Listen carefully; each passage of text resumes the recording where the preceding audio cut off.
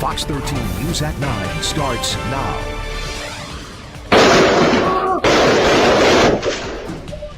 New tonight, violent video out of South Memphis shows a person shooting a man in a parking lot of a gas station and then running away. The man shot in this video actually survived. Thank you for being with us tonight at 9. I'm Daryl Green. Darcy Thomas is off this evening. Now tonight, the hunt for that man who pulled the trigger enters its second week. Troyce Grant is live in South Memphis tonight, close to where that shooting happened. Troyce, you were able to get your hands on this very disturbing piece of security video. Yes, very disturbing indeed, Daryl. Now, when you look at that video, you'll see that the suspect came out of nowhere and shot the man from behind repeatedly. Now, before you watch this video, we want to warn you, it is very hard to watch. What you just saw, a man shot multiple times at point blank. This shooting happened at 2:45 in the morning at a gas station on South Parkway and East Mississippi Boulevard. This video was taken from a surveillance camera at that gas station. It begins with the victim hanging outside the convenience store. Then, moments later, you can see the suspect come up behind the man and opened fire, shooting the man multiple times. The victim then falls to the ground. The shooter then walks off and then comes back as the victim tries to get up. That's when the suspect opened fires again, shooting the victim again multiple times before running off. The victim then stumbles away. Fox 13 has learned that after all of this, the victim survived this point-blank shooting. People in this area are left wondering why someone would want to shoot another person so many times. It could be so many different reasons. I don't want to just say what it could have been because there are millions of things that it could have been. This woman says something needs to be done to prevent the violence in her once quiet neighborhood. I'm sorry for the family. All I can say is you just got to look out for yourself and others because it's not like it used to be. Now, police have not named any suspects or a motive behind the shooting. And the last we heard, the victim was in critical condition at Regional 1 Hospital, but he is expected to survive. Daryl? Fox 13's Troyce Grant live tonight. Thank you, Troyce. Hello, ladies and gentlemen. This is Edward Joseph, and Let's Talk Live. Missing, a Edward Joseph special, part 2. All right, let's talk. Well, today, people, it has been such an interesting day. I am here, I am live, and I am going to talk about some things, peoples. People's missing. A Edward Joseph special, part 2. You guys come on in. You guys come on in. You guys come on in, for there's so much to talk about, peoples. You guys come on in. Peoples, I am here and I am back. And I am back to talk about missing. But peoples, it's going to be more than just people missing. It is going to be a collage of events that is going to occur on tonight. Now, I got a nice little lineup for you on tonight. I am doing an impromptu tonight, peoples, because I have been gone all day and I haven't had a chance to go ahead and finish up all of the editing of what I needed to do. But, you know, the show still must goes on, peoples. You know, we still have to do a live and we still have to stay out in the algorithm. And so, peoples, I want to bring awareness to a lot of these cases that my moderators had felt that is really of an interest for the people to see and hear. Now, we do know about human trafficking and organ harvesting, peoples. We know that many people have come up missing throughout the days. And it's still happening today, peoples. Peoples are coming up missing. But not only are people coming up missing, but people are literally gone bonkers, peoples. Now, like I said, this live is going to be a collage of different things because we're going to bring awareness to many different cases. And not only many different cases, peoples, but many different situations and whatnot. And it's just strange to me, peoples, how us melatonin people act. We can't get into a place to where we be sensible peoples. But, you know, people just all the time just got to act out upon things. And I don't understand why it is peoples, but it is okay. It is okay, peoples, because see, the thing is, all of the actions that you take has consequences, peoples. You know, and it doesn't matter whether you're young and it doesn't matter to where you're old. They have consequences, peoples. And so, peoples, I want to go ahead and I want to start off with this particular live right here, peoples. Now I'm trying to see if I can replay this back, but it doesn't give me no button to replay it back. So I'm just going to have to kind of let it play through first before I go ahead and restart it. And so it's amazing, people. It's really amazing that these people, they don't train their kids too well, people. They don't train their kids too well. And you know, I tell you, if my child ever came to a place to where they would start acting out in a manner to which we are going to see these kids, man, they might as well just go ahead and take him down to the morgue, because it ain't no way whatsoever am I ever going to allow my child to act out in such a way, peoples. And so here we are. I don't understand the circumstances behind it, peoples, but it seems like these kids is ready. You know, they're ready. And so, peoples, without further ado, let me go ahead and let me share my screen, peoples, because this is just a kicker of the live that we're doing tonight, missing. But like I said, peoples, it's a collage of different things that is happening that I wanted to bring awareness to. Is that all right, peoples? So let me go ahead and let me share my screen, peoples, because this right here is just literally atrocious, peoples. I mean, this is simply crazy. Absolutely crazy, peoples. But let's sit back and let's look at this, peoples. Let's go.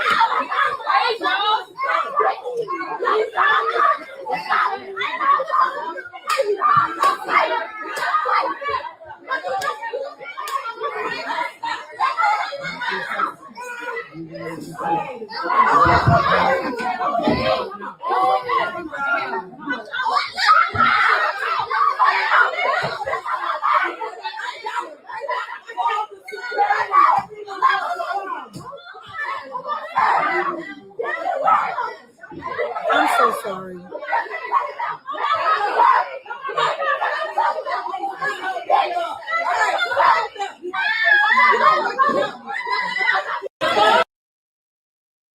And so, people, you've already know where that girl is heading. You know, she's got an attitude like you wouldn't believe. Now, I must give her credit. The girl know how to fight. You know, she knows how to fight. And hey, you know, she was duking it out. She was like, no. It ain't going down like that. And so she was battling everybody. And then you see the security officer was just like, shit, I'm not getting into this. I ain't losing my job. And the man, he sat down there on the phone doing whatever he was doing and stuff. And I mean, it seems like the only way that you can control these little BADASS kids was by their hair. You know, pull them by their nap twigs and get them straight. But man, this came across my post, and I said, well, this is another thing that I need to go ahead and talk about and bring an awareness to. People, I don't know what went down, and I don't know why in God's creation is all of these kids at the doctor's office. I really don't know. I don't know what went down. They're over there in the medical examining room and things, and you see all of them got the shoes off, and you see all of the medical nurses and stuff is around, and everybody and stuff. They couldn't control them, and whatever sparked this little young lady and set her off. I mean, my God, she was just on fire, and she was just fighting everybody, you know. So my thing is this, peoples. You know, and this is a stark warning to each and every one of you who have some young kids that are bad ASSs. You know, you better take a belt to them, and you better tame down their temper and stuff, because see, if this girl can go into a doctor's office and start exploding and lashing out on people like that, ain't no telling where she's going to be when she's get older and have that type of attitude. And with that type of attitude, and she's going to be lashing out at people, well, you know already what's going to happen, because she's going to be in the system real quick. And once you get a number assigned to you, it's hard to get rid of that and things, because that attitude and that number is going to follow you for a lifetime. Now you better get and take a belt to these unruly kids and let these kids know, look, this stuff will not be tolerated. Now, the other day, I had shared with you a video of a little young buck, little young girl beating her grandmother down, literally beating her to a pulp. I mean, just beating the woman without a care in the world. She's just beating her. And I'm kind of like, well, what in the world is going on?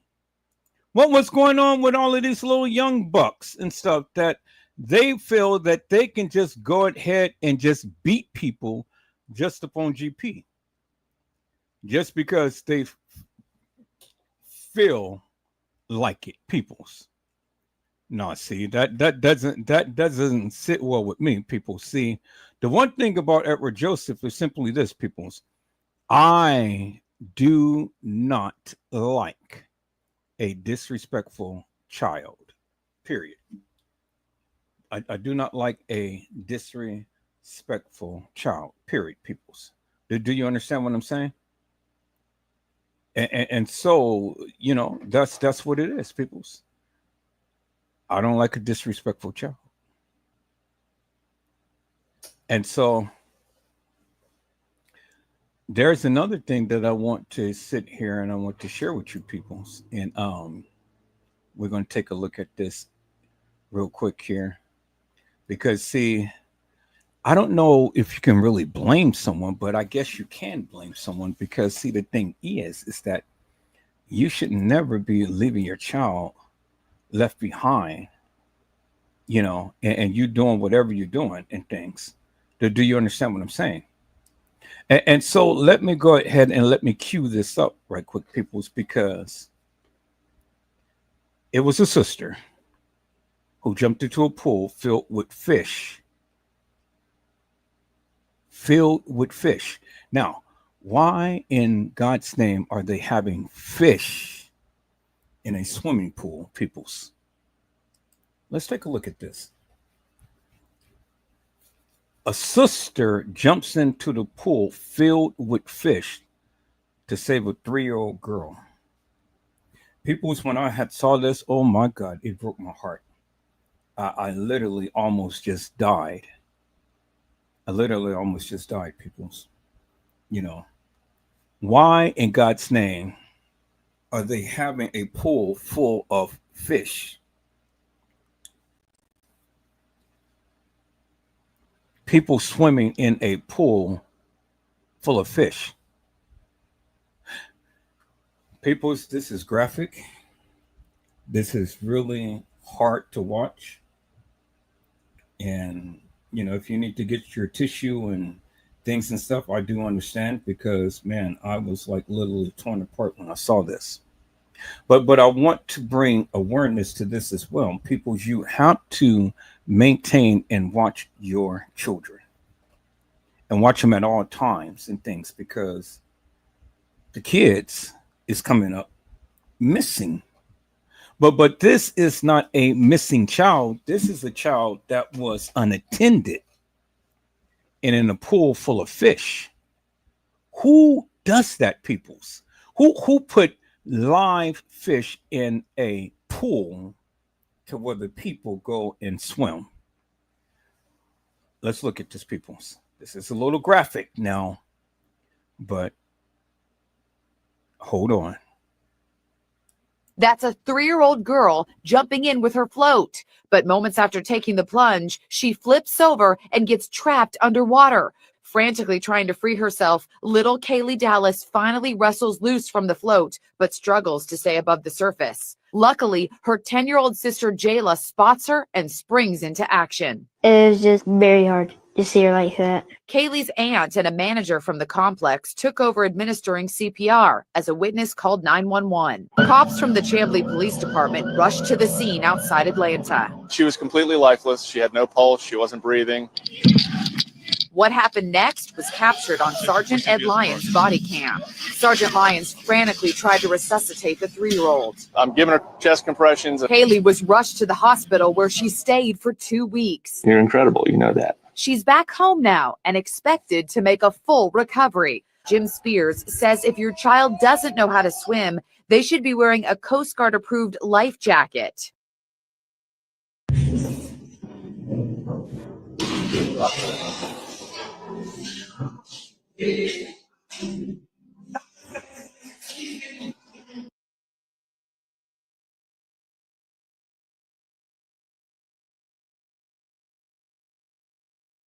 Why? Why, peoples? Why? Why is it that the people do not sit around and monitor their children? That little girl could have drowned. That little girl could have died, all because no one was monitoring. No one was monitoring peoples. That little girl could have died. She could have died, peoples. I said she could have died, peoples. And so, peoples, this is another story that I wanted to bring to you. Oh my God, no, I'm not answering the phone. This is my cousin. I'm gonna answer the phone. I tell him I'll call him back. It seems like of all the time get calls at the wrong time. Peoples, I want you to take a look at this. This is a story about 2 women who was 600 pounds and endeavored to lose weight. 600 pounds, people's really 600 pounds.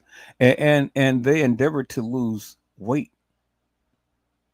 And so they went to an aerobics class and things, and, you know, they took matters into their own hands and stuff, and they made sure that they got themselves in order. And so people's, you know, obesity is real. People tend to eat a lot. People tend to do and overdo it considerably. But I'm so happy for these 2 right here, because they took matters into their own hands. And they said, look, yeah, we know that we're big. We know that we're overweight and stuff, but we are sexy, and we are sassy, and we are classy, and we're not going to allow our situation to get the best of us. And so, peoples, let me introduce you to two sisters here. Let me introduce you to two sisters here who had literally took matters into their own hands, and they decided that they wasn't going to be a statistic, peoples. Do you understand what I'm saying? And so let me let you meet classy and sassy. Let me go ahead and cue that up, peoples. Let me cue up classy and sassy, peoples. Here they are. Let's listen to their story, peoples. That is exactly why I be wanting to stay home. You okay? They need to make cars for fat folks. I have over 100 pounds to lose. And Dr. Nori told me that for me to reach that goal, I have to add exercise in addition to my routine. Even though I hate leaving this house, Nisha and I are headed to water aerobics class. I have to do this not only for myself, but also for Nana. I got a daughter I need to live for. You know, I'm proud of you for getting out the house today. Gotta keep, pushing yourself. I am. I hope we can find a spot because... Whoa. What? If you want me to go in here, you need to swivel this fishbowl around and put me right here. In this spot right here? I need you to get as close as you can. Can you do that? Let me try. Yeah, Try I ain't got nothing. You want me to be walking? I don't have no smart car. You already know. Let me turn around. As close as you can. I've had pain in my left knee for years, and it's been something I've been able to deal with, but now it's becoming too extreme that I can't deal with it. Each day that I wake up, I'm more in pain than I was the day before. And it pretty much sucks. So I started to use my wheelchair as a walker. My leg hurt. We late. Let's hope that they didn't start on time. Oh, look at the water. Look, we here. We made it. I'm very nervous about getting in this pool today because I'm scared about falling. Nice deep breath and hold your breath. Couple of seconds. Up. Looking at those stairs, I definitely can't do it. I'm terrified to put 600 pounds on one knee, walking down some stairs. I'm gonna fall. And it's gonna hurt, and I'll end up bedridden. So I gotta figure out a way how I'm gonna get in this pool. Don't fall. I haven't had the experience working with somebody over 500 pounds, and I'm very nervous that Jazz is not going to be able to make it into the pool. What you need me to do? You want me to get in and catch you? No, girl. Okay. I'm just saying. Hold the wheelchair? Okay.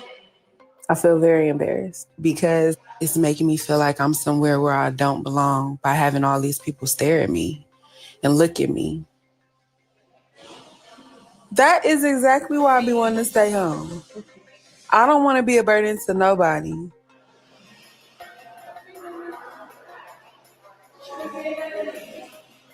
Okay. How are you feeling right now? No, I'm on that front so. Okay, so take a deep breath. Don't break. I'm right here. We can both carry you. You here. You made it. I want to go home.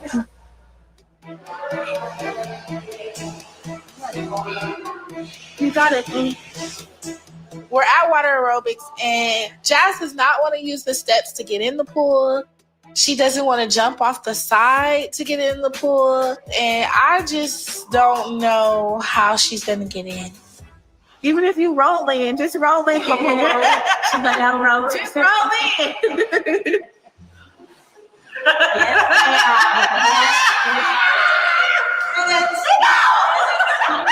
I got you. Come on. Yes, there you go. Here we go. Oh, thank you. Okay. There it is.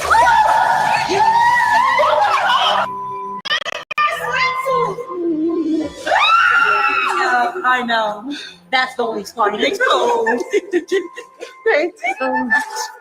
You guys too. You are one strong girl. I want you to know that. If I was Jazz, I would have never got in that pool the way she got in that pool. I felt like a big ass whale woman making way in the pool. But you chose that. There were so many other options. What other options You were had to go there? like this and then. I was not thinking to be Little Mermaid. Well, what was you thinking? That I'm gonna die.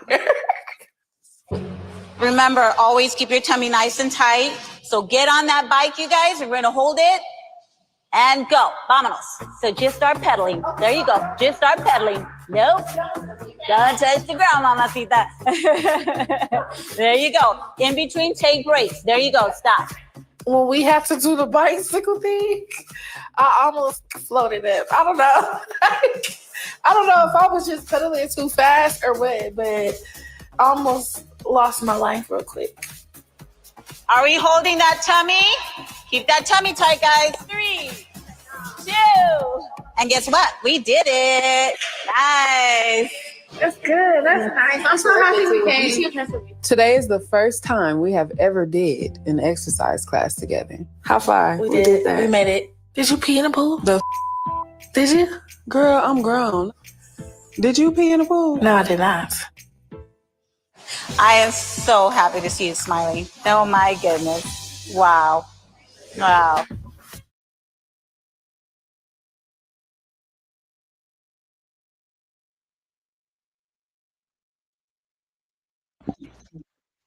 And so, people's, that's what it is right there.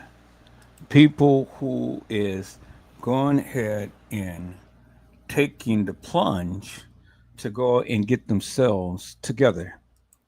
And so it doesn't matter whether they're big or whether they're small. The bottom line is that they had literally taken the plunge to go ahead and make themselves beautiful. You know, yeah, they were big. You can call them fat, you can call them obese, you can call them whatever and stuff, but see, I'll call them wonderful. It was because they decided that they wanted to go ahead and do something and make something of themselves. And see, the thing is, people's, you know, I get it. All too often, people all the time want to go and make mockery of the people. They want to talk about them. They want to laugh at them.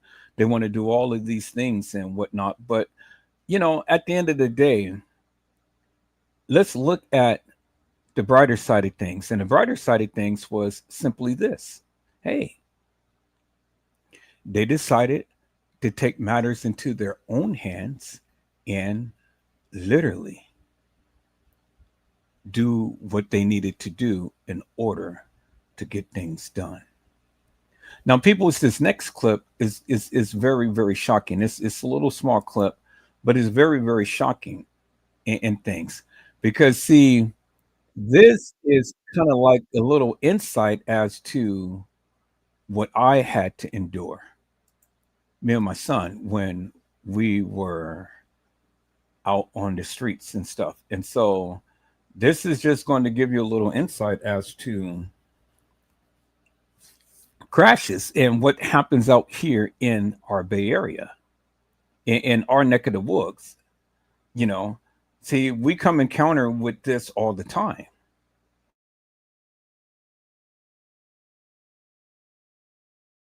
Now, just imagine getting hit from behind at 100 miles per hour.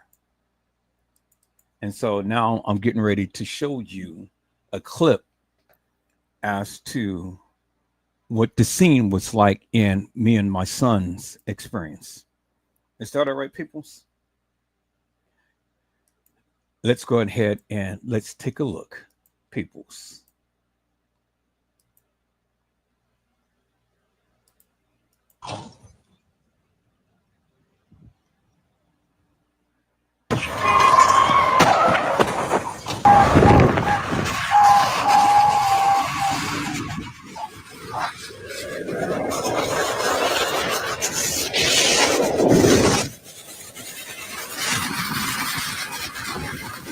The guy is over there going, God knows how long and how fast, and he's over there praying and just literally just grinding the brand new car alongside the highway. Comes over and bam, smacks the other car. And don't know if the people was ever killed or anything. But see, that's just how it was with me and my son, peoples. Me and my son, we was driving along. I just picked him up from school, and we had turned up on the street, and I was on the phone with Trish and Gina to you. And all of a sudden, just soon as we turned, bam! My ears was ringing. My head was just literally ringing. Everything was ringing, and it was just so dizzy and stuff. I don't know what the hell happened. We spun around, we projected in the air, and we came crashing down on the side of the street and the curb. We came crashing down on the side of the street and the curb. And I was kind of like, well, what just happened here, man? What just happened here? I'm kind of like shocked, and I'm looking at my son and trying to see if he's okay and things. Guy blew down the street 100 miles per hour, peoples, and literally smacked us from behind. And all of it was captured upon the surveillance video cameras on the streets and things. And that's how we were able to clock, how fast he was going. And we got smacked dead back from behind. My son, literally, his head snapped into his chest. He lunged forward. He came right projected into the dashboard and the windshield, came ejected back into his seat, and then came and laying on his side. And I got literally pummeled, I hit my head from the top of the car. I snapped back, hit my head on the side of the door. Then I ejected forward right into the windshield. I mean, not the windshield, but the steering wheel. Came back, lunged forward, and then came and rested to the side. And all of the contents from behind, all of the contents from behind had literally came just inches away from projecting into both of our bodies, because all of the content from the trunk had protruded through the back seat and literally behind us. And it almost killed us. And here I am today. Here I am today, peoples. But it didn't go without consequences, peoples. I was in shock. And so when you're in shock, you do some things and you have incredible power. And boy, man, look at here. Dude didn't want to be around me because I got on his stuff big time. Literally. And it took the act of God to keep me from literally just going ballistics on the man. But yeah, as Trish said, I let the man have it. Oh, yes, I did. Man, when you mess with me and you mess with my babies, but especially my babies, and put my baby in a situation like that, oh my God, the man better be happy that, I had God in me. But I suffered fractured back. My son suffered greatly and things, and this happened last year in September. I was supposed to be going on this cruise. Which I am going, this coming November. Blessed be to God. But I was supposed to be going on this cruise, and You know, I'm still got back problems. I still got back spasms and things and stuff, but you know, I'm doing exactly what the doctor tells me to do. I'm exercising, I'm bending, you know, I'm eating right. Now I'm drinking smoothies. I got me a juicer. I'm drinking smoothies, and you know, it is the greatest thing that ever happened to me, peoples, because see, you don't know and understand how juicing can save your life. And in this next clip, peoples, I want to show you about juicing because this right here will help you. This right here, this what I'm about to show will help you along the way, and it will give you vitality. So I'm saying, peoples, if you don't have a juicer, get a juicer, and then get this book that the lady is about to tell you, and it will help you. It will help you. Now, I have been juicing. I got a $600 juicer, and then I bought this other juicer. And so, you know, I just got lazy. I just thought that, okay, all of the juicers is not going to be the same. So, but they are the same. You know, some is just a little bit more powerful than the other, which my first juicer that I bought is a little bit more powerful than the one that I got now. But still, they do the same thing. But see, the thing is, peoples, is that when you're juicing, you got to make sure that after you juice it, go ahead and disassemble it and put it in some warm dishwashing soap. So all of that fiber and stuff doesn't adhere on the inside in your screen, you know, your mesh, the things to where it holds all of the pulp and stuff. So immediately put it in there. So all of those fibers and stuff will be loosened and it'll be easy to wash out. That's the only thing about juicing is that you got to clean up afterwards, and you just got to make sure that you don't let it sit for so long, because once it sits, it's hard to get that fiber out of there. But you got to let it soak, and you know. But let me share you this, peoples. Get this book, and get on to juicing. I juice me orange juice every morning. I juice me beets. I juice me carrots. You know, I juice me bok choy, and I juice me celery. And I'm telling you, I have the energy like Hercules. Now, Mariah Lavender, she is one that just literally impresses me, because Mariah Lavender all the time stays on the go. People, she stays on the go. And so Mariah Lavender is just like me, you know. She stays on the go. I stay on the go. You know, I'm constantly going. I spend an hour driving to work. I've shown you guys what it was like for me driving back from work and things. And, you know, it's about a 2-hour drive and whatnot. And then I go live, and I'll be on live for about 5 or 6 hours and stuff. And then, you know, go to sleep and do the same thing over and over again and stuff. And so, you know, hey, it's a wonderful thing, but it comes with a price. And then some days, you know, I know that I'm not as young as I used to be, but, you know, I don't know that. You know, I don't know that. So, you know, I got to take care of myself. And so, peoples, you literally have to take care of yourself, peoples. Is that all right, peoples?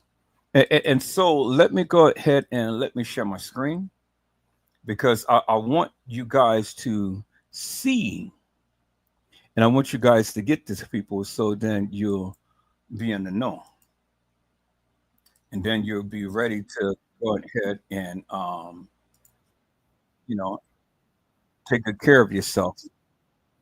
Is that all right, people? So let me go ahead and let me share my screen. Y'all get this book, because I have it. And it's going to be one of the best things that you can ever do in your life. Juice your way to healthiness. Juice your way to healthiness, peoples. And it will keep you going. I'm telling you. Stay away from a lot of the juices, and stay away from a lot of the sodas and stuff. If you can, stay away from all of that sugar.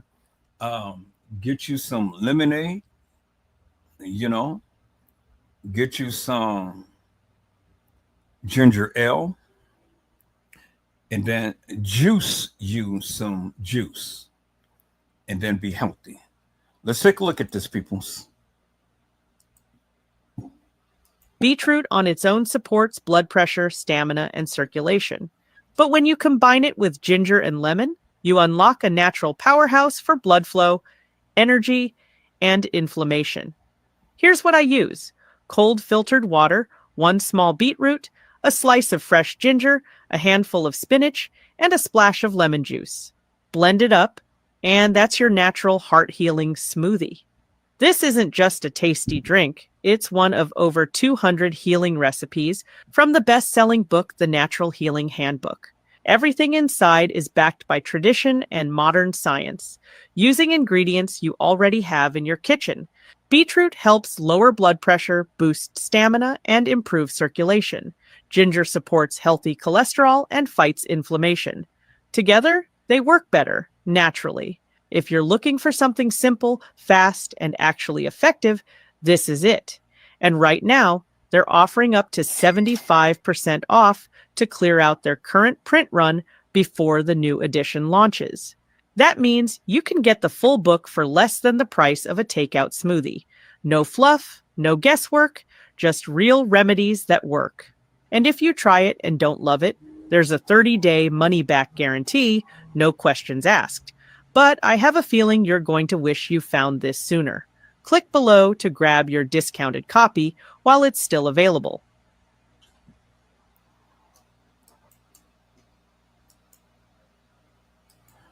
And so, peoples, get you the book. Get you the book. You know, whether you eat vegetables, whether you eat fruits, or whether you eat whatever, you got to eat something. You got to eat something. And so, you know, but get you the book, because it will be the best thing that you can ever do for your health and whatnot, you know. Now, I know people may be lactose intolerant. People may have diabetes and, you know, suffering from all kind of ailments and things. People's, I'm telling you, I've never been sick. I don't know what it's like to be sick. When people tell me that they're sick, I just look at them kind of like, well, okay, you know, I've never been sick.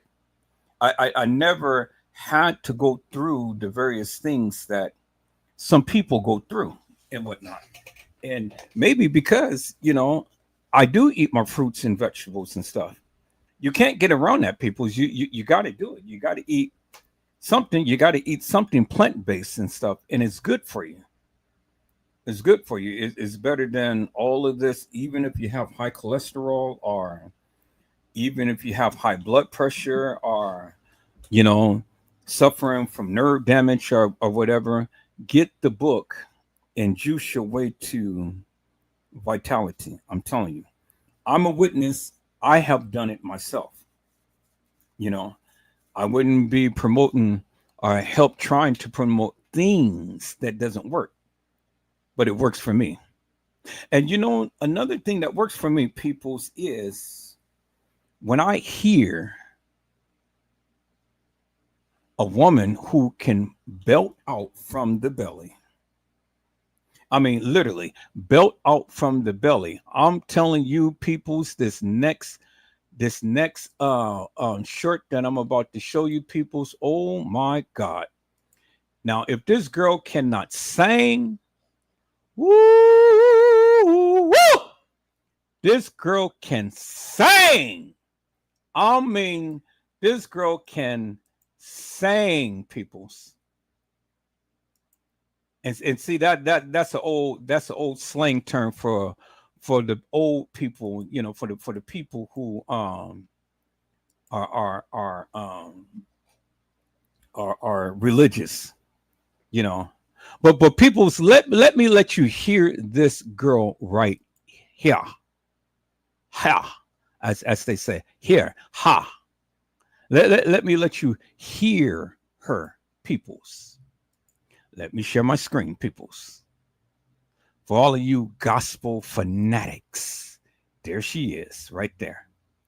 Let her sing so you can make it to heaven. Take it away, Mel.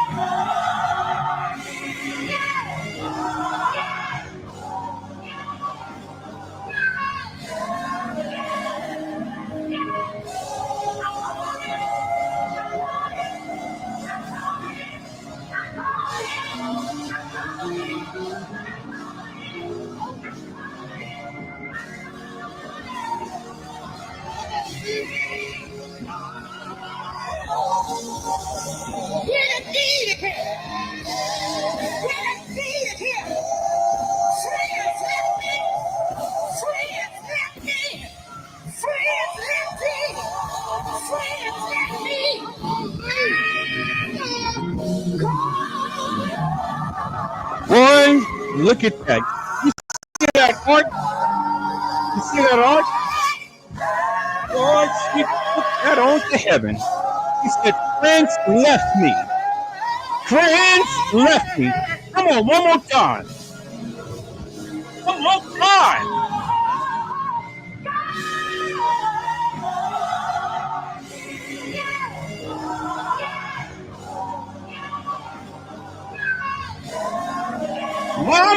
Mama. Hey!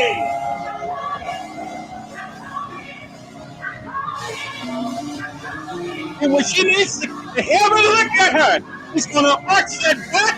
He said, friends left me. Hey!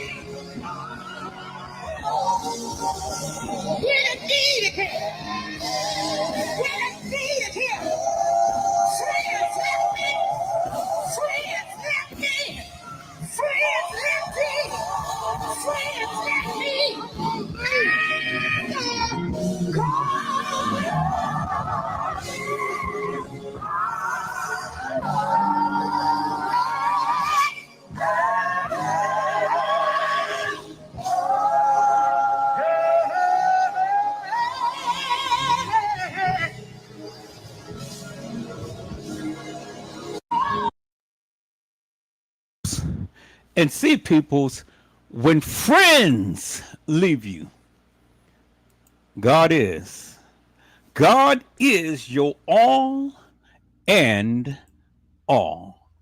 And see, peoples, her friends left her. Did you hear what she said? She said, friends left me. Friends left me, peoples. But what she said was, God is my all and all. And so that's what it is, people. I said that's what it is. God is my all and all. And so when friends leave you, people, don't worry about it. Hey! Don't worry about it, because God is your all in all. God is going to protect you. God is going to be there for you. Hey! My. Woo! Woo, boy. People see when I was going through, peoples, I was going through. My friends, they left me. But I said, that's all right. I said, because my God is my all in all, peoples. And so, peoples, I can't thank God enough. Thank you, Jesus. Woo! Thank you. See, I just get just like this preacher, Reverend Charles Adams, peoples. I said I get just like this preacher, Reverend Charles Adams, because, see, he had spoken in so many different languages, peoples. He's spoken in so different so many different languages. And so I've only can speak in one language. The only thing I can say is in the language that I speak, thank you, Jesus. But let's listen to the Reverend Charles Adams in thanking God in so many different languages, peoples. Let's listen in. Just to thank you. If I were Chinese, I'd say oh dear. If I were Danish, I'd say mangatat. If I were Italian, I'd say grazia. If I were Hebrew, I'd say toda raba. If I were Greek, I would say Eucharisto. If I were Japanese, I'd say domo arigato. If I were Portuguese, I'd say obrigado. I wish I had 10,000 tongues just to thank you. If I were Chinese, I'd say oh dear. If I were Danish, I'd say mangatat. If I were Italian, I'd say grazia. If I were Hebrew, I'd say toda raba. If I were Greek, I would say Eucharisto. If I were Japanese, I'd say domo arigato. If I were Portuguese, I'd say obrigado. If I were Spanish, I'd say muchas gracias. If I were German, I'd say danke schön. If I were French, I'd say merci beaucoup. If I were Russian, I'd say spasiba. If I were Kenyan, I'd say ashanta. If I were Nigerian, I'd say eje pupu. If I were Zulu, I'd say ingia bonga. If I were Sutu, I'd say kialiboha. If I were deaf, I'd say who I am. And I got what I got. And I feel what I feel. I'll just say thank you. Thank you. Praise your name. Amen.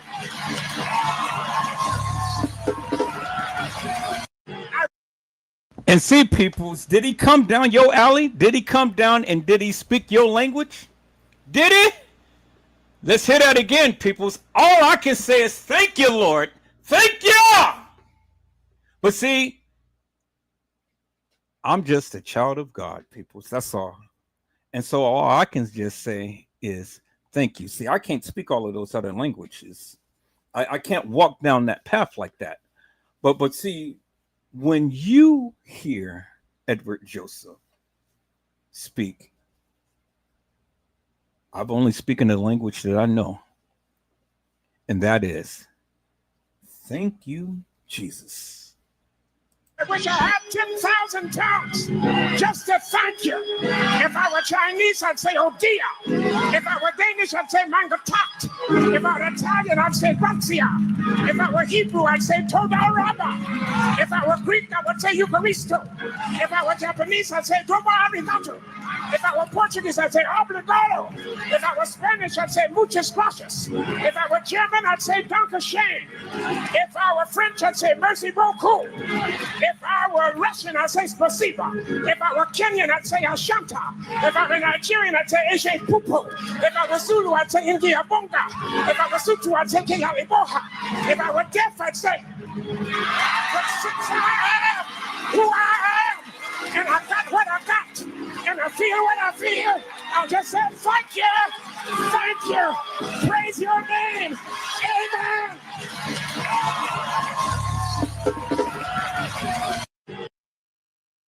And see, peoples, that's all it takes. You may not have that vocabulary to go ahead and speak like he does, but all you have to do is just raise your hand and just say, thank you, Lord. Thank you, Lord. And I just want to say thank you. Thank you, Lord. Oh, I just want to thank you, Lord. Ooh, thank you, Jesus. One more time, peoples. He been so good. Good. Hey.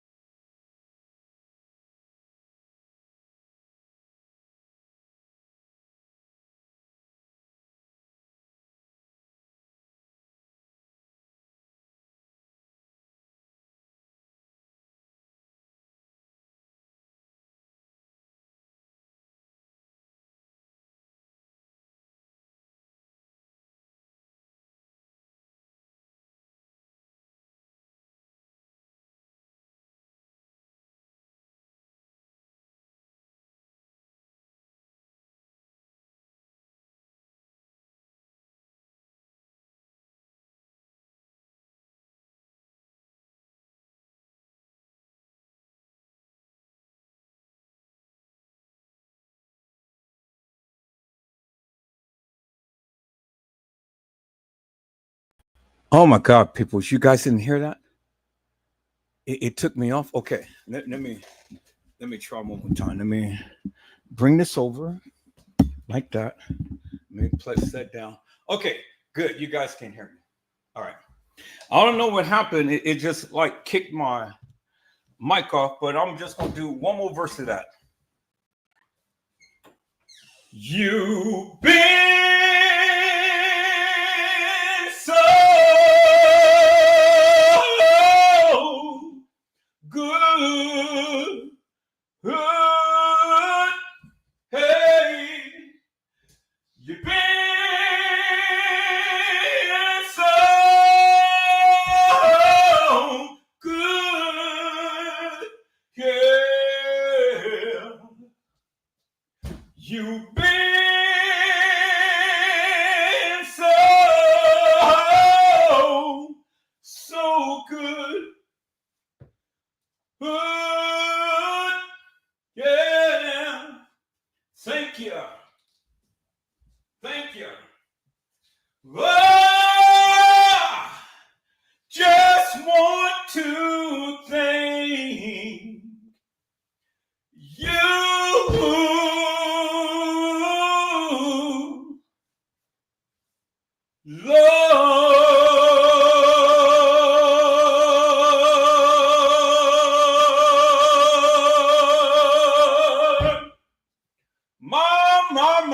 My.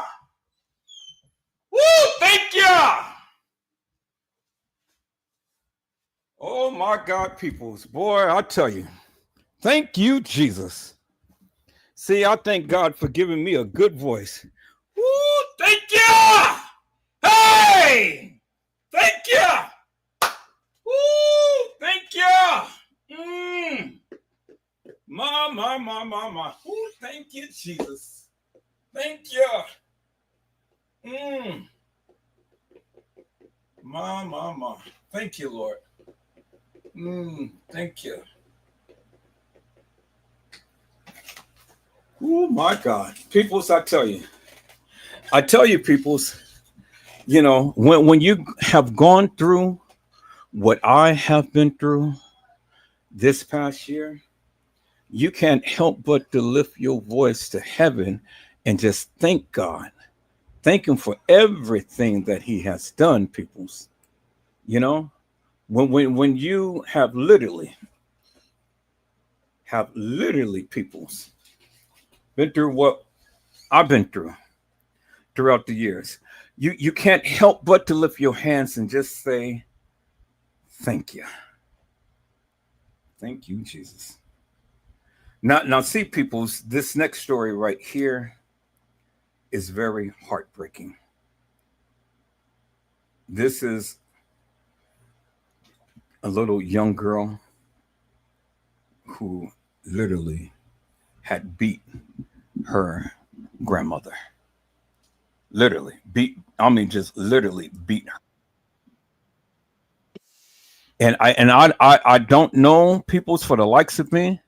My God, people's boy. This is going to be a very triggering, very, very triggering little short. It's very short, but I tell you, peoples, you know, these kids nowadays is going off the railings. They have. And when I saw this in my algorithm, I'm kind of like, what in the world is going on?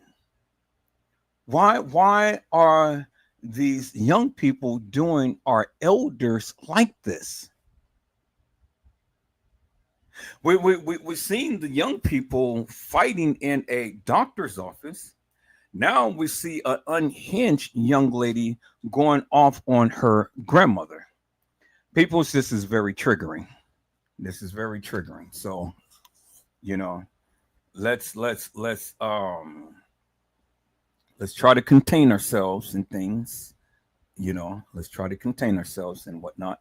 But I wanted to bring awareness to this and stuff, peoples, because see, this is what's happening today. This is what's happening today. And this is what's happening to our elders. You know, the parents, they go off and they have kids and stuff, and then they go to jail for whatever reason.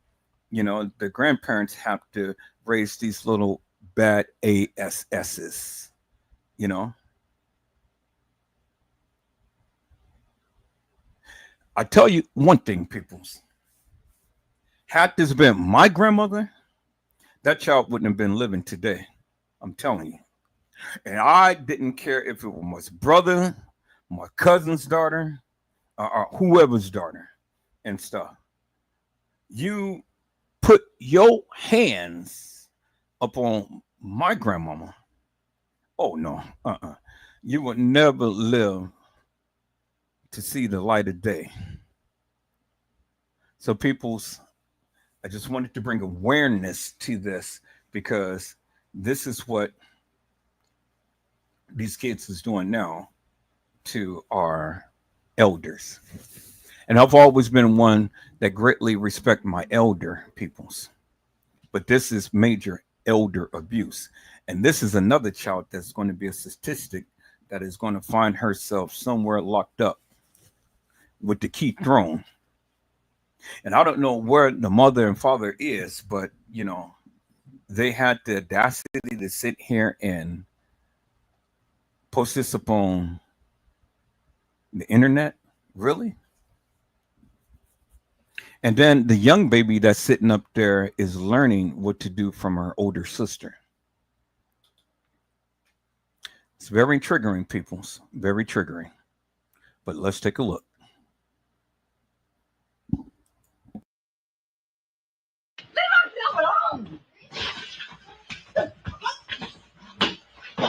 You fuck off me. Get my stuff.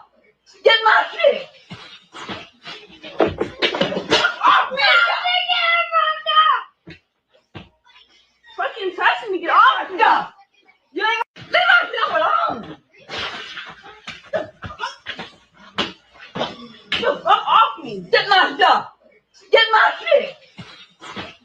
Fuck off me. Fucking touching me, get all my stuff.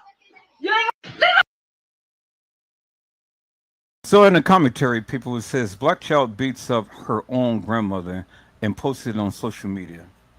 Bonnie Williams has said right, she wouldn't be able to see daylight or anything other light because both her eyes would be swollen, shut up with a big lip and fat nose.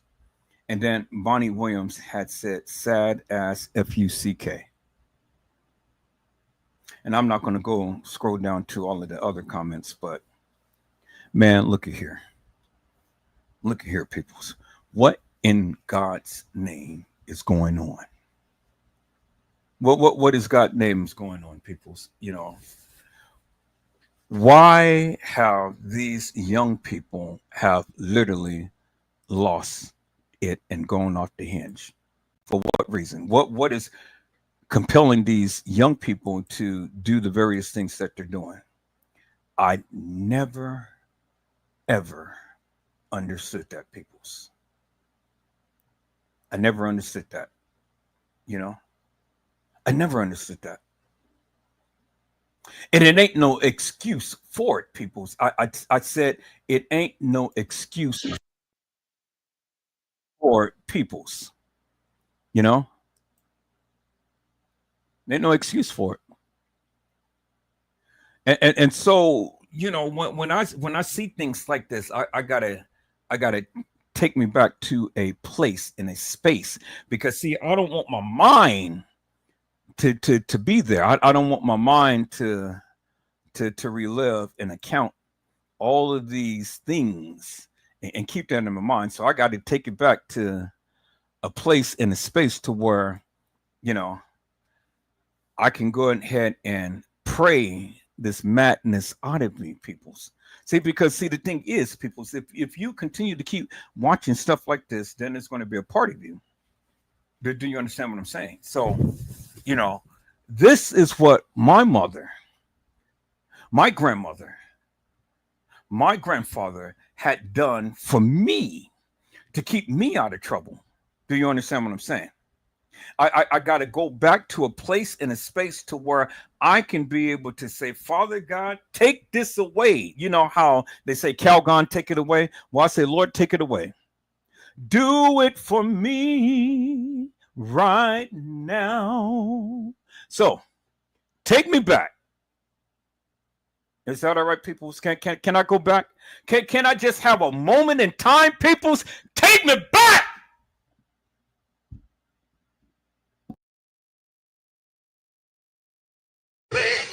Too good to me. God's been too good to me. Believe I shout. Believe I shout. Believe I shout. Believe I shout. He healed me. He healed me. He brought me. He told me.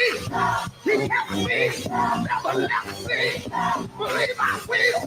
Believe I will. Believe I will. I shout, shout, shout, shout, shout, shout, shout, shout, shout, shout, shout,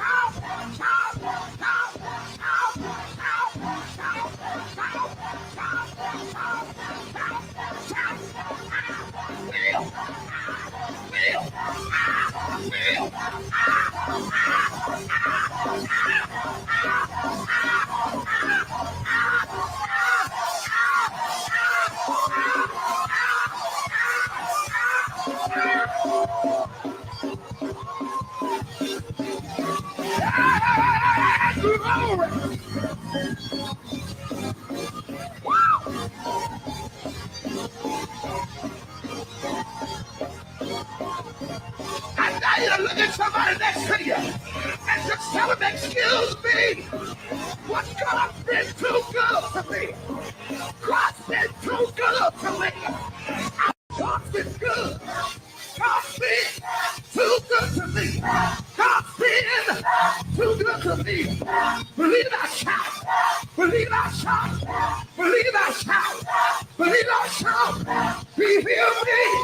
He healed me. He brought me. He told me. He kept me. Never left me. Believe I will. Believe I will. Believe I will. I shout, shout, shout, shout, shout, shout, shout, shout, shout, shout, shout, shout.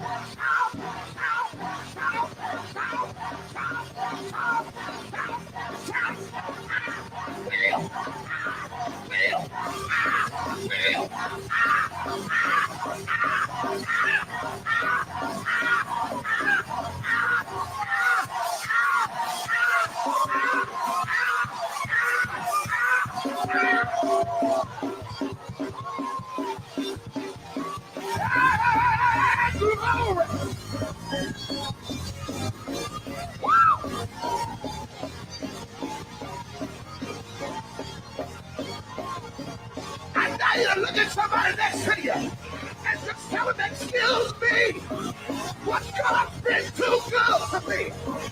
God's been too good to me. And see, peoples, you know, when you got a tough stain and you need to get it out, you gotta shout it out.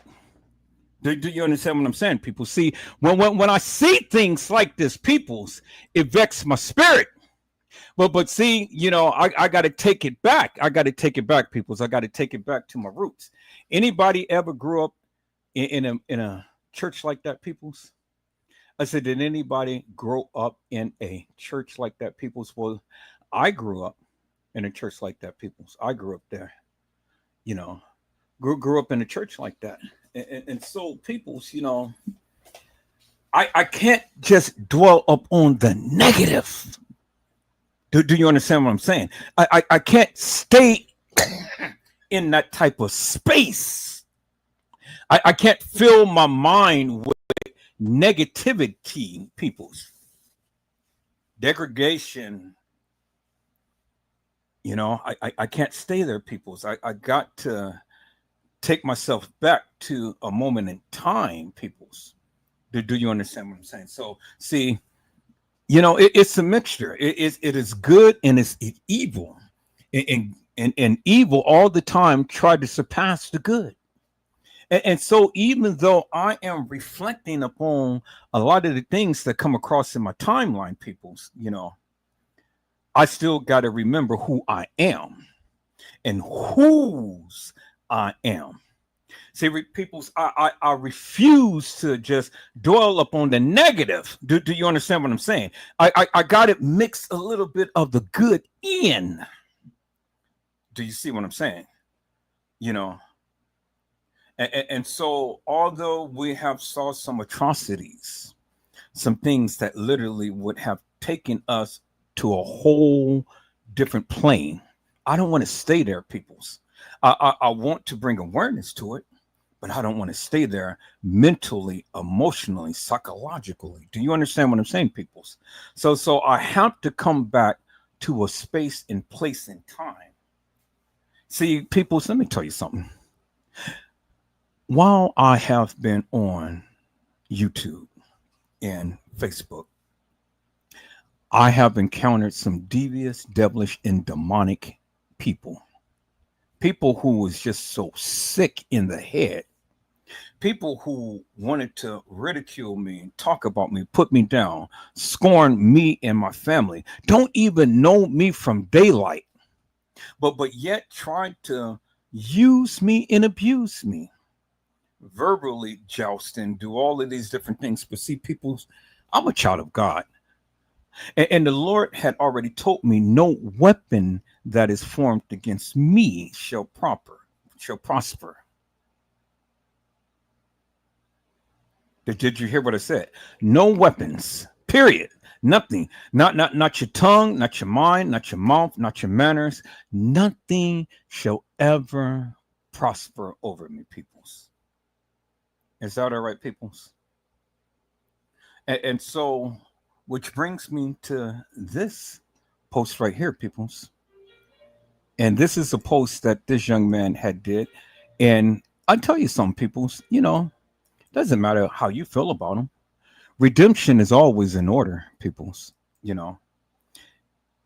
I am redeemed.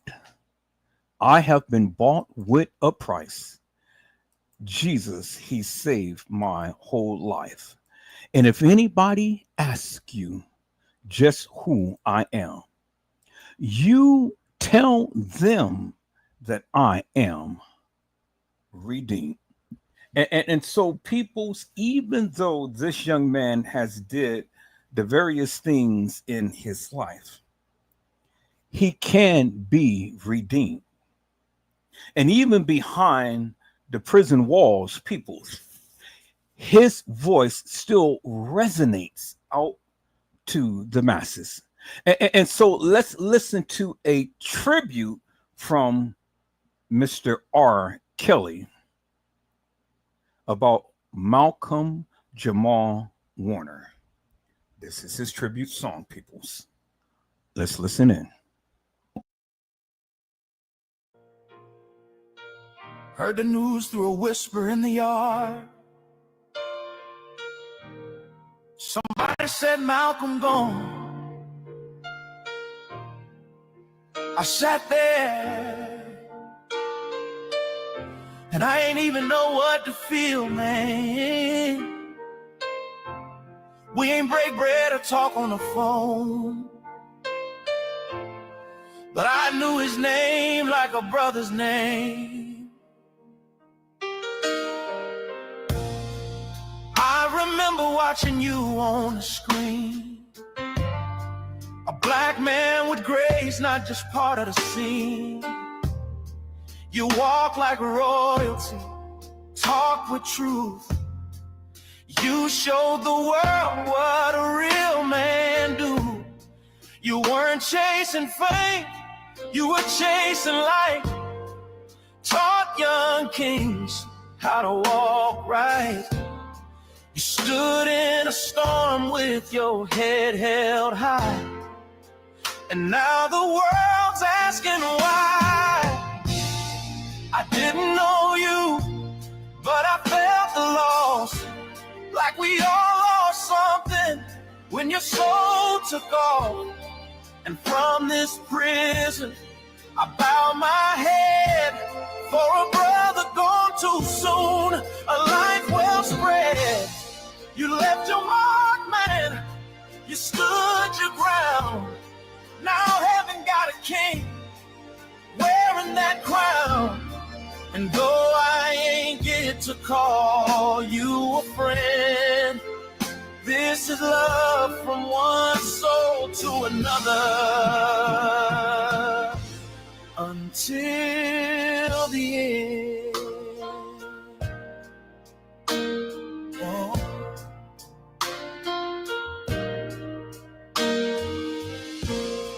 I know the weight of trying to do good when the world don't always see you how it should. You carried that, but still stood tall. Taught boys like me we could have it all. Even behind bars, I still remember that look in your eyes, calm like December, like you knew your mission, stayed in your lane. Now I pray your name don't fade in vain. So here's my letter to the sky tonight, from a man with regrets and a heart that fights. You inspired from afar, never asked for fame, but you gave us power just by speaking your name. I didn't know you, but I felt the shift when the world lost you. It lost the gift. And from these walls, I send my song, a humble tribute for a soul that's gone. You taught us how to live with grace. Now I hope to meet you in that holy place. And though I ain't get to call you a friend, I call you a brother until the end.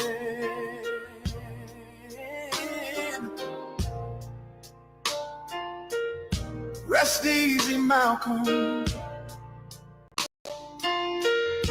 From one brother to another, you matter.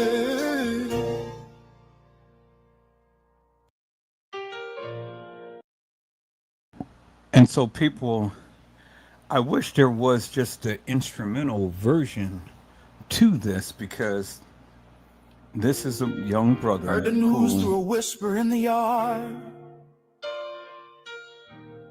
Somebody said Malcolm gone. I sat there and I ain't even know what to feel, man. We ain't break bread or talk on the phone, but I knew his name like a brother's name. I remember watching you on the screen, a black man with grace, not just part of the scene. You walk like royalty, talk with truth. You showed the world what a real man do. You weren't chasing fame, you were chasing light. Taught young kings how to walk right. You stood in a storm with your head held high. And now the world's asking why. I didn't know you, but I felt the loss. Like we all lost something when your soul took off. And from this prison, I bow my head for a brother gone too soon, a life well spread. You left your mark, man. You stood your ground. Now heaven got a king wearing that crown. And though I ain't get to call you a friend, this is love from one soul to another until the end. Oh.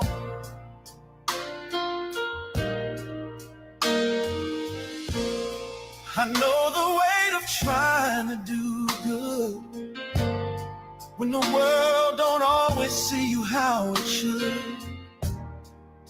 You carried that, but still stood tall. Taught boys like me we could have it all. Even behind bars, I still remember that look in your eyes. Calm like December, like you knew your mission, stayed in your lane. Now I pray your name don't fade in vain. So here's my letter to the sky tonight, from a man with regrets and a heart that fights. You inspired from afar, never asked for fame, but you gave us power just by speaking your name. I didn't know you, but I felt the shift when the world lost you. It lost the gift, and from these walls I send my song, a humble tribute for a soul that's gone. You taught us how to live with grace. Now I hope to meet you in that holy place. And though I ain't get to call you a friend, I call you a brother until the end.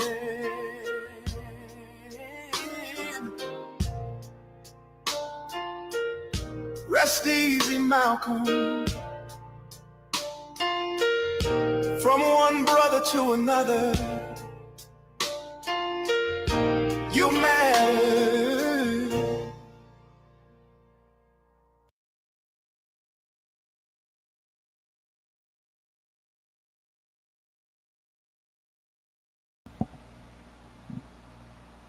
And so, peoples,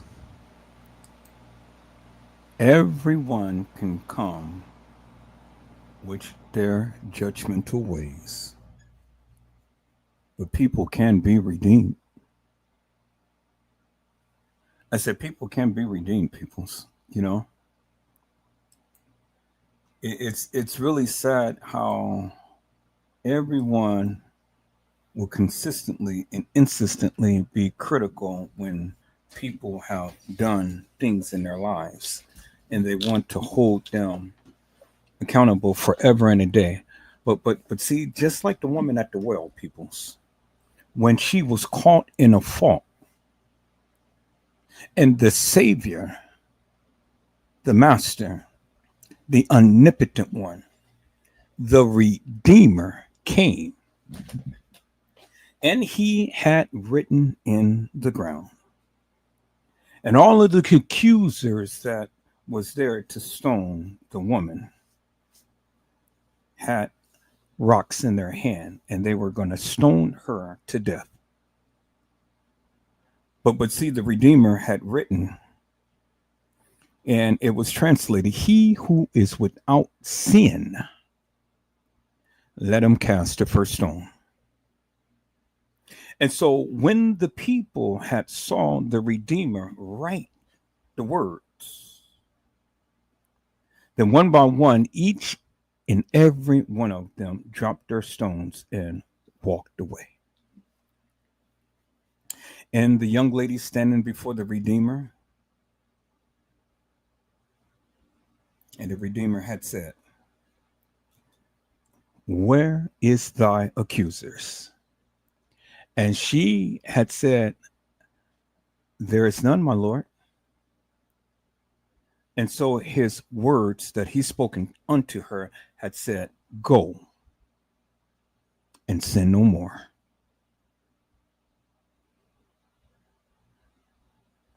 Go and sin no more. And those were profound words that the Redeemer had spoken to the lady who was caught in a fault. And so, peoples, have you been caught in a fault? And is the world coming crashing down upon you to remind you of these things that you have done? Do you want the Redeemer to forgive and to set you free? I want to play this song, peoples, because this is in my spirit. And so it says, I am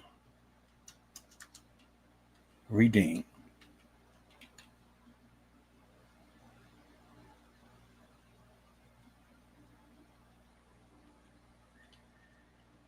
I've been bought with a price. I just want this person to just sing a little this for us, if you will. I am redeemed. I've been bought with a price. So can you sing that for us, my brother? Y'all hold on for a moment. Okay. And so I just, people's, this is a live that I've been wanting to do, and this is an impromptu live.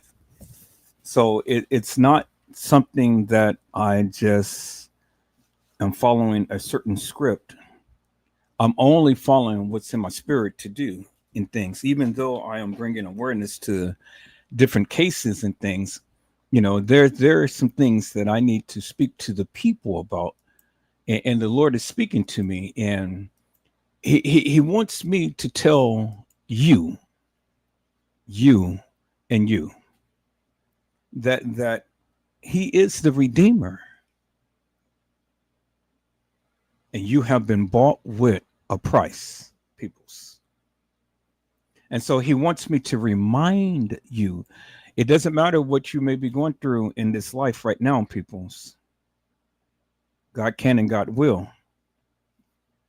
And even for those families who were suffering behind their loved ones who were taken, I just want to remind them, God knows all, he sees all, and he does all. But for you who is struggling with addiction, with friction, with whatever it may be, I want you to know that you are the redeemed, and you've been bought with a price. Let's listen in, peoples. I am the redeemed.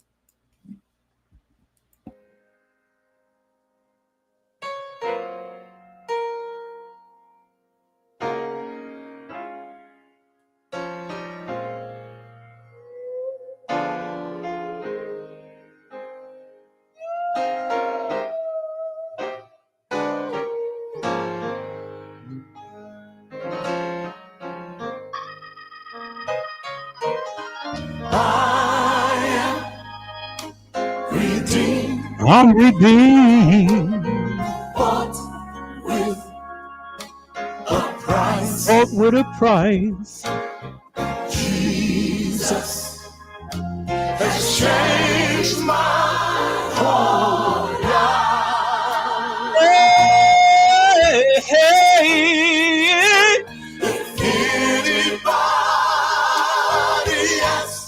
If anybody asks you, just who I am. You tell them. I am redeemed. Come on, get away now.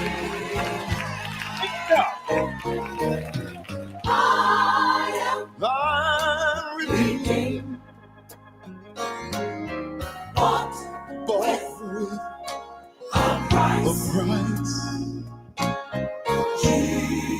Jesus has changed my whole life.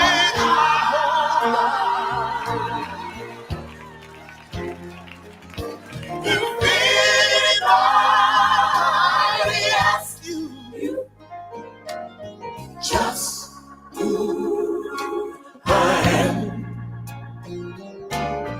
Tell them I am redeemed.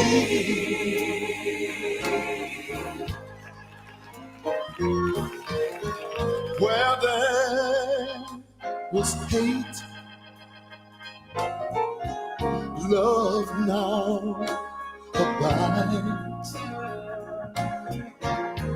Where there was confusion, peace now reigns.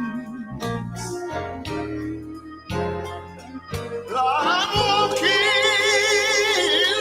with Jesus. I'm a child of the King. It's all because I am redeemed.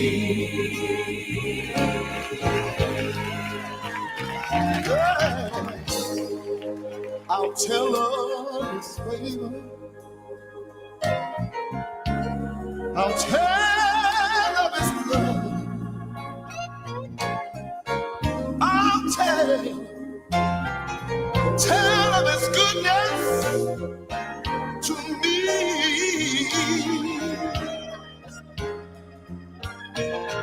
He purchased my redemption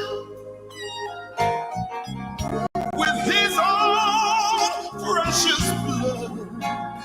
And from sin, I've been set free. Oh,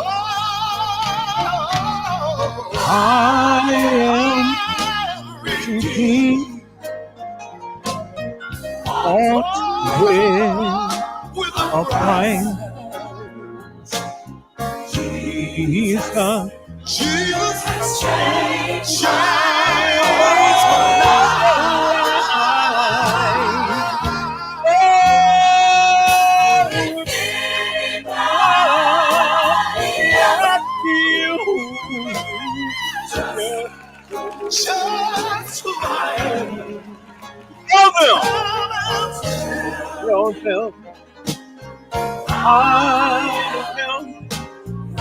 I'm redeemed.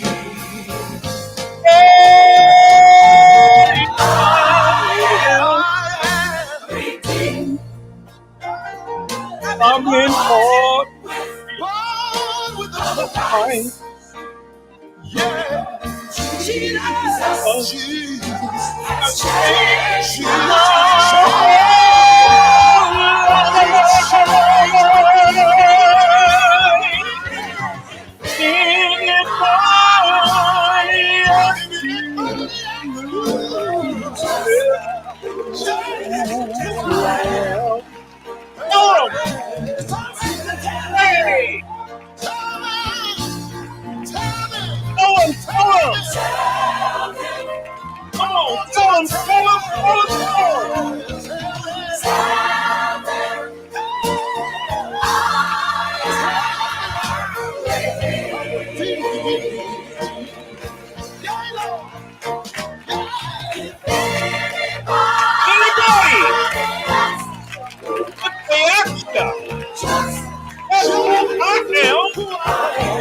you tell them.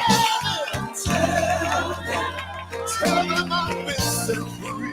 It's all right to tell them. Tell them what God has done for me. I want to tell them.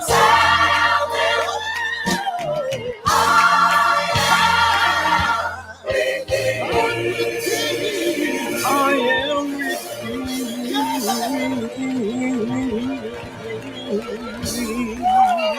victor.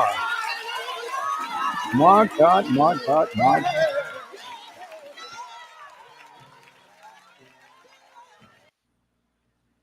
And you see, peoples, I am redeemed.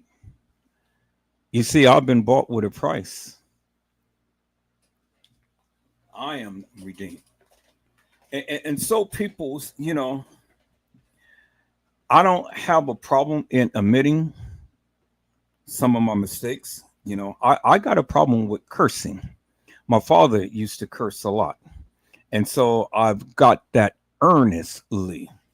And so now my oldest son curses a lot. But it doesn't change who I am, people. So do you understand what I'm saying? And see, I got struggles too, and that's one of my struggles, peoples. It's one of my struggles is cursing, Another one of my struggles is anger management, because I get angry. I get angry off of just stupid stuff, nonsense.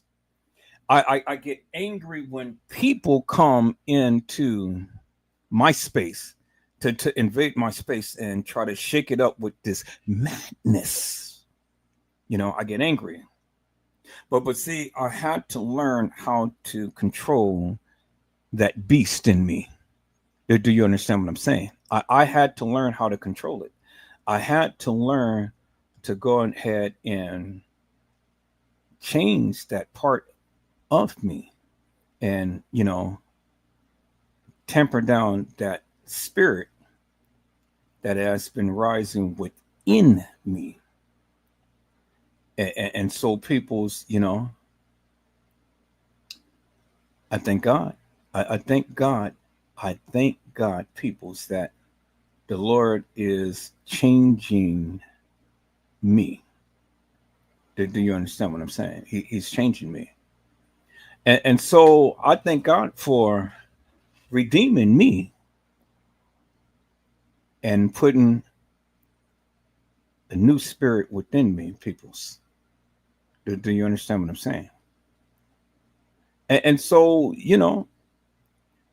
I do these lives to say, hey, yeah, we see a lot of things that is funny. We see a lot of things that is uncharacteristic and whatnot. But do we all the time have to be critical? We don't, but we do. Do you understand what I'm saying, people? We don't, but we do. And so I'm learning how to not be so critical when I see things, peoples. I'm learning how to say, hey, yeah, I get it. I see it. I understand it, but I don't have to go and give anything to it. Do you understand what I'm saying? I don't have to speak negatively about it, but I certainly may not have to speak positively about it. Sometimes you ain't even got to say nothing. Sometimes you ain't even got to say nothing, people. Sometimes it's just best just to, and let it be like that. Do you understand what I'm saying, peoples? And so I want you guys to take a look at a few other things that I have already lined up. I'm going through some things that I have had in my algorithm and whatnot. And I want to talk about it, people. I do. I want to talk about it because, like I said before, people, this is a live that is going to have good and bad in it. We're going to have our ups and we're going to have our downs, and we're going to have a moment of laughter and we're going to have a moment of silence. We're going to have a moment of cheer. And I've been wanting to do this, and finally here I am. Here I am. I mean, this is the right time. This is the right moment. And see, people's, you can fight things, but you have to learn how to be obedient to what the Spirit tells you to do. Is that all right, peoples? And so I want to share this particular live with you peoples. I want to share this particular one right here. Now, when I saw this, I was kind of like, okay, You know, some of these people, boy, you know, they're just funny. They're just funny. And sometimes, you know, we got to have a little bit of humor in the things that we see. And so let me kind of like change the tone a little bit and whatnot, peoples, and let me add a little bit of humor to this, because like I said, it's not all degradation. Is that all right, peoples? Let's take a look at this young man right here and what he had to say in church. All right, peoples, here he is. Let's listen to him.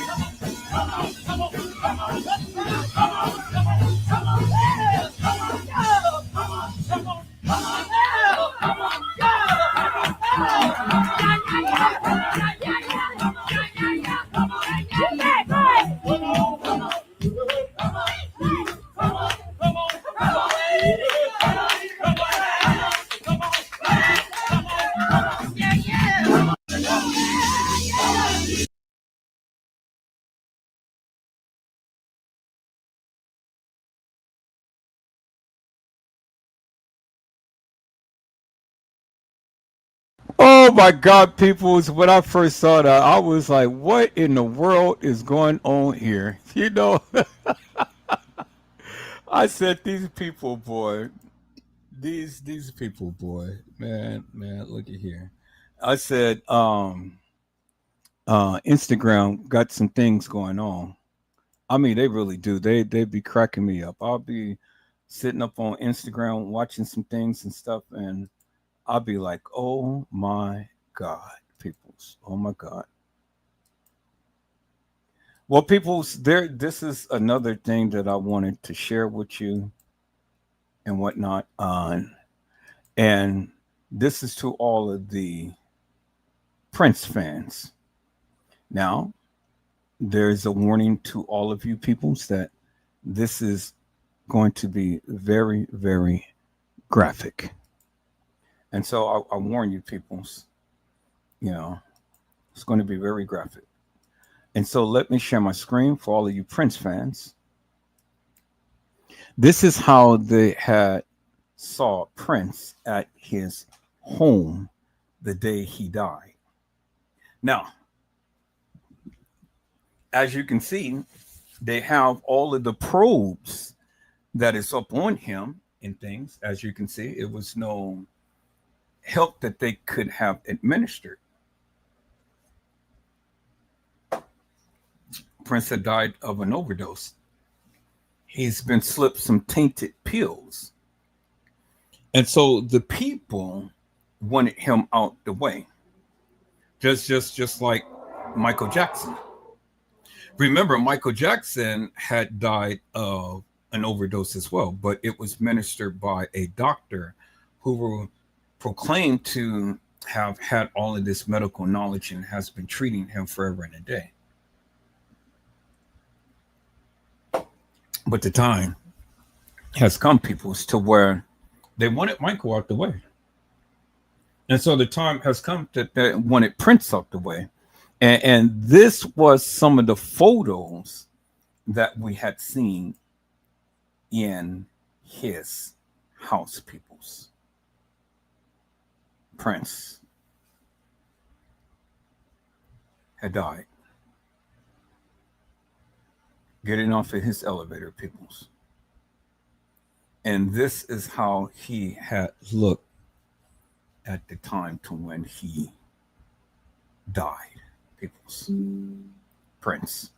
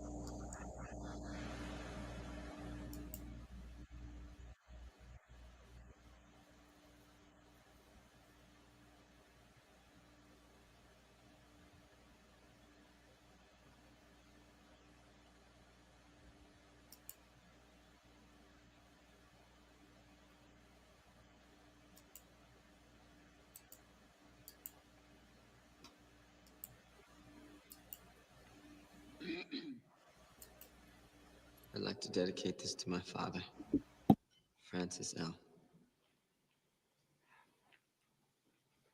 It's a song the girls in the band wrote, Lisa and Wendy.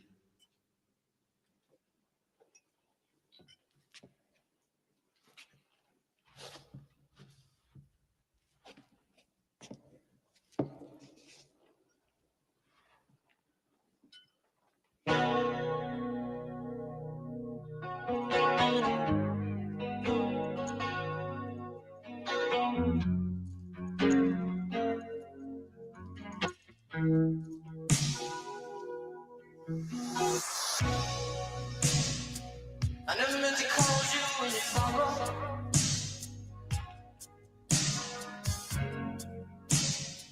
I never meant to call you when you pain.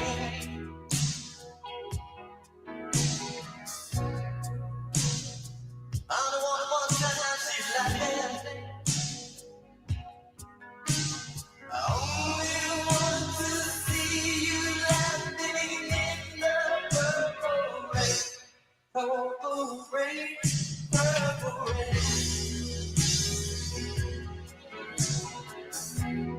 Purple rain, purple rain. Purple rain, purple rain.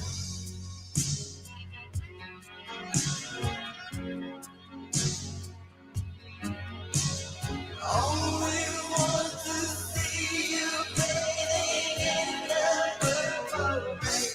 I never want to be your weekend lover.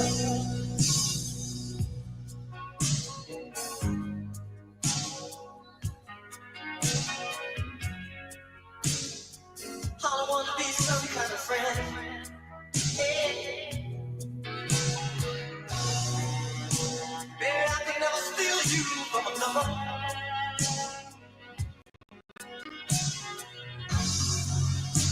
It's such a shame our friendship had to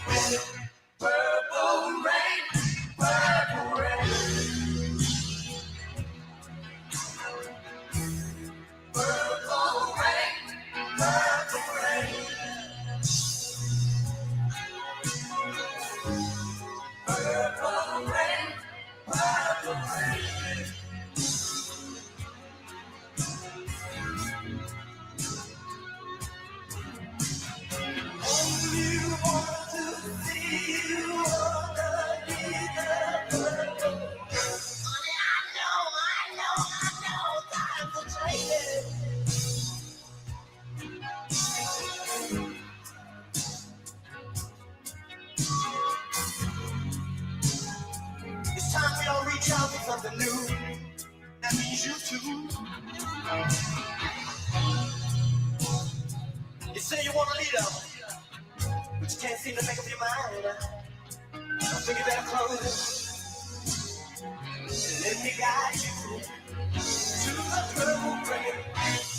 Purple rain. Purple rain. Purple rain. Purple rain. You know them things that up here, come on, raise your hand. Purple rain. Purple rain.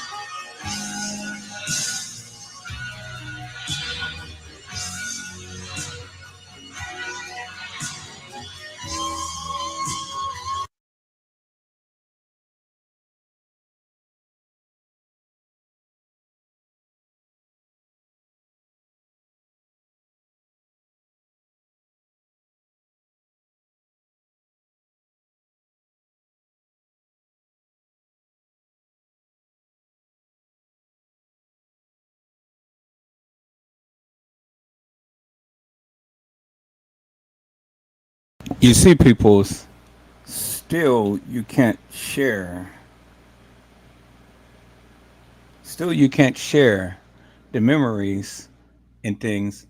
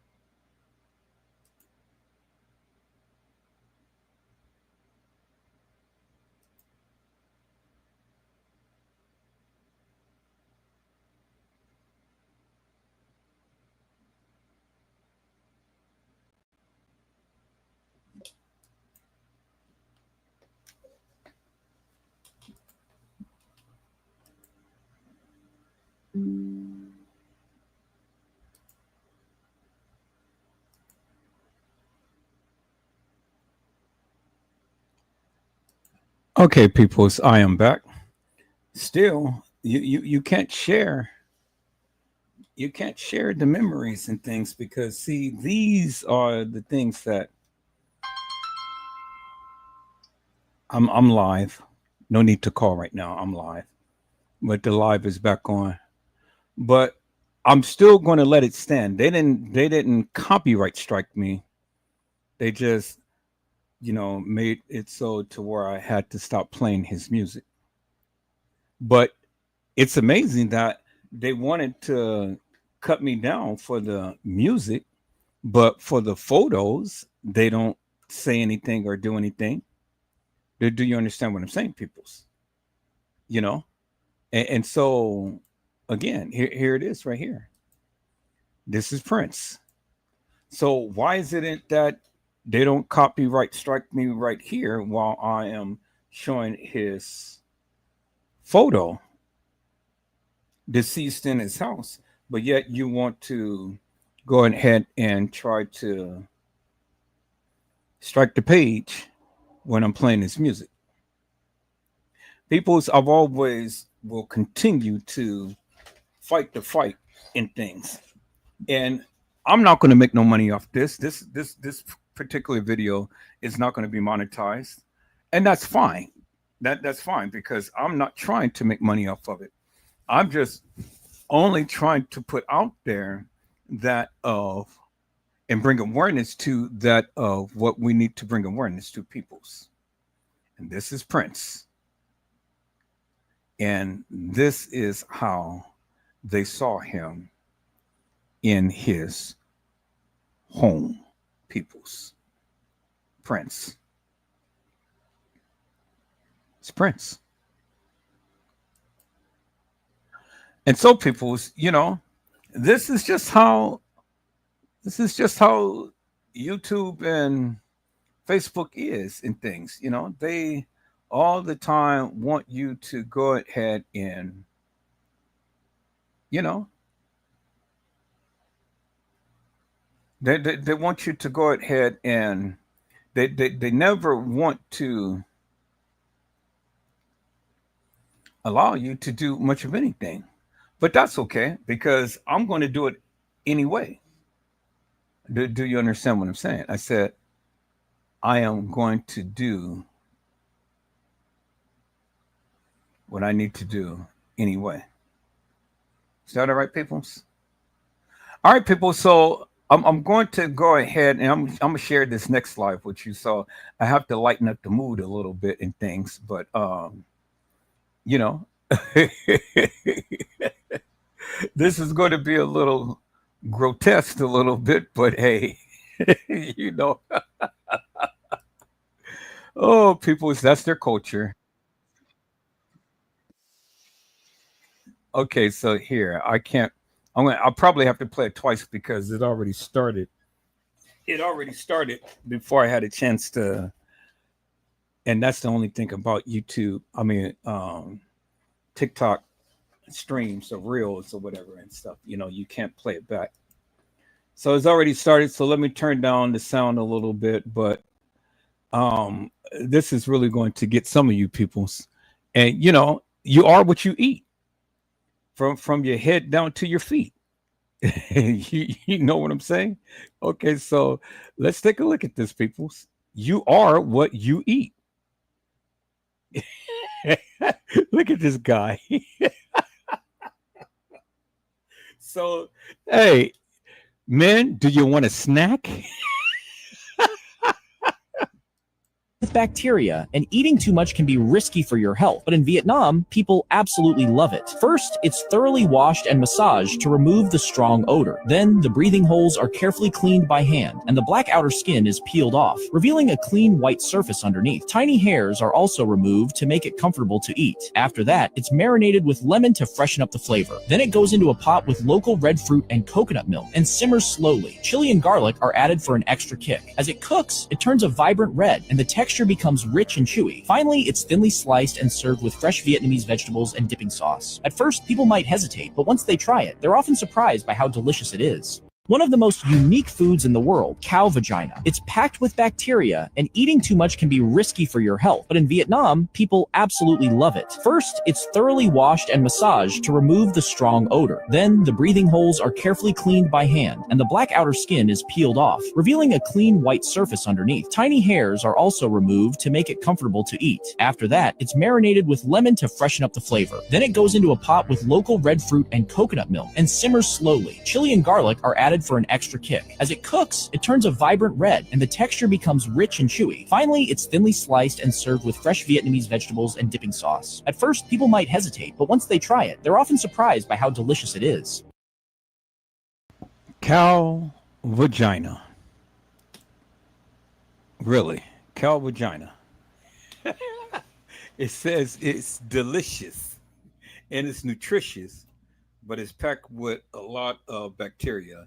And if you eat too much, well, then, you know, you may get sick. But the people in Vietnam, they love it. You know, you can't make this stuff up, people. You know?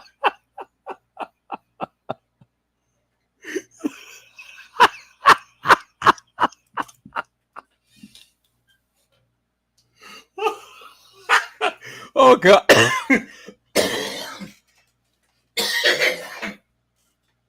Oh, boy, people, you know. Yeah, you got to get a kick out of it, people. You know, you got to get a kick out of it.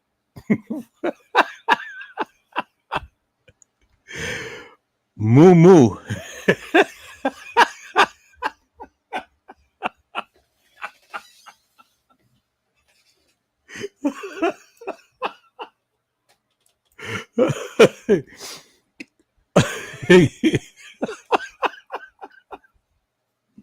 Oh God. Oh Jesus.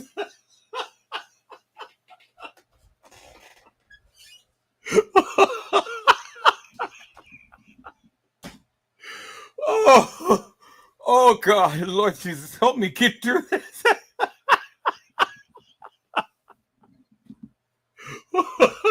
Woo, Jesus, Lord Jesus, help me. Oh God, boy, I don't want to.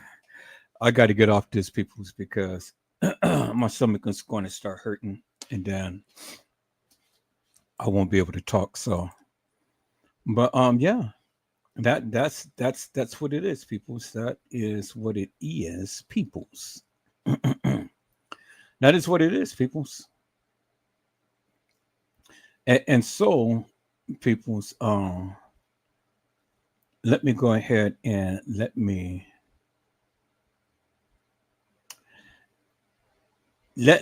show this.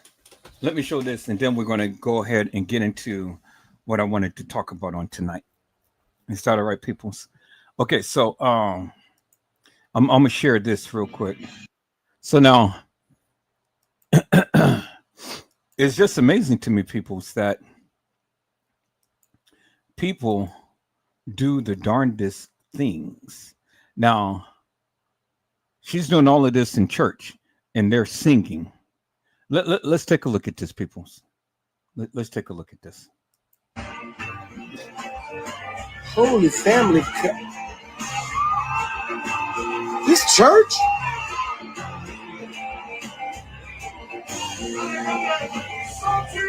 Hey, Tom Franklin! Look what you started!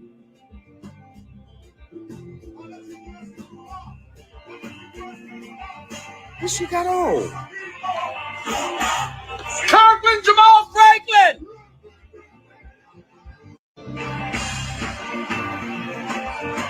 Holy family. This church?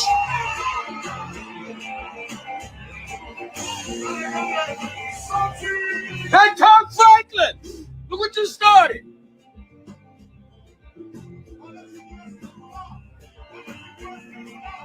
What she got on? Kirkland Jamal Franklin!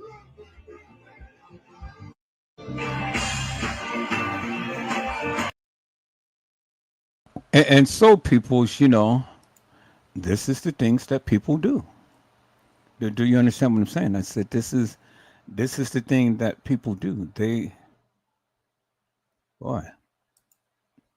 This is the thing that people do. You know, they don't they don't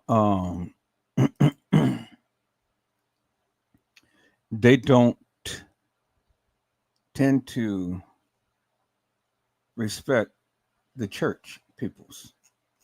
I said they don't tend to respect the church. So, you know, and it's really sad, peoples. It is really, really sad that people don't respect the church like they should. Do you understand what I'm saying? So this is the type of stuff that the people do.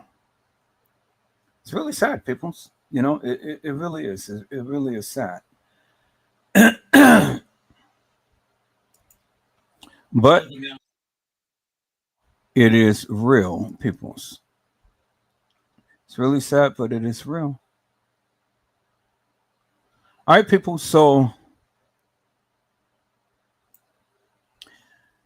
missing.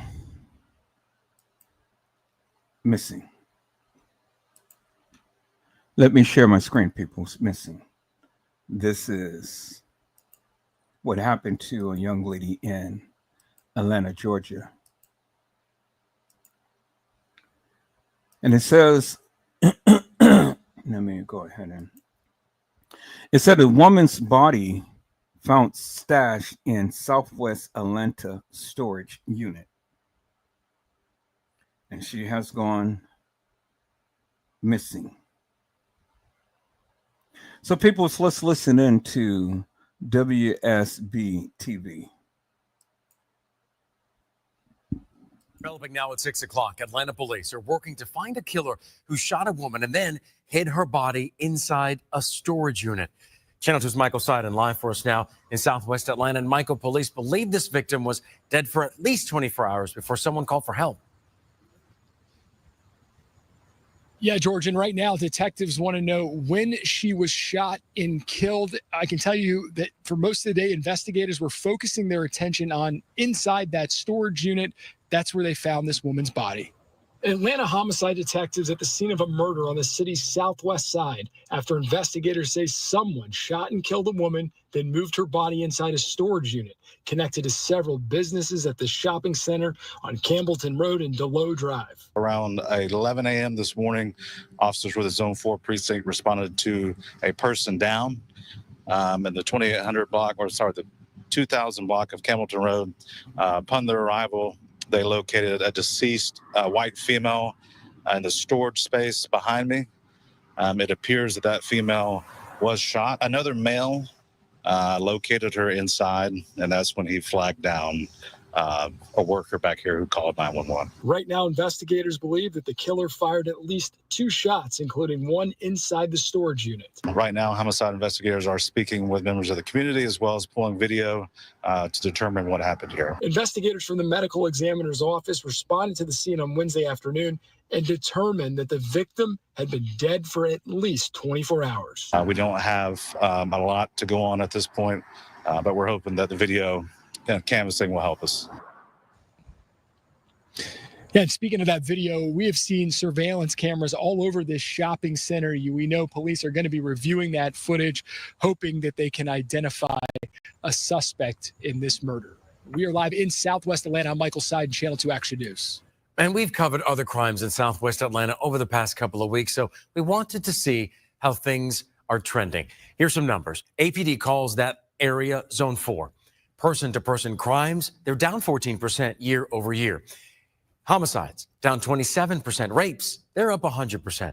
Aggravated assault is down 15%, and burglaries are up 3%. Rapes is up 100%. Rapes. So why is these people killing the people? You know, you got a lot of people coming up missing. And why is these people going off hinge and killing people? You know, and I thought that Atlanta was a wonderful place to go because I went down there. I stayed down there for about a week. The people were so wonderful and so nice and things. But, you know, I'm beginning to see that Atlanta is beginning to be just like Chicago. You know, I mean, when I went down to Atlanta, oh my God, Atlanta was beautiful. They had beautiful women, had good food and everything and stuff, and people were so nice and friendly.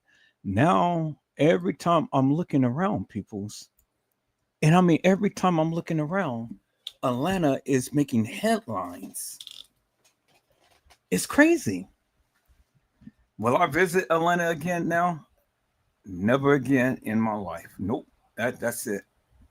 It is too crazy out there. Atlanta has did a flip to the flop. And people are dropping like flies. I mean, every time you're looking around, you know, someone's missing, someone is getting raped, someone is getting sodomized, someone is getting murdered. You know? And I never looked at Atlanta like that in things, you know, but now the city of Atlanta is just going bonkers. It's really sad, people. It really hurts my heart to see that because, you know, I held Atlanta in a high regard and stuff. And got a few friends that live out there. And not to say that they're crazy, but I mean, it's just a lot of the things that is going on out there is making the city look really, really bad. Now, I'm sure that, in a lot of places, Atlanta is really good, just like California, President T talked about Oakland. Now, Oakland is not all bad. There's some good parts in Oakland, and all of the people in Oakland ain't bad either. It's just those hoodlums out there that makes the city and gives it a bad name. But not all of Oakland is bad, as well as all of Atlanta is not bad. But I mean, things that I've been saying lately that's been trending, way too many missing bodies, way too many people who's been getting raped and things of that nature. And the numbers that they have posted up that's saying that, homicides is down and all like that and stuff. Well, I mean, I don't know. I can't really call it because I haven't really did any deep research like that. But what I am telling you is that of what I've seen with my own eyes, man, I don't know. I don't know if it's up, if it's down, if it's the same. I don't know.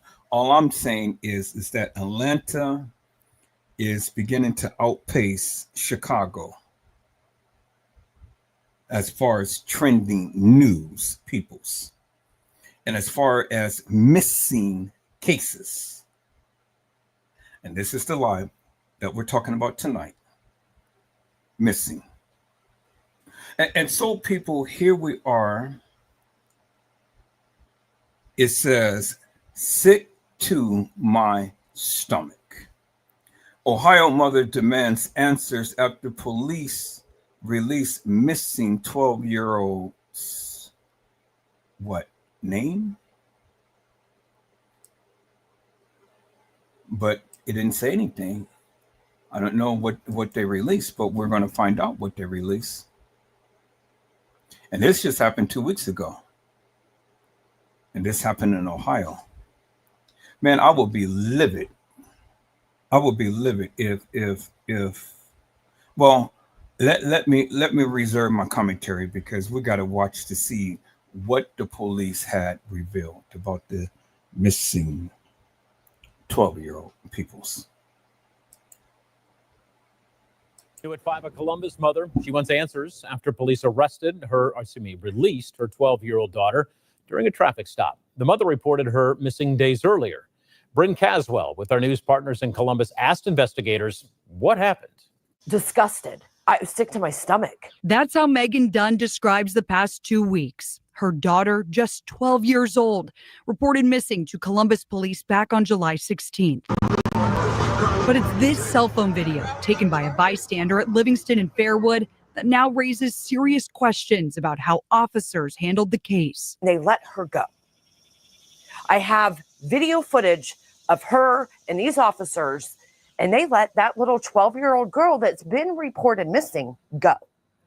It's not okay. None of this is okay. That video captured by bystander Deja Rutland. I just looked at the video one time and knew that was that little girl.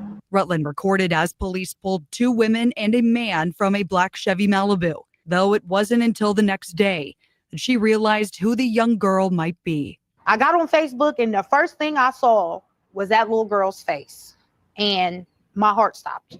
Dunn confirmed the girl in the footage was her daughter, Chloe. The fact that she was this close to a fentanyl overdose and the police had her, no regard for any of it. The negligence. Columbus police asked questions. How old are you? But officers failed to recognize the girl they had in front of them. She provided a wrong name and provided a false age of 15. The officers called her out on that, and she eventually provided her correct name. At the conclusion of that traffic stop, the officers arrested the adult male who had a felony warrant for a parole violation. They released the adult female, and they released from the scene of that traffic stop and allowed them to drive away. I gave it a crack pipe and a crack. Girl, get out of the car. Get out of the car. How did those officers not look at this little girl and register that maybe she shouldn't be with this adult person. She's already provided a fake name, that maybe we need to bring her in for further questioning. That's all part of the internal affairs investigation. I wish I could answer that. I don't have that answer. I can't place myself in those officers' shoes. Why did they do that? Well, that's what we don't know. I will say that it wasn't until you sent us the cell phone video on Tuesday, the following day, that we even knew about the traffic stop. 2 hours after I made police aware of the video, 6 days since she was reported missing, the little girl was found by police. So did I help make this possible? You did, yeah. And we want to thank you for providing that video because we had no knowledge of it. Yes, we wish we handled the traffic stop differently. We wish that we would have been returned to her parents the day before. Dunn says while her daughter is safe now, she's still waiting for another phone call. I want an apology. I want you to say, you know what? We failed you and your family. And that was Bryn Caswell reporting. Columbus Police said, as you heard, is doing its internal investigation, and the officers involved could face consequences.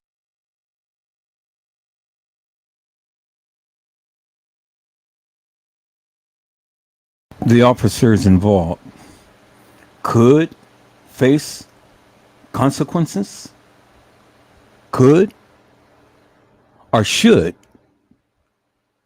The girl was missing, reported missing, peoples.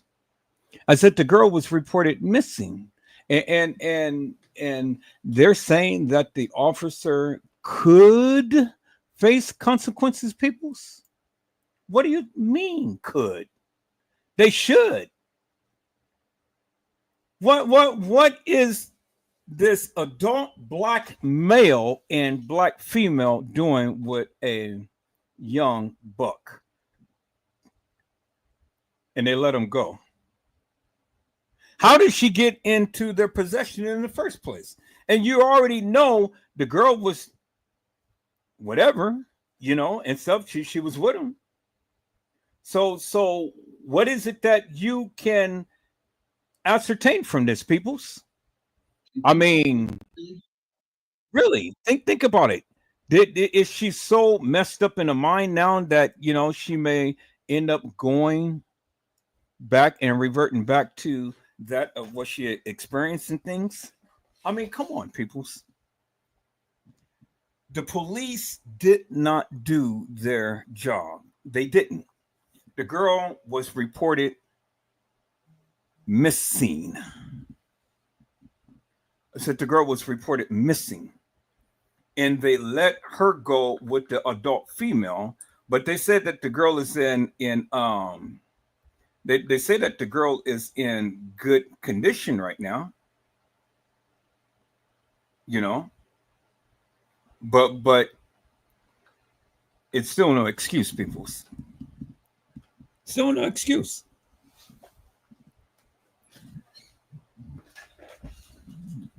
You got to watch your babies. I said you have to watch your babies, peoples. And these young people are so impressionable. So you already know, I mean, it doesn't take a rocket scientist to figure out what could have happened to that young girl. And, because she's with a older black woman and then an older black guy. Black guy had a warrant out for his arrest. So, he's got other things going on.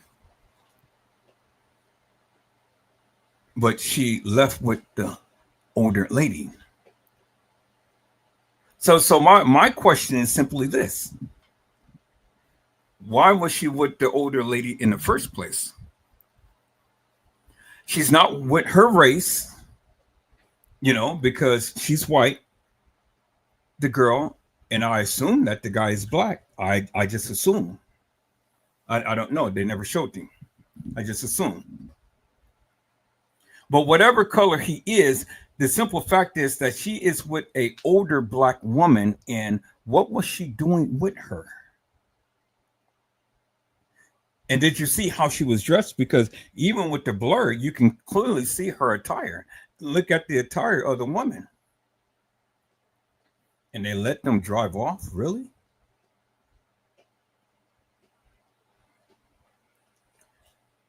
Boy. The officers needs to be fired, and then they need to be prosecuted, peoples, to the fullest extent of the law for not following protocol, process, and procedures. Ain't no way in God's heaven could you not know that the young girl was missing. She already gave you a false name. So she already is letting you know that, hey, I don't want to be caught in things. So what you do, just give her a slap on the wrist. So then when she provided her real name, what, you guys didn't have the thing that says that she was missing? I mean, it reminds me of the Kanika Jenkins case. I mean, wait 24 hours and then see if she's going to appear. Well, the more time you wait, the more time that elapsed that, hey. But in this case, it really didn't matter what it was 24 hours or anything, because she was already deceased well before the 911 call. So it really didn't matter. But still, that's not the point. The point is that the people should have been on their job looking for the young lady at the time to when the report was given. Period. But they didn't want to do that because they already understood the play. Do you understand what I'm saying? People's Kanika's fate was already sealed when she came to that establishment. It was already sealed. Period. And it was nothing that nobody can do. It was already sealed. Everybody knew. But in this case right here, and this is what really pisses me off. Do you not think that the police should have known that this girl was missing? Don't you know how bad that looks? And even the captain or the sergeant or whoever he is even had to admit that they did not even know until the reporter said something. That's sad, people. That is really, really sad. And I pray to God that the young lady gets some mental help. I pray that she gets some mental help. But I see my people's coming into the house. Hello, Carla Henry. How are you, ma'am? It is a blessing to see you on today.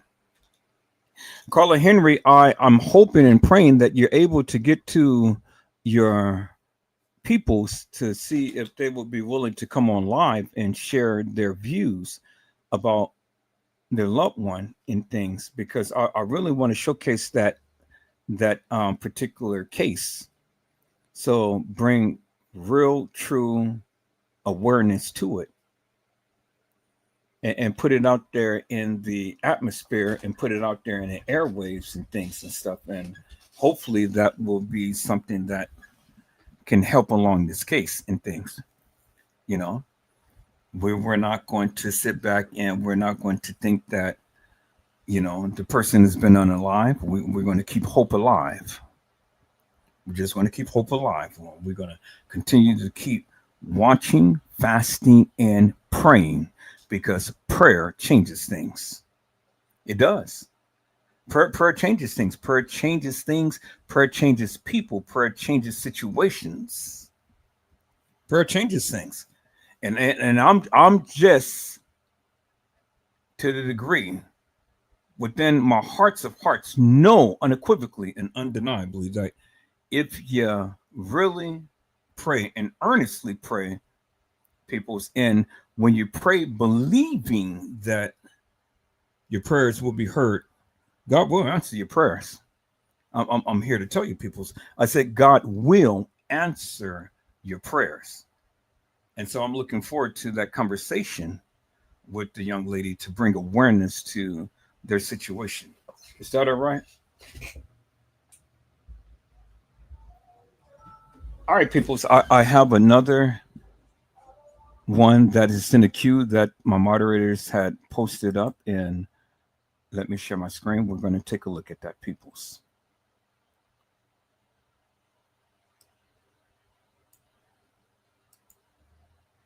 It says, I just don't understand why. ND mother describes finding daughter murdered. Suspect. ND peoples went missing.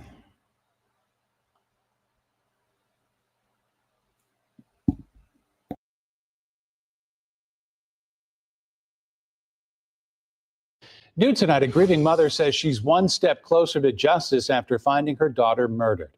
A suspect is now in jail tonight. CBS 4's Scarlett O'Hara explains the key evidence police say linked him to the crime.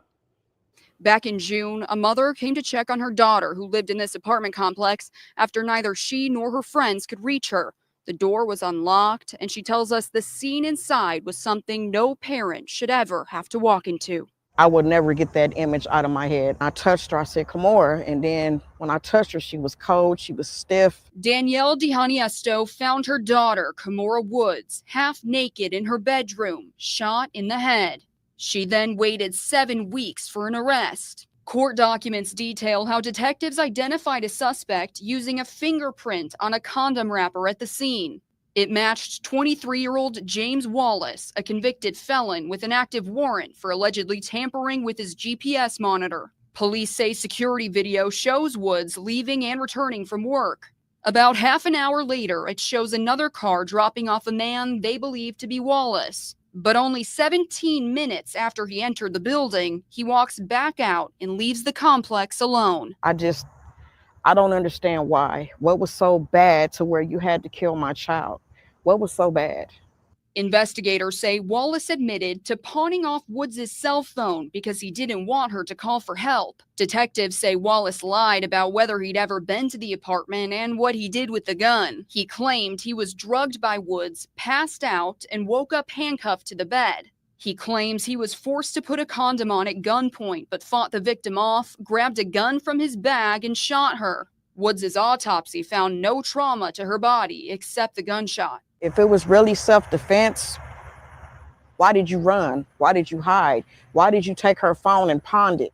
DiHaniesto says her daughter was a transgender woman, vocal and proud about who she was. Her being transgender, I was always just worried about people being so hateful, and yeah, those was very concerning to me. She describes Woods as very loved, with a big heart and a life cut far too short. Just love your child. Accept your child for who they are regardless, because life is too short. You don't know what can happen. On the Northwest Side, Scarlett O'Hara, CBS 4 News. Her daughter is transgender. Her daughter is transgender. And he said that she handcuffed him to the bed and at gunpoint forced him to put a condom on. So let's break this down, people. So let's break this down for one moment, if we will. Y'all hold on. Let me go get a glass of water because I'm going to have to talk about this.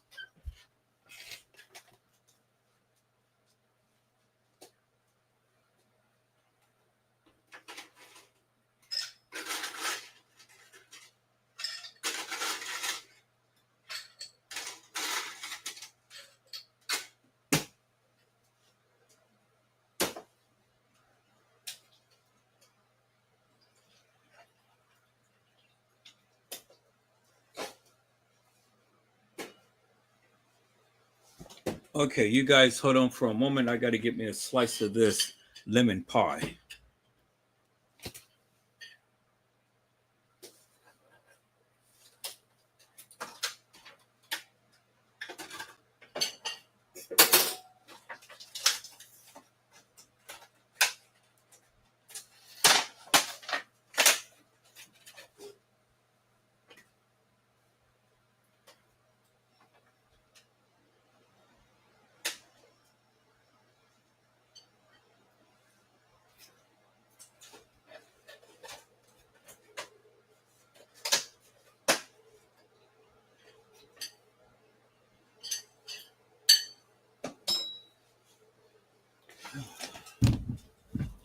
Okay, peoples, I'm back. So let's take a look at this for one moment. Now, the girl guy is transgender. And looking at this photo, you wouldn't even be able to discern or decipher that this girl was once a man. Do you understand what I'm saying? It's just like the person who walked into the halls of that establishment at Crown Plaza. And many people believed it was Kanika. But I said it wasn't Kanika, it was a transgender. You know? And by looking at this picture, peoples, you know, some transgenders, it's hard to tell that they had changed their sex. Now, by looking at this picture, would you ever thought that this person had ever been a guy? Would you ever would have thought that, people?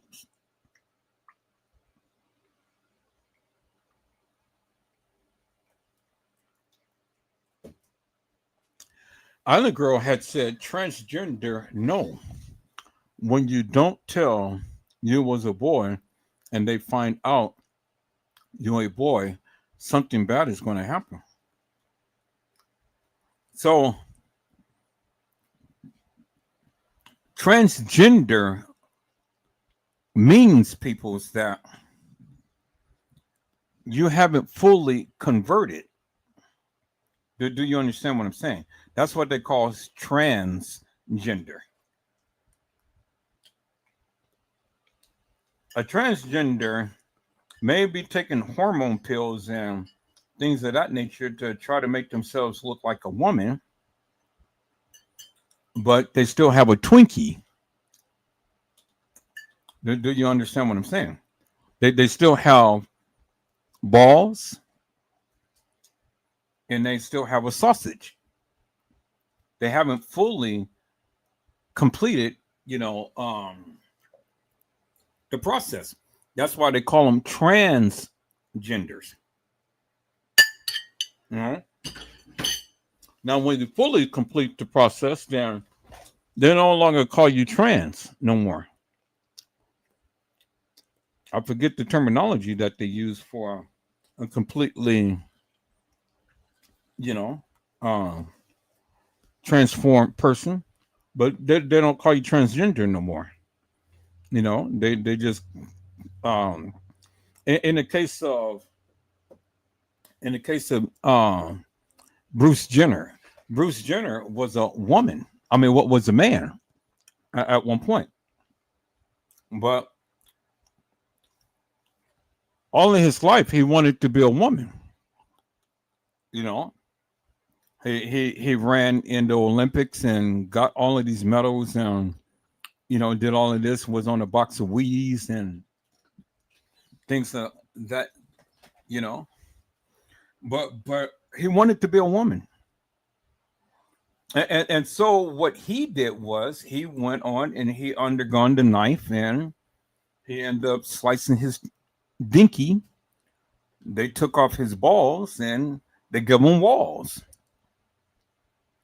And so now he's no longer known as Bruce Jenner, but he's known as, I forget the name, but, you know, he's known as a woman, not a man now.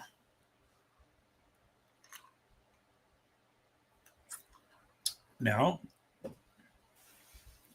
a lot of people know that Bruce Jenner is are transformed into a woman. Do you understand what I'm saying? He's transformed into a woman now.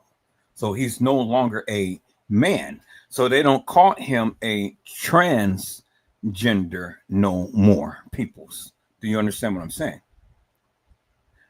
Carla Henry said that's why they should be honest and tell the other person. Well, when you are prepping up yourself and, you know, looking yourself to be the finest that you can possibly be in things and stuff, I get it. They're looking for love just like the guy is looking for love. The guy, he wants to get his little rocks off and things of that nature. You know, I get it. People, you know, it's hey, you know, a lot of people do it and stuff. I mean, if that's what they do, that's what they do. A lot of people do it. But the thing is that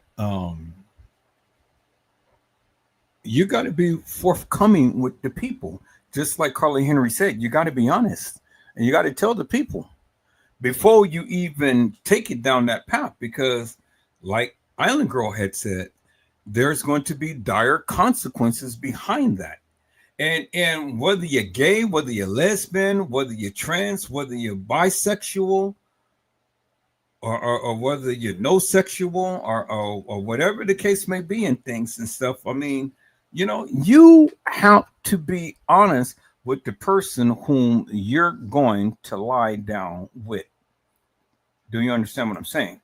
See, the thing is, peoples, you know, if you're not honest, well, then things is going to happen. Now, let's break this thing down. You know, how did they connect? We don't know. But obviously, they connected. And obviously, this person already knew that they wouldn't have been able to get a person or find a person knowing that they are going through the processes of changing their sex. But they don't sit down on the toilet, but they stand up over the toilet. Do you understand what I'm saying? You may have boobs, you may have a backside, you may flat iron straight your hair, you may put on lipstick, you may put on eyeliner, and you may arch your eyes and do everything, but still you stand over the toilet. You don't sit down, you stand over the toilet. You can go anywhere and stand, and then you can relieve yourself because you are still a man. But you're taking hormones to change your body to become a woman, but you haven't fully converted. And so you know for yourself that you just can't go out and have relations with anybody and stuff, because ain't nobody going to be grabbing a stinky winky. Do you understand what I'm saying? And so you can turn off the lights, you can do whatever and stuff, but then when the man tries to go ahead and go into the cow's vagina, well, then it's like a sword battle, because two swords is going to be battling each other. And one sword can't get into the other sword. Do you understand what I'm saying? So the swords is going to be battling, and then they're going to be like, wait a minute, what the what? What the what? You know, I'm up here kissing on you and rubbing on you and you know, doing all of this thing with you, and you got a sword? Are you kidding me? And that's the reaction that any man would have. You didn't tell him that you got a stinky winky. And boy, all hell breaks loose. All hell breaks loose, people. She is a he-man. And the power of Grayskull. He-men are, in this case, she-men. She is a she-man. You know, half man, half female. And I just discovered not too long ago, people, is that a content creator that talks about different cases and stuff is a she-man. That's why she wear gloves. They tried to you know. But look, you can try to put some boobs and buns and all like that and stuff, and you can change and you can disguise your face and try to look all pretty and stuff, but your hands tell it all. And so that's why you wear the gloves, because your hands tell it all. And see, you can't get rid of the hands because you got manly hands. But you try to come off as being a woman, but you're all a man with just fake boobs and a fake butt, eyeliner, eyelashes, and all like this, and you know, and trying to talk like a woman. But even in your speaking, your characteristics is still like a man, no matter how much you try to girl and all like this and stuff. No, you ain't fooling nobody. I mean, you had me fooled. Really, you had me fooled at one point and stuff, because I wasn't looking at you so closely like that. But then when Buzz got into my ear that you transcended and you became half male and half female, I started to look closely. And me being a man can already pick up on things and stuff. And I picked up on things. And the one thing that I noticed is that you all the time wear gloves on your live, because you don't want to show your hands, because you got manly hands. You are a she-man. You know, you're a she-man. And see, people's, you know, hey, if that's what they want to do, well, then that's what they want to do. It ain't my business if they want to go and get their sword cut off and their balls cut out. People, I was curious. I was curious to how do they do these operations? How do they do these operations? And if you guys indulge me for one moment, we're going to take a look at this of how they go ahead and they slice and they stitch and they take out the balls and the transition. So let me indulge you for one moment, people. You know, I told you this is an uncanny live and stuff, and you know we're going to be talking about different things and stuff. And so since we're here, let's take a look at this, peoples, for a moment. Is that all right, peoples? Carla Henry has said they still will be transgender. God didn't create them that way. Well, in God's side, they will still be the way that God created them, regardless of whether they got the sword taken off or not. God ain't gonna call you sisterhood, and He made you brotherhood, because see, in that instance, what you're saying to God is, "Look, Lord, you made a mistake."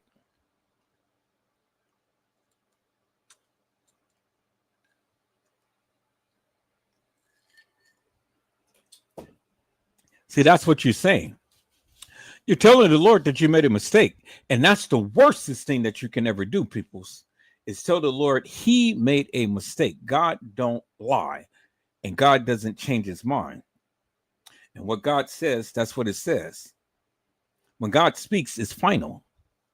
And so when the Lord says that you're a man, you're a man. It doesn't matter if you get your sword sliced. You are a man. And I don't care what society calls you. In God's eye, you are a man. Do you understand what I'm saying, people? And see, the thing is, by doing the various things that you did, now you run the risk of going to hell.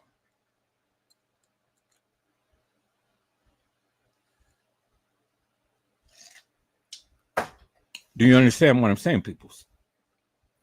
It's just things that you just don't do.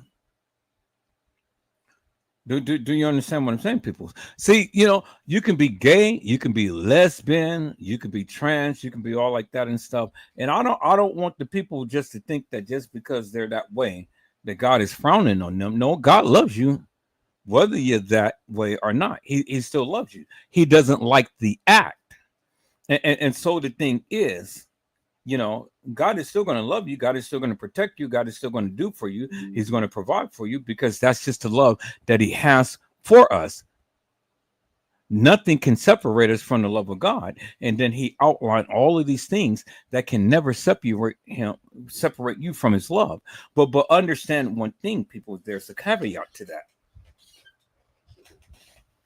What you're doing is sin. And see, sin won't allow you to get in. Do you understand what I'm saying? And so no matter how you look at it, you can't sin.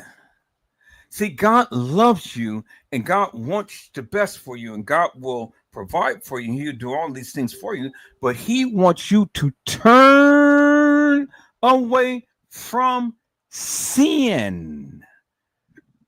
Do you understand what I'm saying, people? It's because sin won't let you in. That's why the woman at the well had to turn away from her sinful nature. She was caught in adultery, people, and the people was ready to stone her. Do you understand what I'm saying? But see, the good Lord had mercy upon her. Do you understand what I'm saying? Good Lord had mercy upon her. You see? And so what did the good Lord say when he had written in the ground?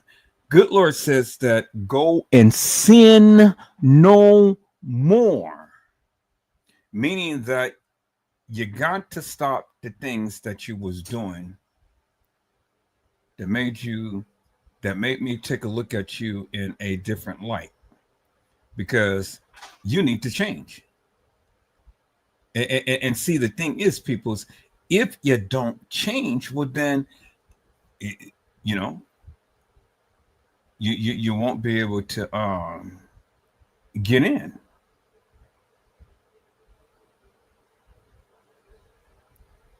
Do you understand what I'm saying, peoples? You won't be able to get in. And so,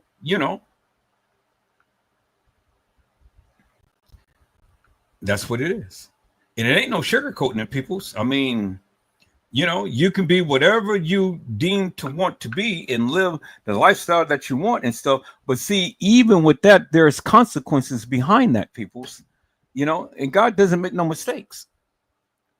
I said he doesn't make no mistakes, peoples. So you keep doing what you're doing. And the Lord has already warned you about those type of behaviors. Well, then guess what, people? You are literally asking for it. Do you understand what I'm saying? You're literally asking for it, peoples. And so,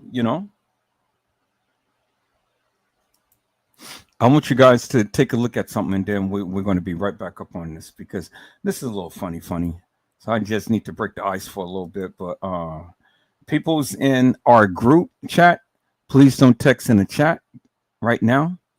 I'm getting ready to share some, so please do not type in the chat, because I don't want that to come up on the live. Is that all right, peoples? All right. So peoples, let's take a look at this right here.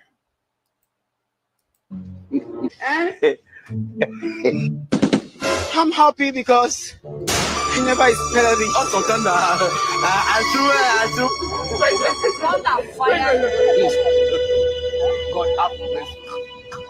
I don't want peace. I want problems always.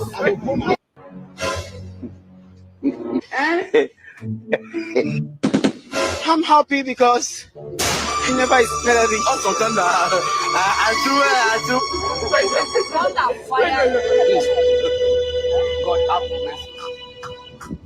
don't want peace. I want problems always.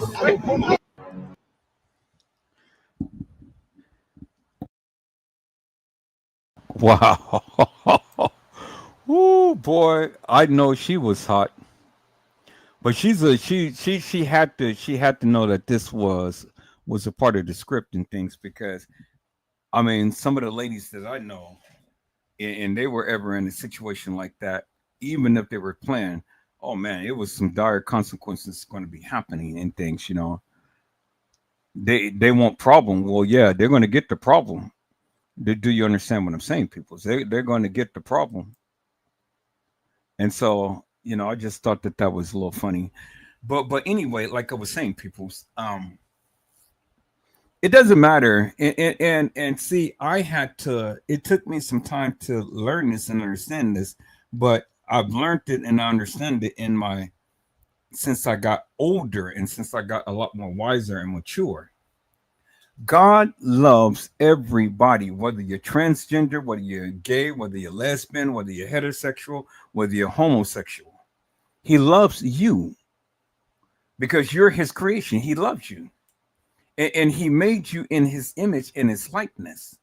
And God made each and every one of us so unique and so different than everybody else. We all are unique in our own character, in our own flesh, in our own way. And we need to embrace that. We are an individual and we should love on ourselves more so than loving another. Do you understand what I'm saying? But don't get the big head. Don't get the big head, you know. Don't get conceited. Don't get rotten inside and stuff and thinking that you're all that in a cup of tea. You know, some people tend to think that way, and they tend to think that they're God's gift to America. But see, peoples, I tell you, when you get older, all of that beauty fades. Do you understand what I'm saying? Beauty fades, peoples. It fades. And so, you know, you start talking all of this, whatever and stuff. You know, God can allow things to happen, and then, you know, you become an ugly duckling instead of becoming a beautiful swan, because it's all within yourself. It's all within the attitude and things. And some people don't have an attitude of gratitude, and they tend to go ahead and speak out and start, oh, well, I'm so beautiful, and, you know, I can't mess with this person, that person. And, you know, they get conceited. They get nonchalant. They get besides themselves and stuff. And, you know, and so time happens, and then they start to become ugly because they get all of those wrinkles in their lines. They get the little sag and bags and everything else and stuff. And all of the plastic surgery in the world ain't going to help in things, because that is all false, fake, hilarious and nefarious madness that you're injecting into your body. And then after time, people's that firmness tends to turn to jelly. Then what are you going to do? You got a body full of silicone. Then that stuff starts to leak, and then you get sick, and then, you know, what? You die of a broken heart, because now you thought that you was just the greatest, you know, fine beauty queen that there is. Now you ain't nothing but an old, warted, shriveled up raisin. Do you understand what I'm saying, peoples? And so, you know, now I don't know why the people do it. I really don't know, but they do it. And I had to come to the degree, peoples, that I don't understand it, but I don't have to constantly browbeat them for it. Do you understand what I'm saying? I mean, I have to let them live their life. You know, and if that's the way that they want to live their lives, well, then, you know, who am I to consistently judge them for the choices that they made? I can't do that. Now, am I accepting of it? No, because I don't accept it. It's against my morals and against my principles. But I can accept you as a person. But the acts that has been done, I will never, and I can't accept. Do you understand what I'm saying? So you know, it's a big difference, peoples, because see, the thing is, we are in this world, but we're not of this world. So we don't do worldly things like everybody else. Do you understand what I'm saying, peoples? So if the people want to live the way that they want to live, well, then let them have it. Let them live the way that they want to live. It is not incumbent upon you to tell a person how they need to live. Do you understand what I'm saying, peoples? Let the people have it. Let those people live the way that they choose to live, because you can't live for them. Do you understand what I'm saying? Peoples. I said you cannot live for them. They have to live for themselves. And they're the ones who have to give an account to God for whatever behaviors that they have demonstrated while on earth. Not you, because you got to stand before God just as well as they got to stand before God. And God is going to ask them, why did you do it? I made you perfect. I made you in my image. Why did you change it? And what are they going to tell God? You made a mistake? Well, then God is going to just say simply this: depart from me, ye workers of iniquity, for I knew you not. Now, can somebody be forgiven for being a trans? Well, then, I mean, that ain't up for me to decide, people. That's up for God. That's between them and God. You know, I know that God will forgive you for your sins, but once he forgives you for your sins, that means you need to turn away from it. You know, you need to turn away from it, meaning never to go back to it again. I don't know if you can change your dinky to taco back to a dinky again. But if you do that, well, it won't be your dinky. It won't be your original dinky. It'll probably be a cow's dinky. It'll probably be a moo-moo's dinky. It'll probably be a horse dinky, but it won't be the dinky that the Lord has given you from birth. Do you understand what I'm saying? So I don't know if you can undo what you've already done.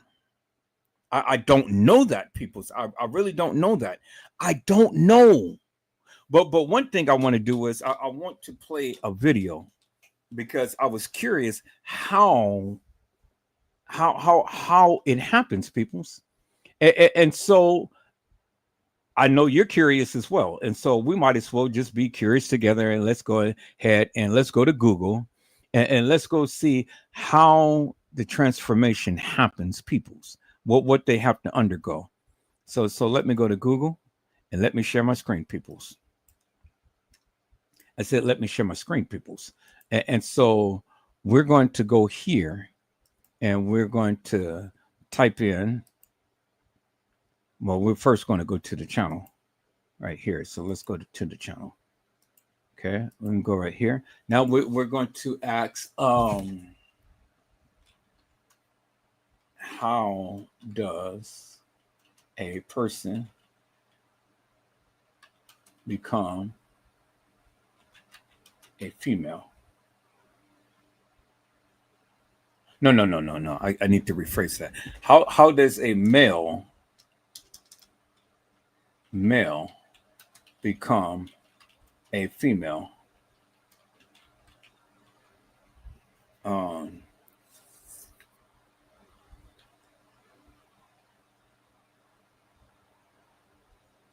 How does a transgender male become a female? I mean, all right, so let's take a look at that. And let's see. Are there any videos? There was some videos, people.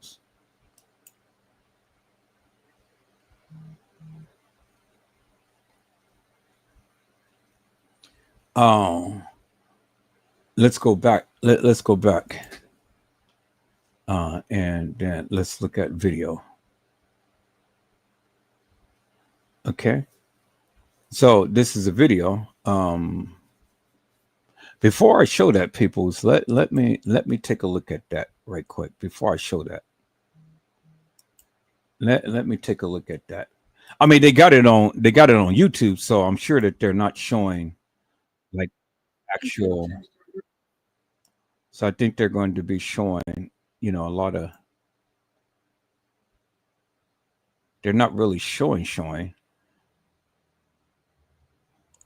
Oh my God, people, this is like. So they're not really showing. So okay, so I think I'm good. Oh well, nah. Oh my God. Oh my God. Ooh, shimmy. Ooh. They're cutting. Oh my goodness, peoples. Oh no. Oh no. Okay. Nah, I'm not going to show that. What I am going to do is I'm going to put the link in the chat, and then you at your own leisure can go ahead and see that, because they're showing the man's dinky getting cut off. And I thought it was just a video to where they was just going to show like some cartoons or something, like I did see it on the last time. But this is some actual stuff. And I'm surprised that they got this up on YouTube and they're showing you. You know? I mean, they're literally showing you, peoples. So I'm surprised that they got this up on YouTube and they're showing you how it is, and they're literally cutting off the man's Twinkie. So I'm not going to show you that, but let me look. Let me see, peoples, because when I saw this, I saw I saw a video, but it was like a cartoon-like thing. So let me check this right here and see. I can't believe that they're actually showing the Vanja.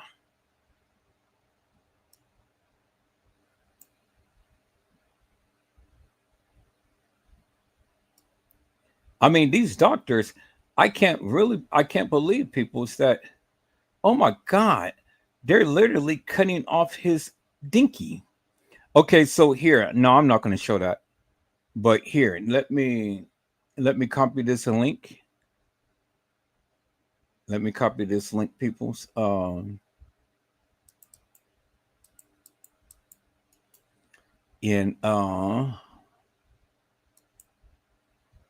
if you want to go see it on your own, then you can. So this is link to the channel. I know that's a long link.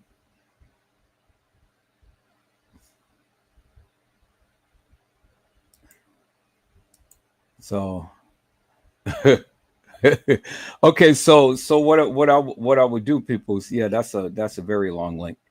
All right, so what I'm gonna do is simply this.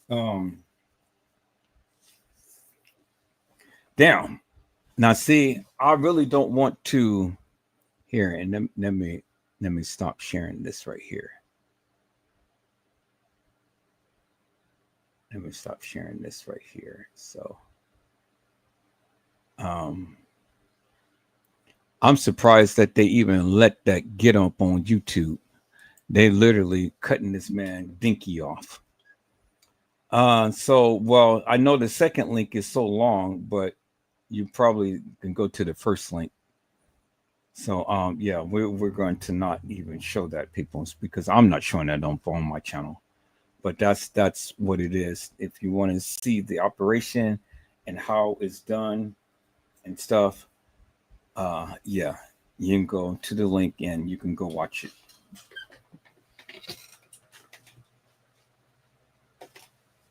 But that's to the degree of where I'm going to go, because I work too hard for my channel, and that's the last thing that I want to put on my channel for me to get a strike. Y'all hold on for a moment.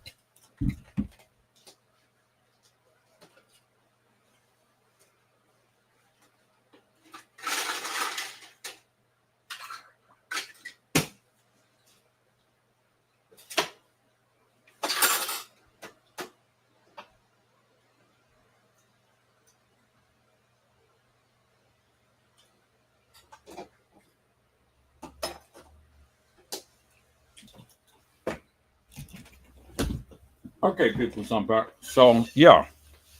So, that's what a man undergoes to be a woman. And so, it's a gruesome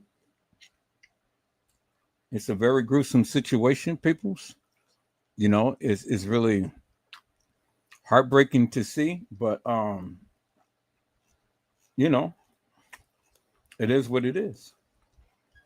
But I have learned to be respectful of their.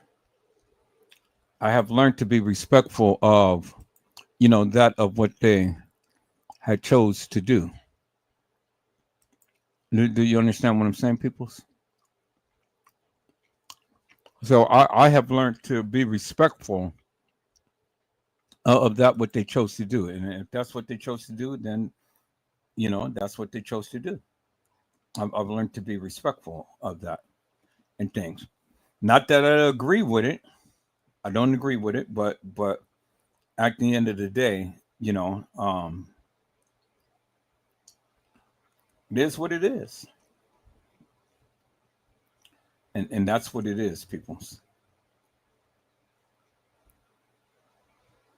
And so let me go here for one moment. Let me go to my group channel, peoples. And let me see if there's any other things that the people have posted in there that we can go ahead and take a look at. Okay, so Honesty had posted something about a 15-year-old. So we're going to go and we're going to take a look at this, peoples, because here it is, another person coming up missing. So we're going to take a look at that, people. So let me share my screen.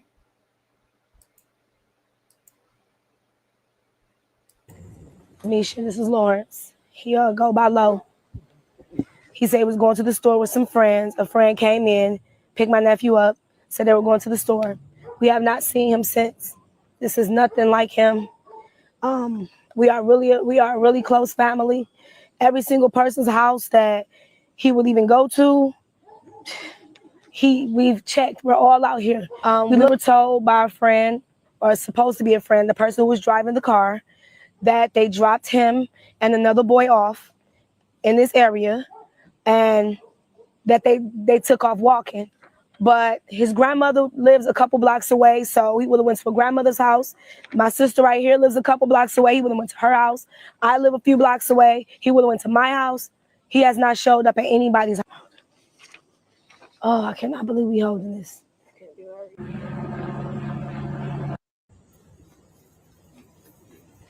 Nisha, this is Lawrence. He go by Low. He said he was going to the store with some friends. A friend came in, picked my nephew up, said they were going to the store. We have not seen him since. This is nothing like him. We are a really close family.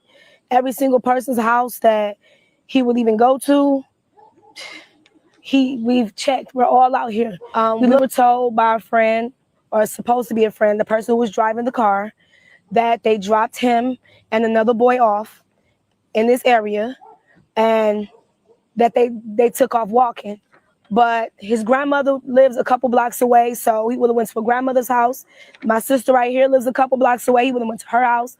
I live a few blocks away. He would have went to my house. He has not showed up at anybody's house. And so he came up missing, peoples. And so if anybody has seen him, they haven't given any information as to how they can go and reach out to them to let them know. So I guess, you know, it's a community thing and stuff. But this next one right here, peoples, this next one right here is going to tug on your heart in a major way.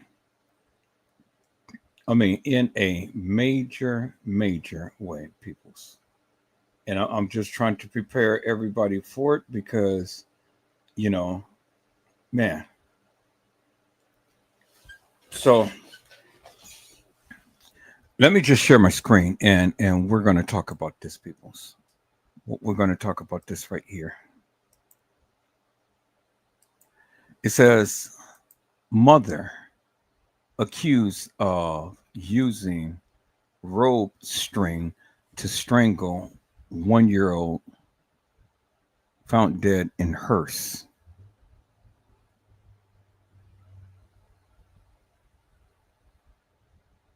Did you hear what I said, peoples?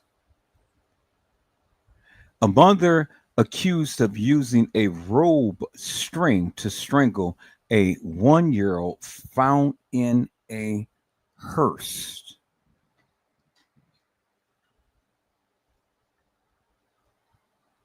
And there she is right there, peoples. Little Miss Mama. Right there. A 1-year-old. Found dead, strangled by her mother in a hearse, peoples. She's not missing, but they found her dead and strangled by her own mother.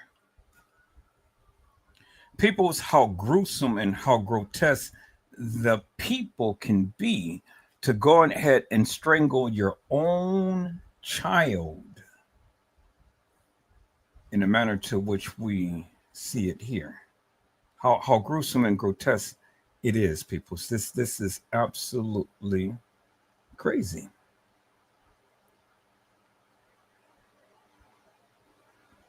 Absolutely crazy, peoples.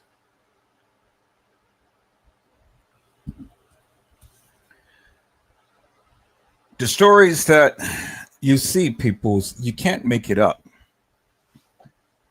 And the stories that I'm showing you, you know, you would say to yourself, how and why? And for what reason? And see, the thing is, not too many people is talking about these stories, people. But see, I wanted to bring awareness to them because of the simple fact that nobody is talking about them.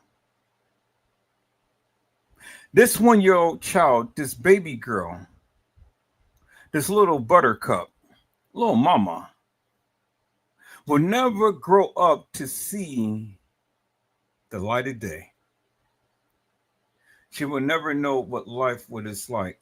She'll never know what it been to be in kindergarten, grade school, junior high school, college, to be able to get married, to be able to have a young one like her.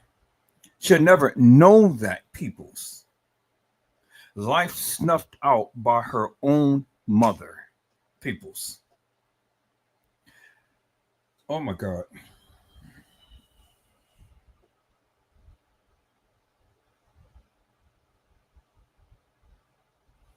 See, people's, you know, it's when I talk about cases and stuff, I get so wrapped up, tied up, tangled up in it. I get so emotional, you know, because it's could have been my child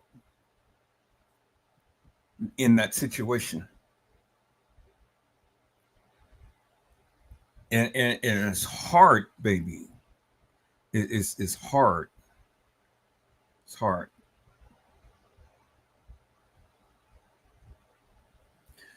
Oh man. Okay. Give me strength, Lord, because I want to talk about this. So let's see how far is this going to go. Okay, so it's not really a long. It's not really a long. Damn. Look at all of these cases, people. Oh my God, this is just sad. It's really sad. You got some horrific people in this world. Some sad people. All right, so the article is not that long, so let me go ahead and let me read this, people. So first, we're going to play this video, and then I'm going to read this article. Let's take a look at this. If you're a YouTuber and you want to save hours managing your library, yeah, you well, need to there's some more, come check out how whatever. you can edit your end screens, cards, And that breaking news right now, police are investigating after a baby girl's body was found inside of a hearse in Gadsden. The owner of West Gadsden Funeral Home getting that shocking phone call this morning. Here's a look at the scene. Your reporter, Brady Talbert, joins us right now with what we know about this heartbreaking case and the toll it's taking on the community. Brady. Well, James, this is an absolutely horrifying case that we're about to tell you about. And Gadsden police want you to know they are working hard to get this baby girl the justice that she deserves. On Saturday morning, the inside of this hearse became a crime scene. A Gadsden police homicide investigation after employees found a dead baby inside. I'm sure somebody is missing a kid.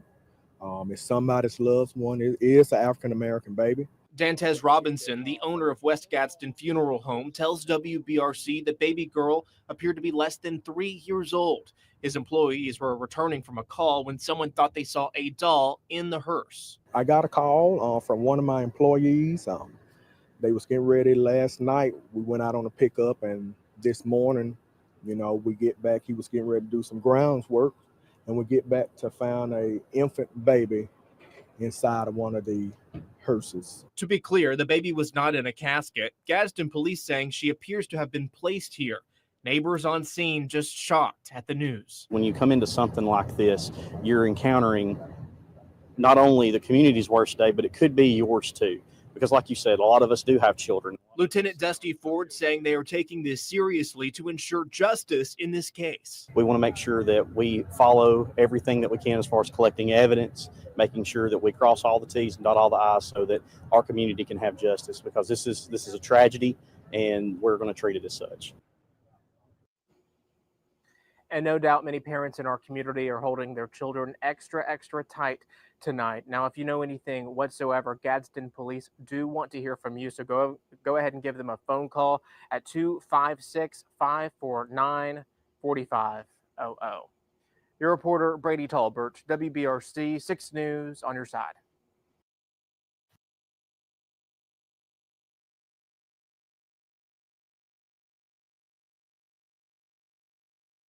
Oh my God, peoples. Man.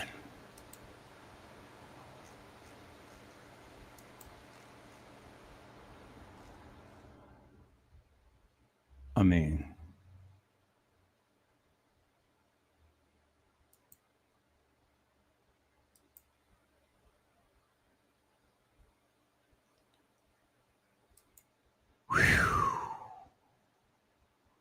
ooh, that took the life out of me.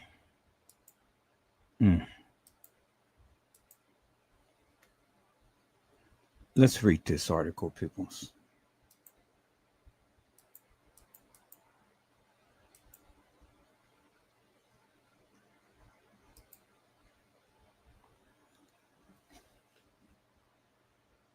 Okay, it said a mother has been arrested after a 1-year-old girl was found dead inside a hearse at a funeral home in Gadsden, Alabama, authorities said.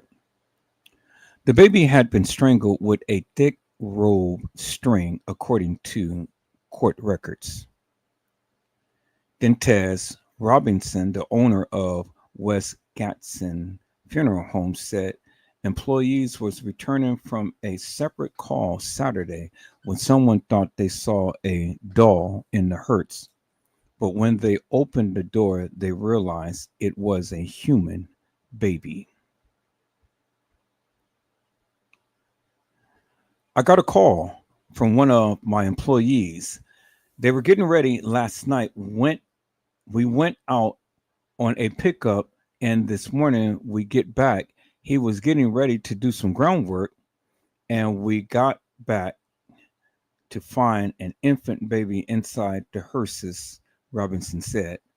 The baby was not in a casket, but she appeared to have been placed in the hearse. Authorities identified the baby as 1-year-old Blessed Pearl. And there she is right there, peoples.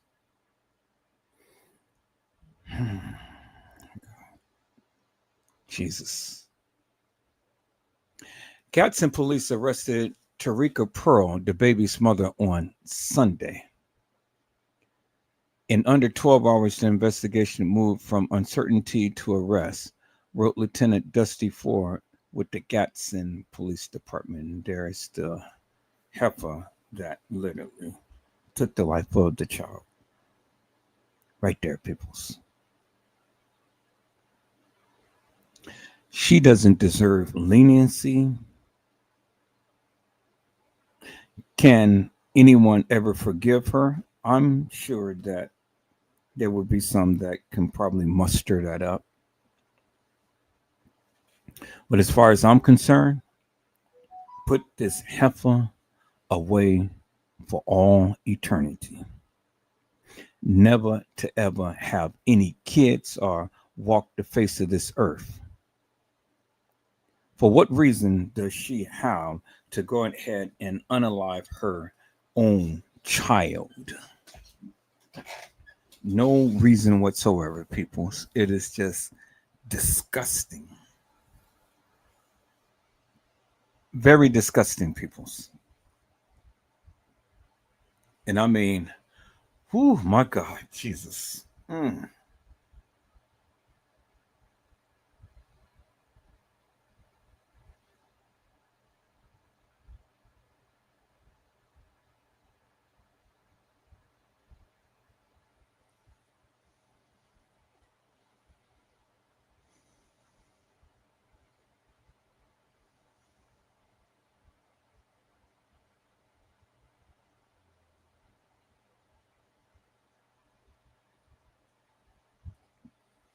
Oh God, Jesus. Mm, mm, mm.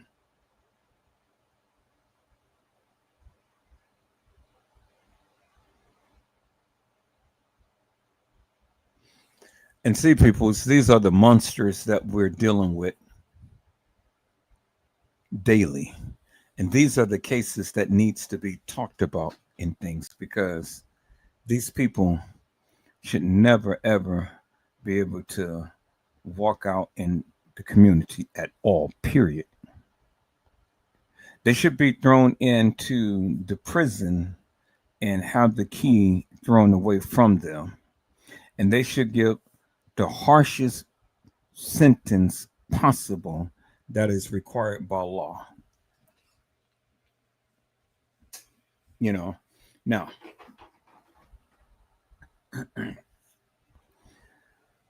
whew, man. Major Craig Ford said this was a tough case for everybody involved. And just look at this woman. Look at this woman. I'm not trying to judge her, peoples. I don't know what her life was like. I said I don't know what her life was like, peoples. It says Tarika Pearl is charged with capital murder of a person under 14 years old. She is being held at the Etowah County Jail without bond. Etowah County Jail. Yeah. Well, capital murder means she's going to get the death penalty. So it means that out of so many years of her being in prison and stuff, you know, eating bologna sandwiches and whatever they sell in there and things, you know, that's all you're going to have for the rest of your life. So she's going to lose a lot of weight, you know, unless she has some people on the outside that, you know, is going to pack her up with a lot of stuff on her commissary, but she's going to lose a lot of weight. And she's going to eat bland food for the rest of her life, processed food, processed madness, beans and rice and milk and cookies and orange juice or whatever they give in there to the people, you know.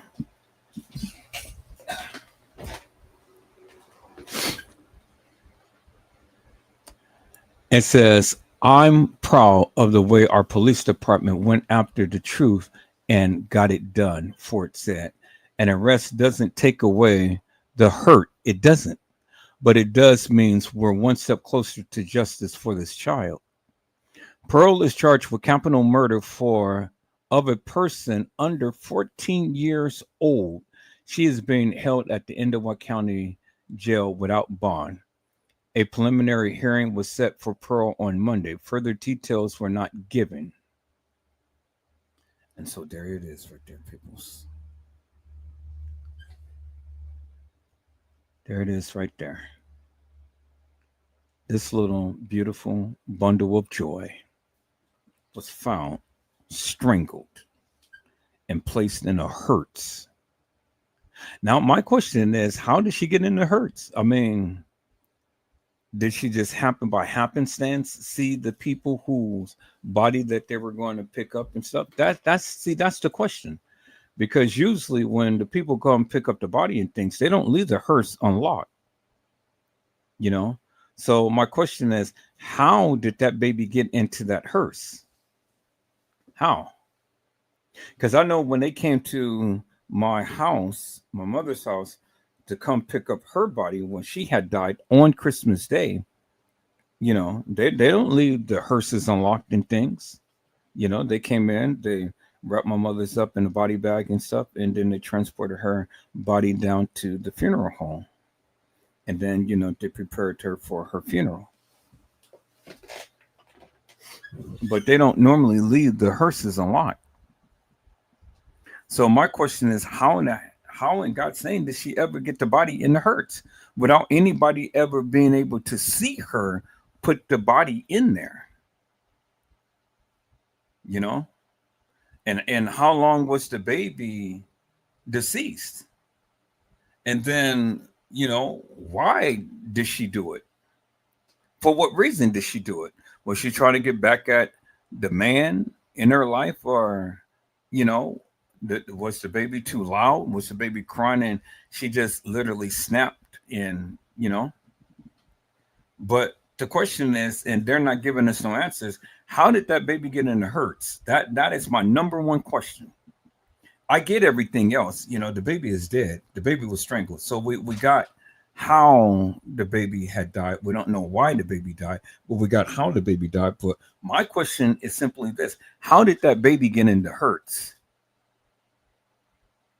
When the people went to go pick up a body, because, you know, that's what they were doing. But how did the baby get in the hearse? That's the question. Because see, the thing is that, you know, what are they doing leaving the hearse unlocked? Whatever they went to go pick up a body.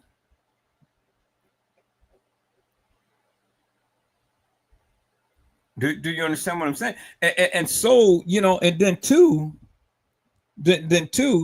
you know, what the other question that I have is, what was the baby placed for them to be able to see the baby in the hearse and someone say, oh, well, it looks like somebody left a doll in the hearse?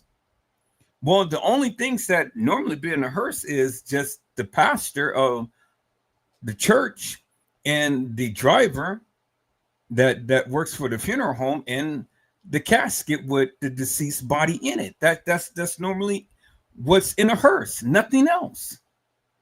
So I got questions about this. How was the baby placed?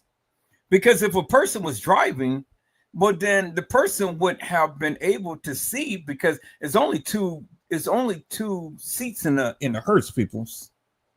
There's only 2 seats in the hearse. So if the driver got into the car, the driver would have to see the baby in the car. Because if you look at the hearse is enclosed. So how, in what way was the baby positioned that a driver would not have seen a baby? And they would have had to know that they didn't carry no person or child and stuff in the hearse that was carrying a doll. They would have known if anybody was in a car with a baby in there. So the question is, people, see, and see, these are the things that I ask.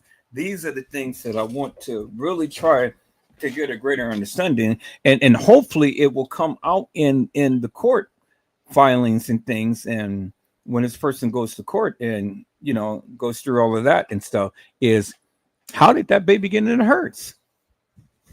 How? Let's go back up on this, peoples, because see, it doesn't make no sense to me. It says that Dantes Robinson, the owner of the West Gadsden Funeral Home, said employees was returning from a separate call Saturday when someone thought they saw a doll in the hearse.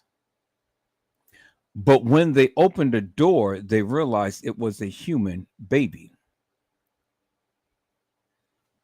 Help me to make that sentence make sense, peoples. Help me to make that make sense. How did the baby get in a hearse without anybody seeing it? And when did the employees seen it? They said Dentes Robinson, the owner of West Gadsden Funeral Home, said employees was returning from a separate call Saturday, meaning that they were going out to pick up someone's deceased body and take it back to their funeral home, when someone thought that they saw a doll in the hearse.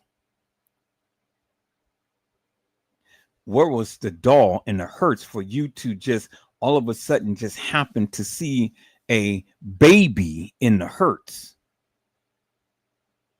Because you couldn't have seen it in the front seat, because the driver gets in. I mean, you naturally look aside from you, and you would have noticed a baby there. So the only other place that the baby could have been in the hearse is in the open part to where you lie the casket in. And question is, they had to open up the door to find a baby laying down where the casket would have been rolled into the hearse. So that is the only conceivable place that they are this woman could have sat the baby down. Now the question is, how did she get to the hearse? And how was she able to open up the hearse and lie the baby down in the hearse? Those are the questions that I have, peoples. Those are the questions that I want to try to seek some answers for, because this doesn't make no sense to me. How in God's name did this baby get in the hearse? How? I mean, I'm trying to visualize this, peoples. Look at the hearse. Look at the hearse. There's only two places that the baby could be in the hearse: in the front seat or in the back where the casket goes in. And it had to be in the part where the casket goes in. But then my question is simply this: where were they when this baby was placed in the hearse? Where were they? Those are the questions I want answered.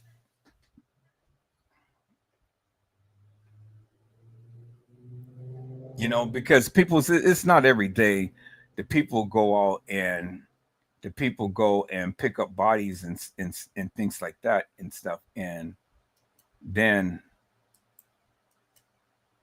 you know, they go and pick up bodies and things. And then, you know, the people have access to their vehicles. That just doesn't happen. This is an uncanny situation. This is an uncanny type of case. And I'm going to follow this case, people. I'm going to follow this case. My curiosity is piqued as to how in God's name did this woman get a baby in the hearse? And my question is, where did the employees find the baby? And how long was that baby in that hearse before they finally figured out? Because, see, if the baby was in the hearse, the baby wasn't tied down to anything.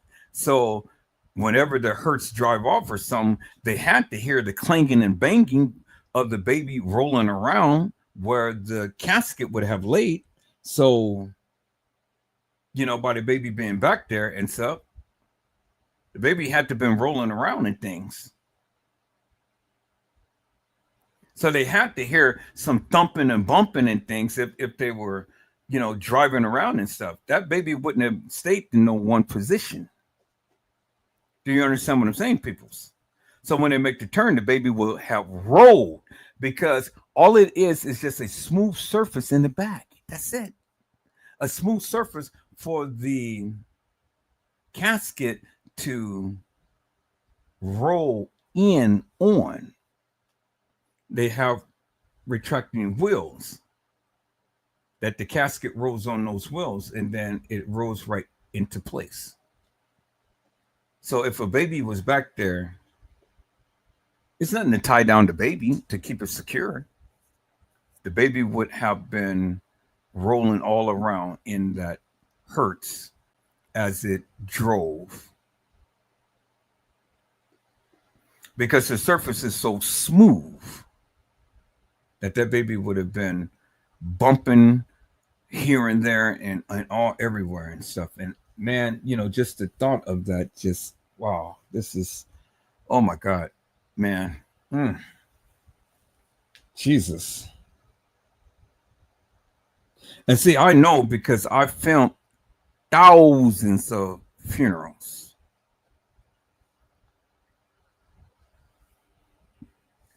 And just imagine that this little lifeless child is in the back of a hearse.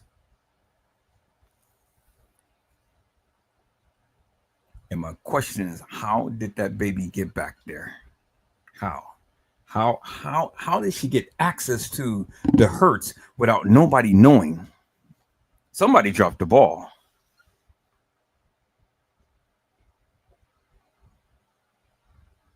Somebody dropped the ball, because that's not protocol, people. It's not.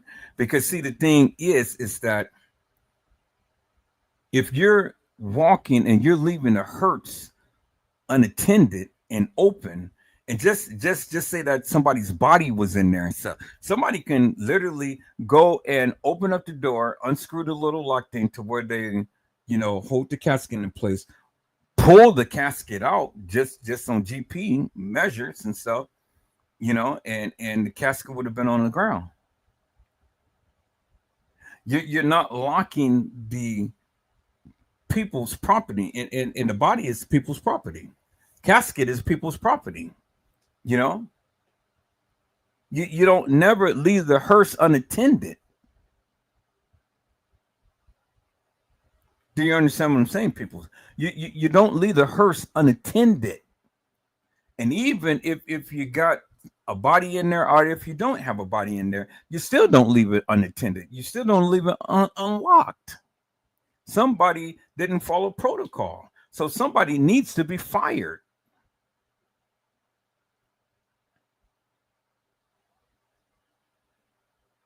That just doesn't happen.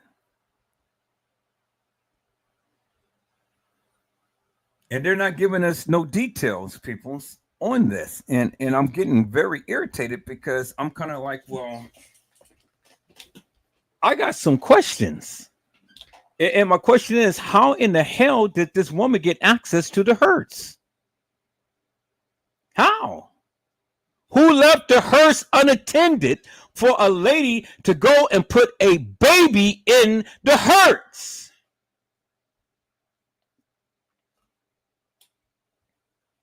I got to follow this, people. I'm going to follow this.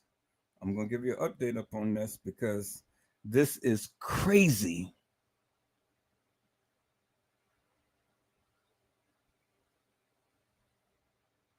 Oh my God. I can't, peoples. I can't. I just can't. My mind is just, man, wow.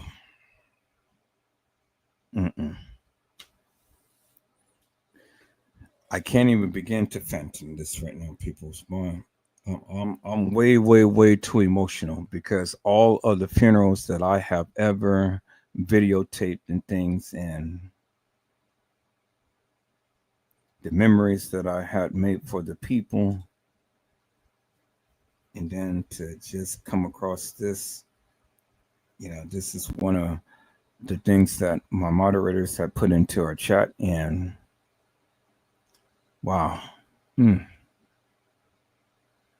I can't phantom this. I can't even think right now. I'm closing on this live, people. I'm way too emotional right now. You know, this is.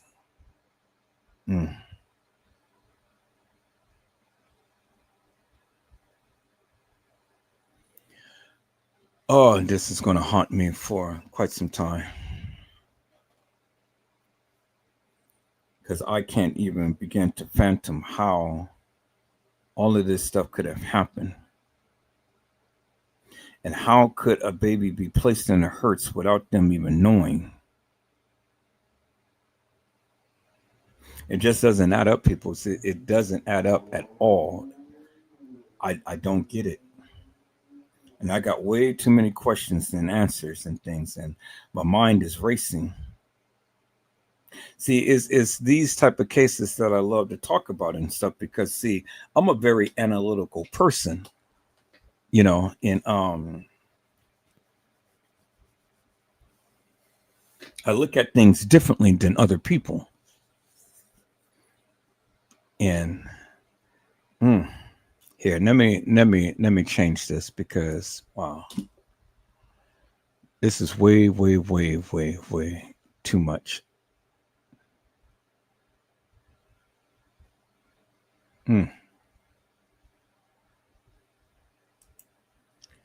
I'm sure going to follow this, people. So I'm going to follow that case. Yeah,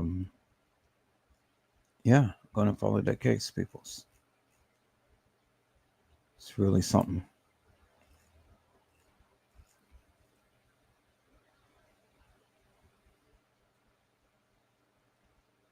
Wow.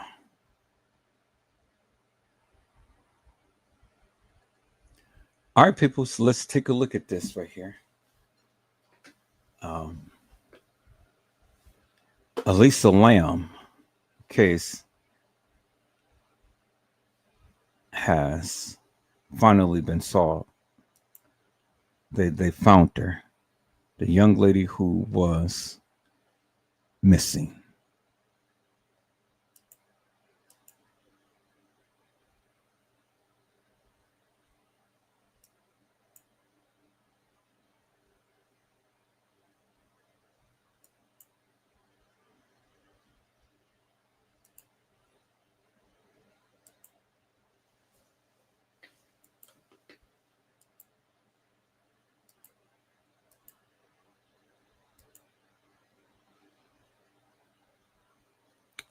Elisa Lam case finally solved, and it's not good. Shout out to Quanta for the live.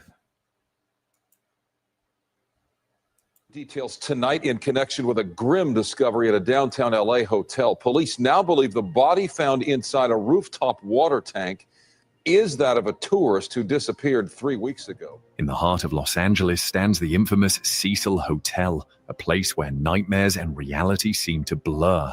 In 2013, the discovery of 21-year-old Canadian student Elisa Lam's body floating in one of the hotel's rooftop water tanks shocked the world. The disturbing elevator surveillance footage of her final moments, displaying erratic behavior as she appeared to hide from someone unseen, became one of the internet's most analyzed mysteries.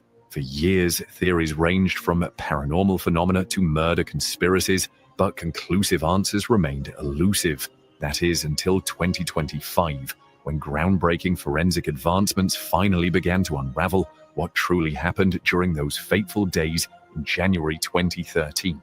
What follows is the definitive account of a mystery that haunted the internet for over a decade, and the scientific breakthroughs that finally brought answers. To understand the magnitude of this case, we must first travel back to January 26, 2013, when Elisa Lam checked into the Cecil Hotel. The 21-year-old University of British Columbia student was on what her family described as a West Coast adventure, a solo trip that would take her through California. She had been documenting her journey on social media, posting enthusiastic updates about San Diego before arriving in Los Angeles. Initially staying in a shared room, hotel staff later moved her to a private room following complaints about her odd behavior from roommates. Elisa was last seen by the hotel staff on January 31st. When she failed to check out as scheduled and missed her daily calls to her parents, alarm bells rang. Her family, concerned about her uncharacteristic silence, contacted the LAPD, who initiated a missing person investigation. Officers searched the hotel with dogs but found no trace of the young woman. They released her photos to the public, hoping someone had seen her. What transformed this from a routine missing person case to an internet sensation was the footage released by police on February 14th.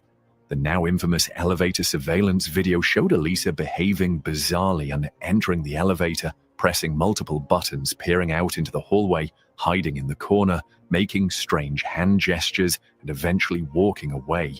The timestamp indicated this occurred on the day she vanished. The 4-minute video went viral, spawning countless theories and amateur investigations. The footage remains disturbing to this day. Elisa's movements appeared jerky and unnatural. At times, she seems to be communicating with someone outside the elevator, yet no one else appears on camera. She steps in and out of the elevator multiple times, at one point waving her hands in unusual patterns. The elevator doors remain open throughout the encounter despite her pressing numerous buttons. Perhaps most chillingly, at one point she steps outside and appears to be hiding, as if evading someone in pursuit. When she finally leaves the camera's view, she's never seen alive again. The Cecil Hotel's dark history. Built in the 1920s as a luxury hotel during Los Angeles' booming expansion, the Cecil quickly fell from grace during the Great Depression. Located in what became Skid Row, it developed a reputation as one of America's most haunted and tragic locations, a reputation that would eerily foreshadow Elisa's fate. Long before Elisa checked in, the Cecil had accumulated a staggering list of and unexplained deaths.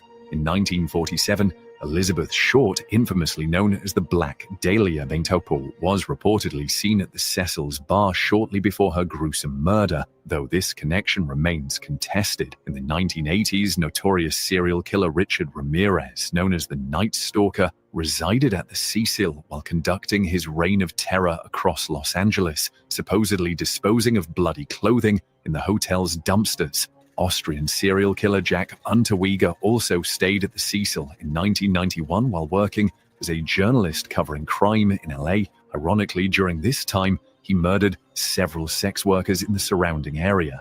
The hotel's dark history includes numerous suicides, including a woman who jumped from an upper floor in the 1960s, killing herself and a pedestrian she landed on. By the time Elisa arrived in 2013, the Cecil operated partly as Hotel Stay on Main, a budget hotel catering to tourists seeking affordable accommodation. However, long-term residents still occupied parts of the building, creating an unusual mix of transient visitors and semi-permanent inhabitants. The neighborhood remained dangerous, with drug activity and crime prevalent in the surrounding streets. The hotel's architecture itself contributed to its ominous atmosphere. A labyrinthine structure with multiple access points, fire escapes, and rooftop areas that were difficult to secure. The water tanks on the roof, where Elisa would ultimately be found, were part of an aging infrastructure system that supplied water to the entire building. This architectural context would prove critically important to understanding how events unfolded. The water tank discovery.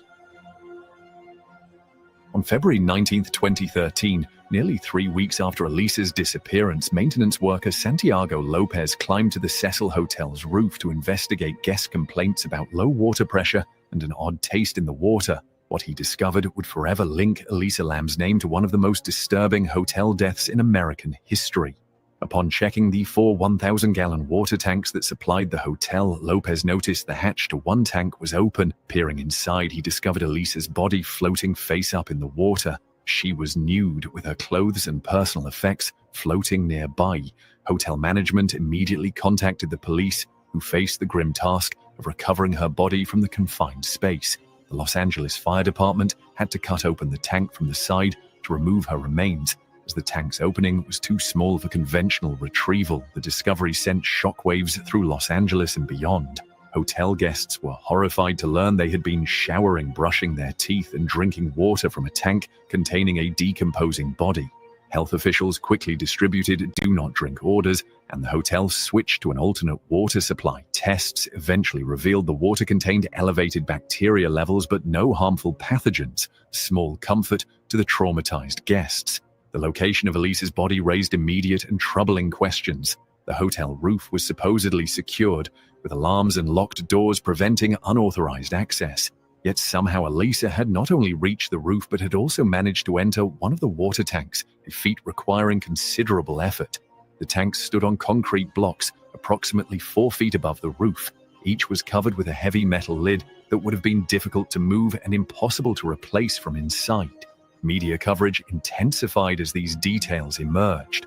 International news outlets picked up the story, drawing parallels to horror movies and urban legends. The circumstances seemed so impossible, so deliberately staged, that foul play appeared to be the only explanation. How could someone accidentally end up inside a locked water tank on a supposedly inaccessible roof? Forensic teams meticulously processed the scene, collecting water samples, testing the tank's exterior for fingerprints, and examining Elisa's belongings. Her cell phone was never recovered, adding another layer of mystery. Initial examinations could not determine if she had entered the tank voluntarily or had been placed there after death. The advanced decomposition of her body in the water complicated efforts to establish an exact time or cause of death. Previous theories and dead ends. As investigators worked to make sense of Elisa's death, theories proliferated faster than facts. The Los Angeles County Coroner's Office initially labeled her death as undetermined, fueling speculation. When they eventually ruled it an accidental drowning, many remained unconvinced. The peculiar circumstances and unanswered questions led to a maze of theories, some plausible, others venturing into the realm of the supernatural or conspiratorial. The paranormal theories gained particular traction online. Some believed Elisa had encountered a malevolent spirit in the hotel, pointing to her strange behavior in the elevator as evidence of possession or fear of something supernatural. Others connected her case to Korean elevator games that supposedly summoned spirits. These theories, while lacking evidence, spoke to the unsettling nature of both the Cecil Hotel and the elevator footage. More grounded theories focused on potential foul play. Some suspected hotel staff who had access to the roof and knowledge of the hotel's layout. Others proposed that Elisa had witnessed illegal activity during her stay and was silenced. Conspiracy theorists even suggested government involvement, noting similarities between her death and a tuberculosis outbreak in Skid Row at the time, the test for which was called the Lam-Elisa test, a coincidence too striking for some to dismiss. Law enforcement pursued multiple leads that ultimately went nowhere. They interviewed hotel employees and guests extensively. Security footage from nearby businesses was reviewed for any sign of Elisa leaving the hotel or being accompanied by suspicious individuals. Her social media accounts and electronic communications were scrutinized for clues about her mental state or potential meetings with strangers. Despite these efforts, no evidence of another person's involvement emerged. Toxicology reports from 2013 found traces of her prescribed medications, Wellbutrin, Lamictal, Seroquel, and Effexor, but at levels consistent with therapeutic use rather than overdose. No illegal drugs were detected. Without evidence of drugs, alcohol, or physical trauma that would explain her behavior, investigators hit a roadblock. The physical evidence presented its own contradictions. How did Elisa access the roof, which reportedly required bypassing locked doors and alarms? How did she climb into the tank without a ladder? And perhaps most perplexingly, how did the tank lid get closed if she had entered voluntarily? These questions led some detectives to continue believing in foul play despite the official ruling. Mental health considerations. Particularly her mental health journey provides crucial context. Elisa had been diagnosed with bipolar I disorder and was managing her condition with a combination of medications.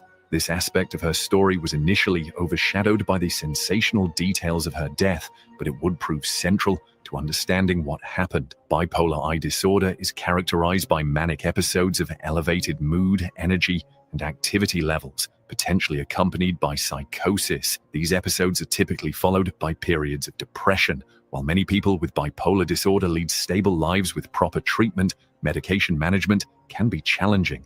Elisa's medical records, released years after her death with her family's permission, revealed she had experienced both manic and depressive episodes in the past and had been hospitalized for her condition. Her prescribed medications included mood stabilizers, Lamictal, antidepressants, Effexor, and Wellbutrin, and an antipsychotic, Seroquel, a combination commonly used to treat bipolar disorder with psychotic features.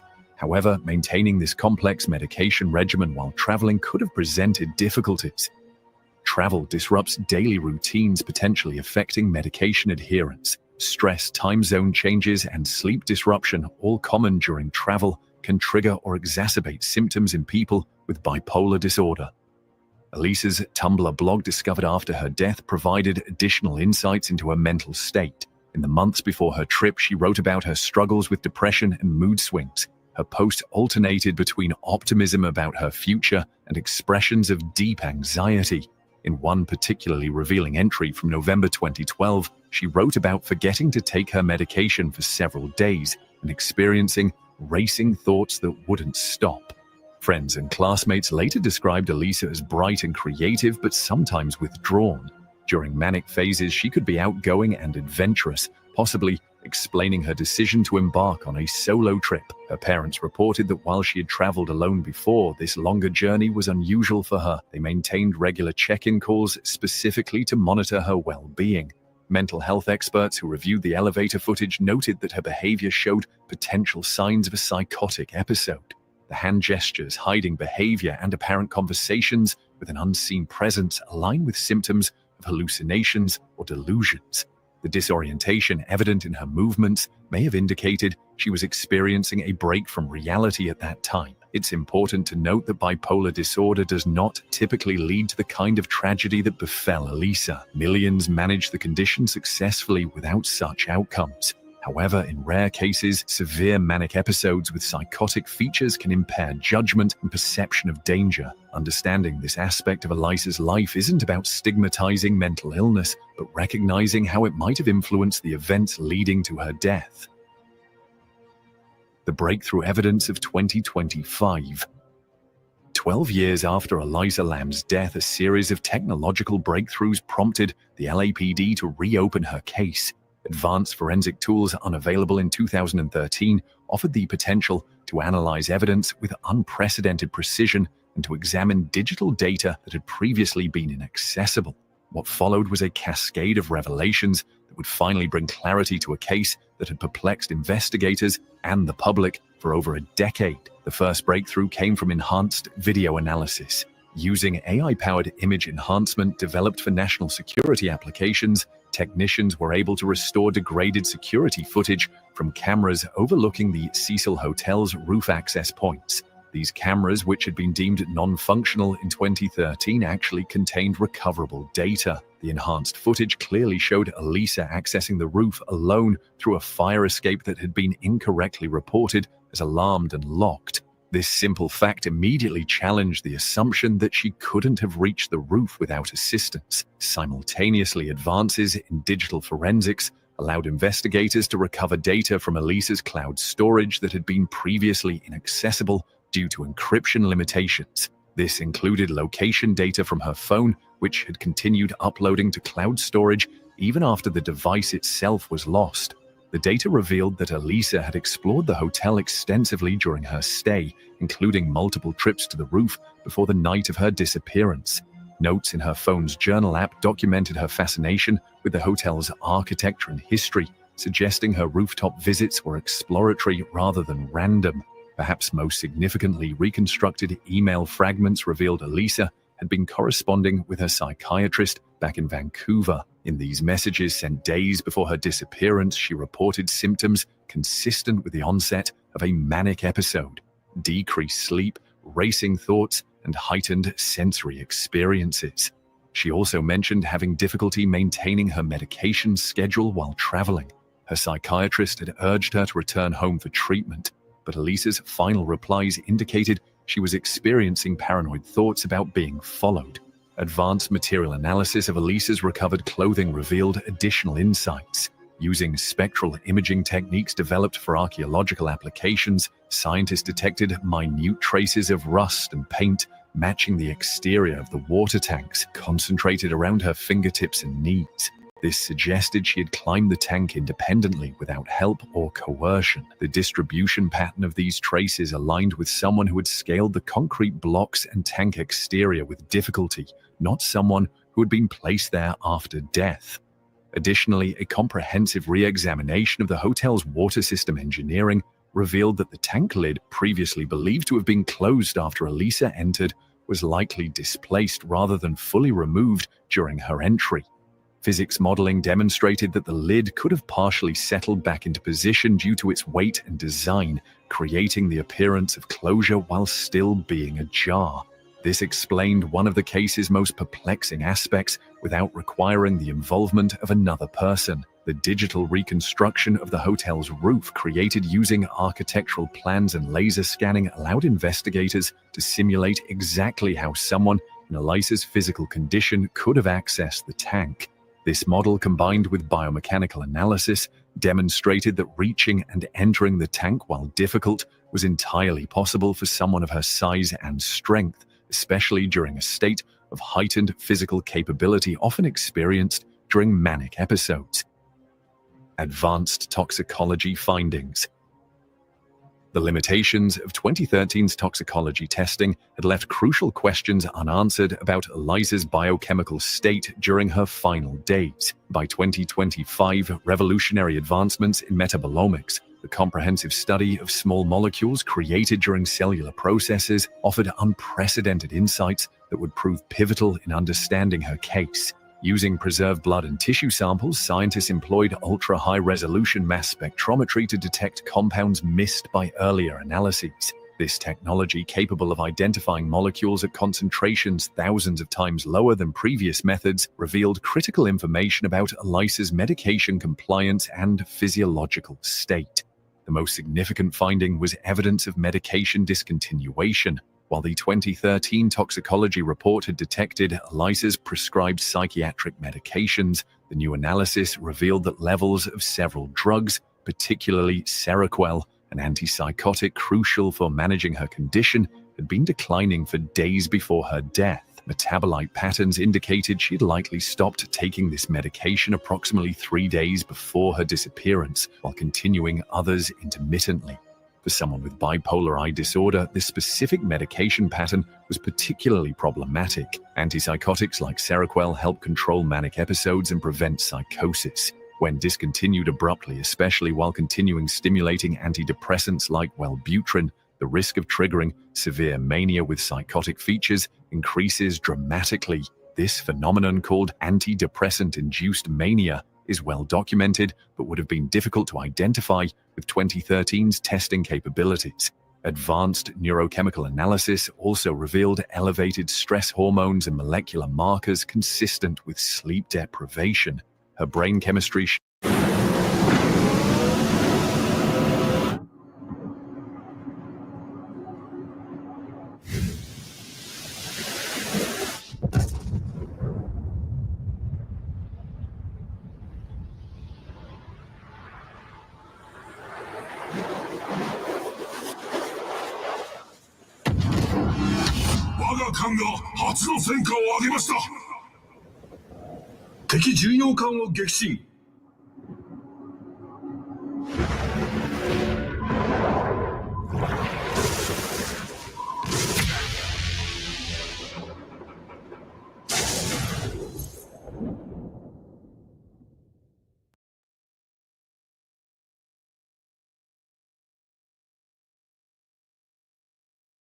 showed the biochemical signature of someone who'd been awake for potentially 48 to 72 hours, a common occurrence during manic episodes. This extended wakefulness would have further impaired her judgment and perception. Perhaps most revealing was the detection of altered reality perception biomarkers, neurochemical patterns associated with hallucinations and delusions. These biomarkers, combined with the evidence of medication discontinuation, painted a clear picture of someone experiencing a severe manic episode with psychotic features at the time of death. Temperature analysis of the water tank environment, combined with a new understanding of how hypothermia affects individuals in manic states, provided insight into her final moments. people experiencing mania often have impaired temperature regulation and decreased sensitivity to cold, explaining how Elisa could have voluntarily entered the cold water without immediate distress. However, hypothermia would have quickly set in, leading to confusion, exhaustion, and ultimately drowning. The advanced toxicology findings conclusively ruled out deliberate overdose or poisoning. No substances other than her prescribed medications were detected, and those were at subtherapeutic rather than toxic levels. This effectively eliminated theories involving drug-related foul play or suicidal intent through overdose.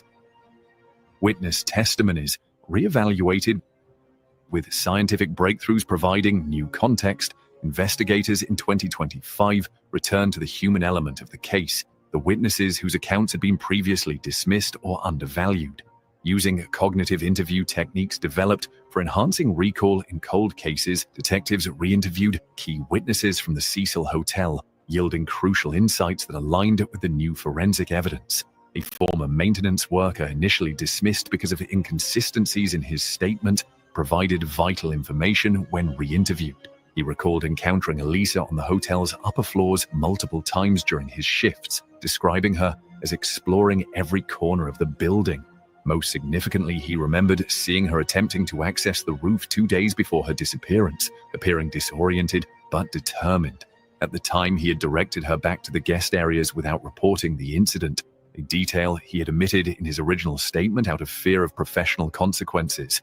Similarly, a long-term hotel resident whose room was near the roof access stairwell reported hearing someone climbing the stairs late at night on multiple occasions that week. She'd mentioned this during initial interviews, but investigators had prioritized looking for signs of forced entry or struggle rather than patterns of exploration. Her timeline of hearing these movements aligned perfectly with the recovered location data from Elisa's phone.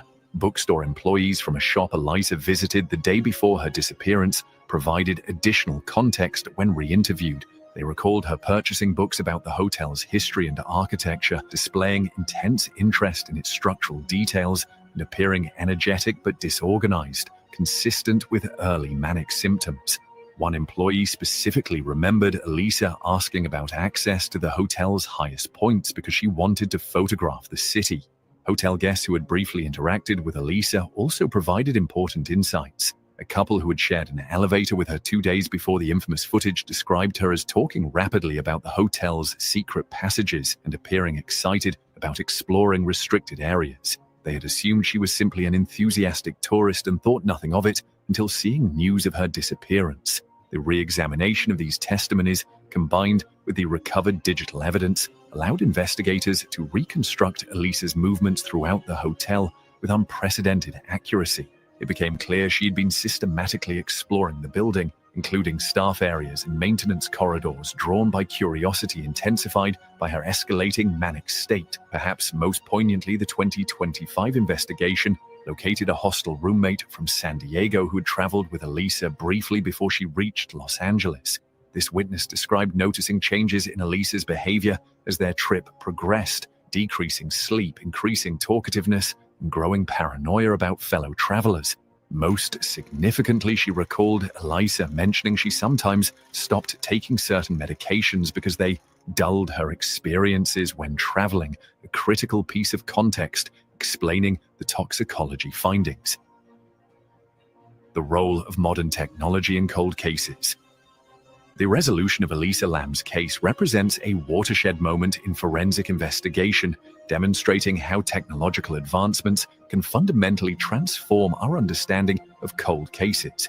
The methods employed in 2025 didn't just add new details, they completely reframed what was possible in revisiting unresolved deaths, particularly those involving mental health components.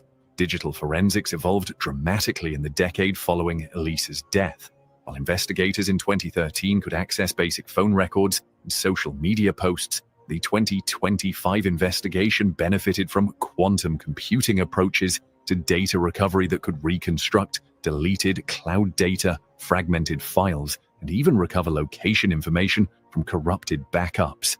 This allowed investigators to trace Elisa's digital footprint with unprecedented precision, revealing not just where she went, but patterns in her online searches and notes that reflected her deteriorating mental state. Artificial intelligence played a crucial role in analyzing the vast amounts of data generated by the reinvestigation. Machine learning algorithms identified subtle patterns across seemingly unrelated evidence, correlating her movement patterns with medication timing, sleep disruption, and changes in her digital communication style. The AI analysis identified the progressive disorganization in her writing and social media posts in the days before her disappearance, recognizing linguistic markers of mania that human reviewers had missed. Virtual reconstruction technology allowed investigators to move beyond theory into evidence-based simulation. The hotel environment, water tank, and even the physics of water displacement were accurately modeled using architectural plans and engineering specifications.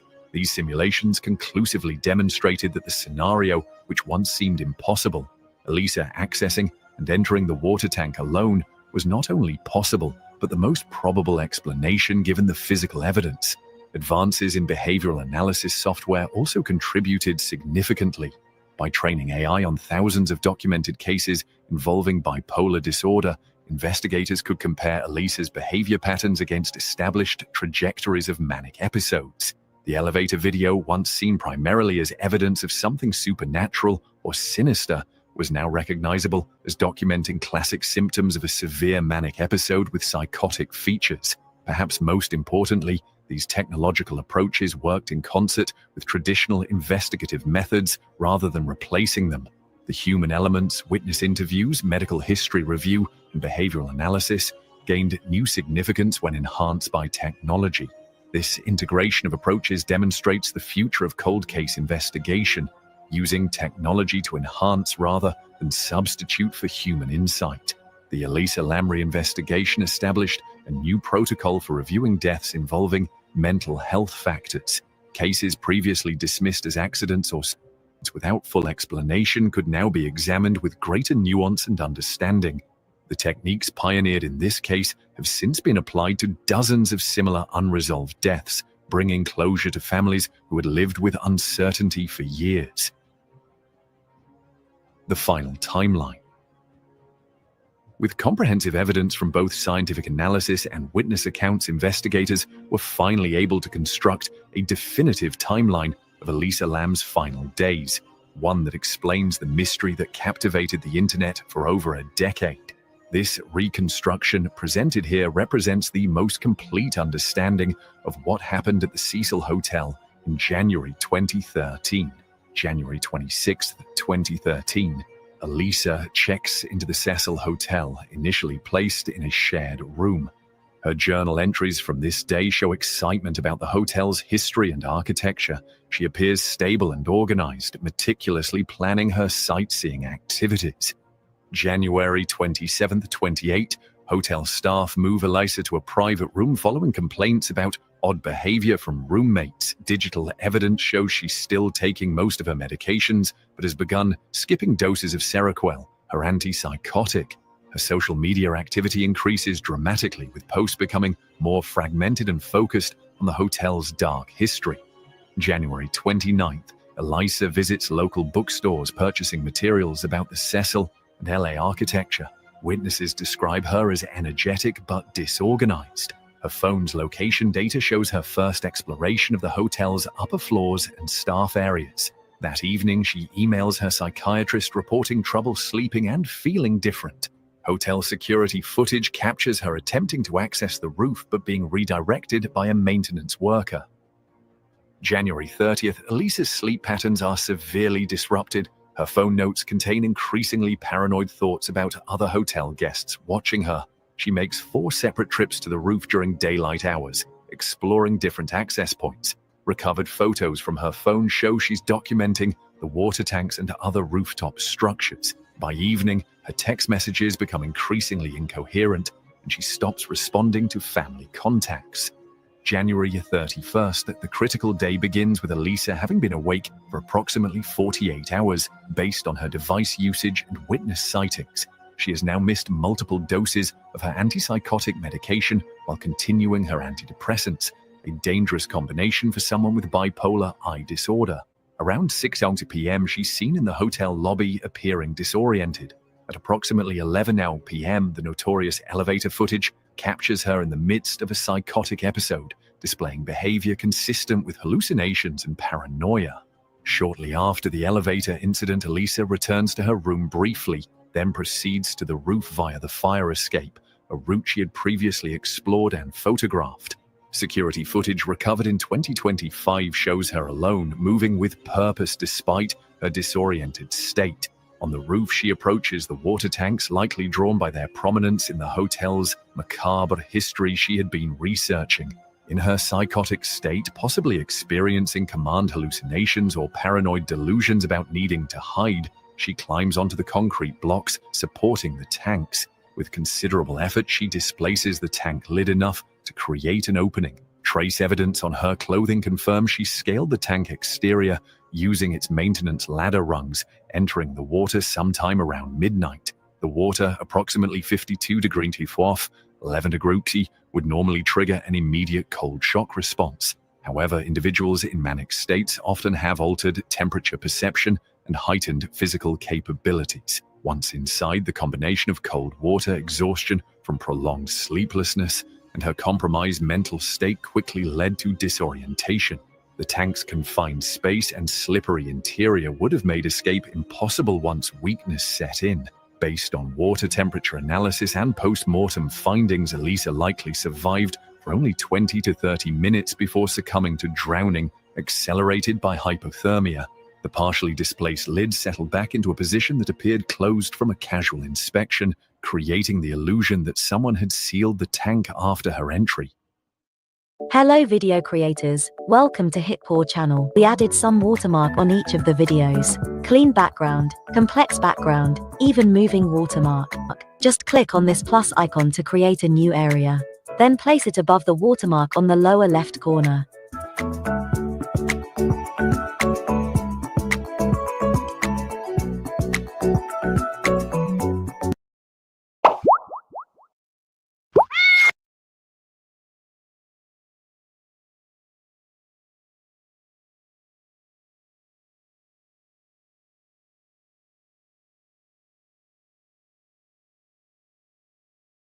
Wow, that was a live right there, boy, man.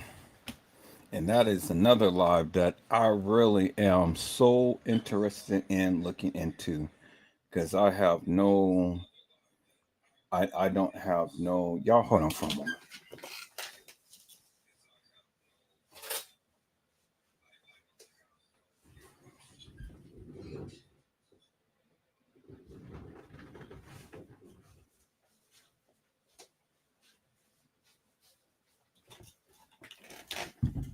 See, these are the type of lives that I love to get into and stuff, because all of the twists and turns and everything, and there's no clear-cut answers and stuff.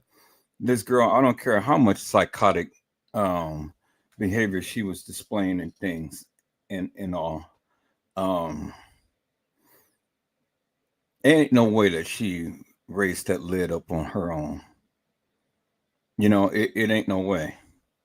And then she's just going to go to the utmost part of the hotel and then go and jump herself into a cauldron or a tank.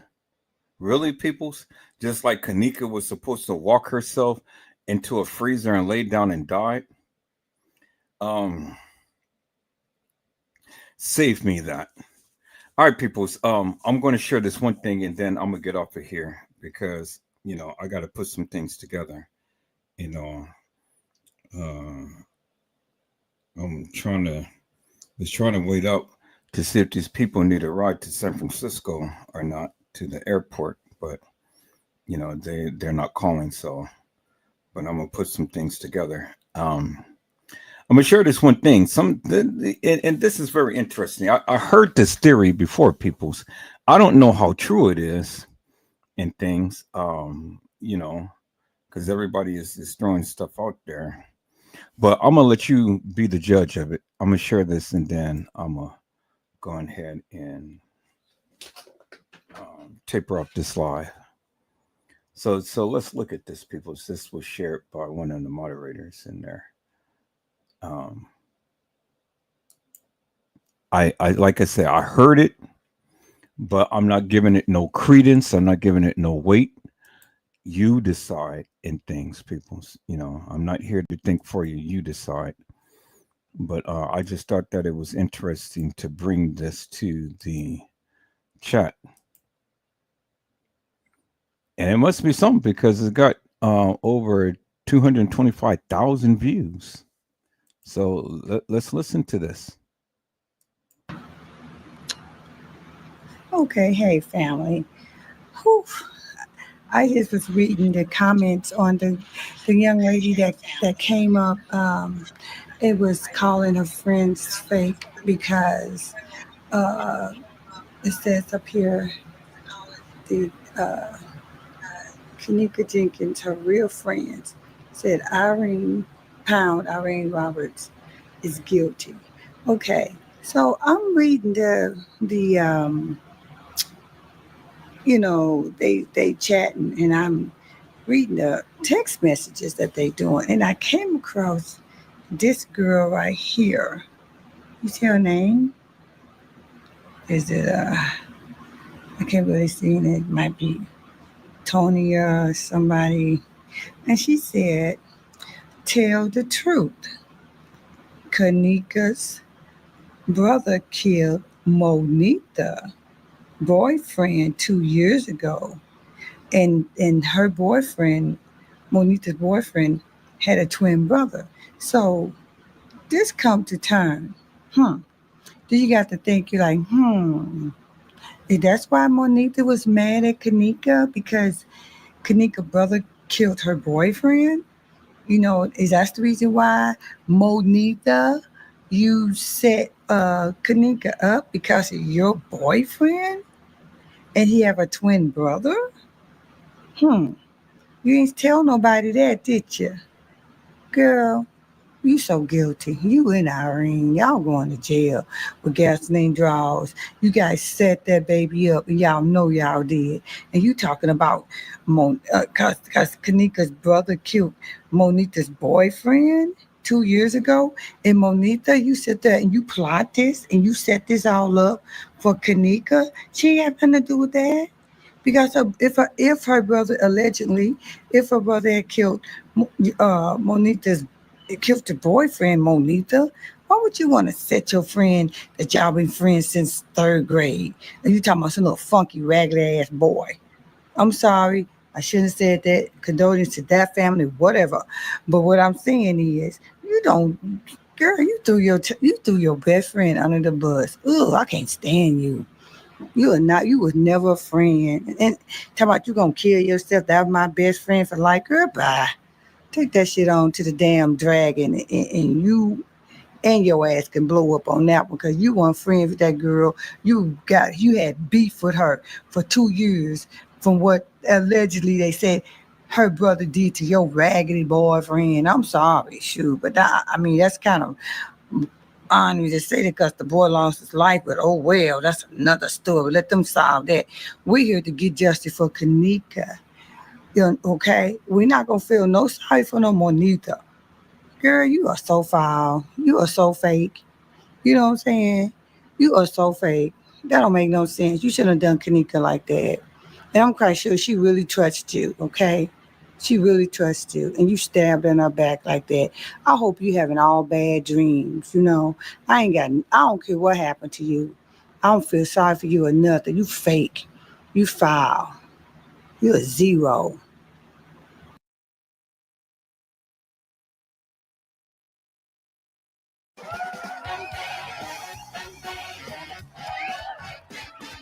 It's me again, Bunny!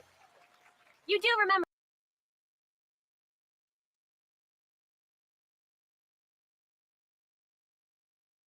All right, people. So I got my work cut out for me. You know, this is a new twist that I've heard. I never really gave much credence on and things.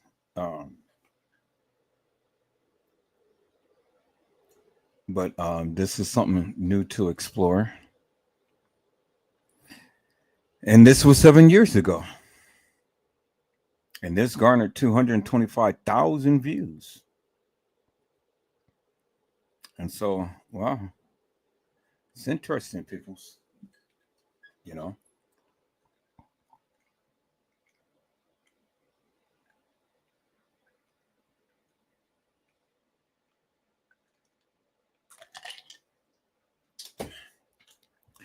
Shout out to my moderators for providing this video. Got my work cut out, peoples.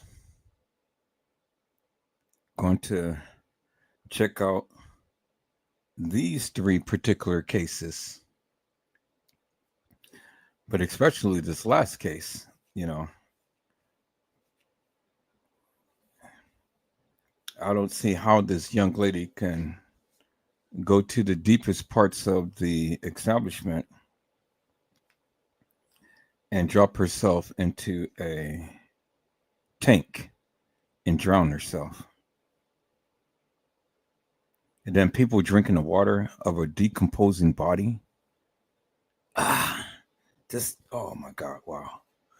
That's crazy in itself. Just to even think about drinking somebody's decomposing body. Oh, goodness. Just even a thought about that. Oh, it's way too much, peoples. All right, peoples. Well, that's the end of my journey for tonight. I greatly appreciate each and every one of you for coming in and hanging with me on today. We're going to come back with a new live. I'm going to check out some things and stuff. And I think we got a new case to explore, peoples.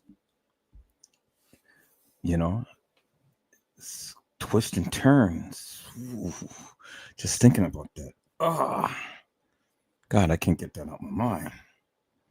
You drinking the...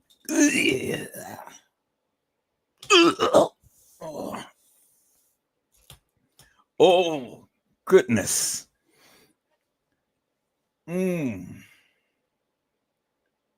I can't get that out of my mind, people. You drinking a...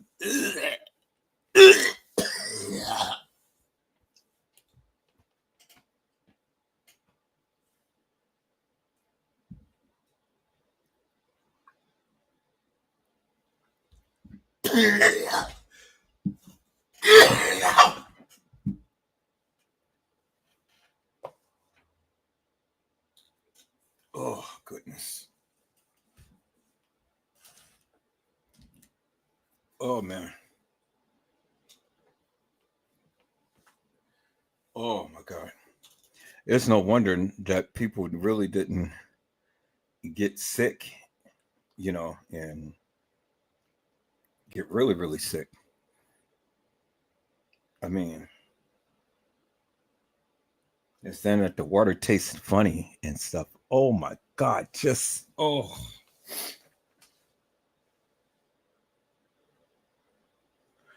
Oh, man.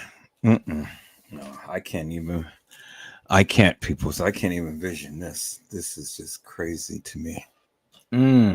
Oh, my God.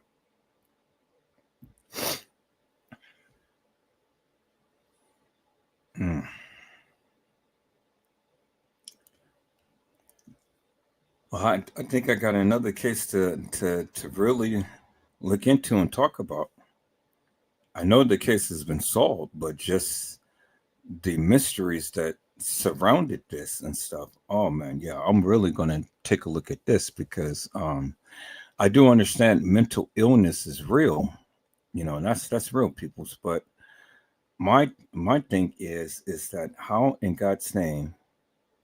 And see, you know, when I examine these cases and stuff, I always look for certain things, you know, because what people give a narrative and they say, well, yes, this is the obvious. Well, to me, the obvious is just giving me a lot of questions to ask. and I can't garner no answers that quickly from the questions that I have and things. And one of the questions is just like Kanika Jenkins, how and why, just think about it for one moment, or just on its face value. Listen, why would Kanika walk herself directly into a freezer?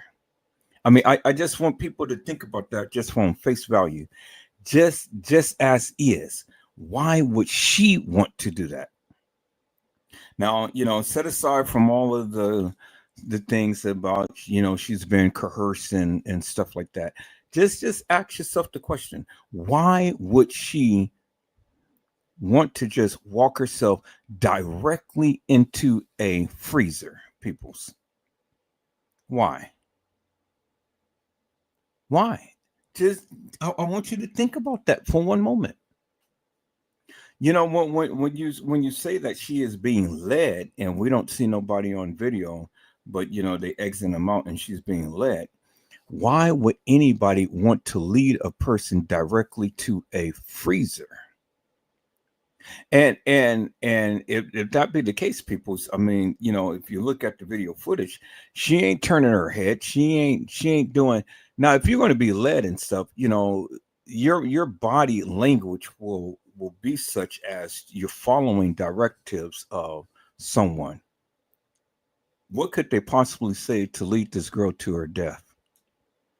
Just I want you just to think about that. Think about that on its face value. Why would she want to go and walk herself directly into a freezer? It's almost like what you guys are saying. It's almost like she knew exactly where she was going and what she was doing. I mean, all of the places that she could have been in that establishment, if you say that was Kanika walking the halls of that establishment.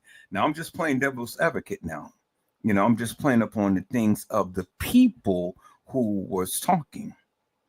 Now, you help me to make that make sense, because it doesn't make no sense to me. It really doesn't. It doesn't make no sense whatsoever, peoples. I don't care how you slice it and dice it. Because if you're trying to say that this girl walked the halls of that establishment, you got to understand, from getting downstairs to upstairs, do you know the great feat that that the person had to undergo in order to get to the upper level kitchen from downstairs, peoples? And then down Shendell Lane, there was video footage that would have captured her walking down Shendell Lane, peoples, because that establishment had all types of cameras. But it just so happens that the pertinent cameras that would have caught her in areas somehow just not was in operation. Come on, peoples. Boy, if you guys don't understand cover up, come on now. I said, if you guys don't understand cover up, come on now. Save me with all of this conspiracy madness. The cameras just conveniently just stop working. And then this girl just conveniently just happens out of not even knowing the establishment, just happens to come and funnel up on a kitchen that was in construction, and then she's going to walk herself straight in the trajectory of a freezer instead of walking across on the other side of a open kitchen or whatever. She walks herself directly into the back of a freezer, open up the door, and then walk herself in. I mean, think about that for one moment, just on its face value. Set aside for all of the stuff that the people were saying, oh, well, somebody's leading her and this and that and the other. I just want you to think about that for on its face value. It doesn't make no sense, peoples. It really doesn't make no sense whatsoever. I don't care how you slice it and dice it. Because if you say that she did that on her own accord, well, then you're saying is that she is responsible for her own death because she decided that she wanted to go and take a trip to a freezer and cool down. That's what you're saying. That is exactly what you're saying. If you say Kanika walked herself into that freezer and you believe that video madness, peoples, what you're saying is that this girl walked herself into her own death. And when the case of the other young lady, peoples, you know, out of all of the places to come to the establishment, how in God's name would she ever know that they had water towers up on the top of the roof to just go and open up a door and stuff and then just dive on in? Really, people? Really? I mean, you know, just think about that just for face value for a moment. Think about the feat that she had to go through, even if she was just getting off hinge and she wasn't on her medicine and she was hallucinating things. How could she have known that the tanks that was up on the roof? What, did she see a schematic? You know, I mean, come on now, man. You know, it's just, oh my God, it's crazy.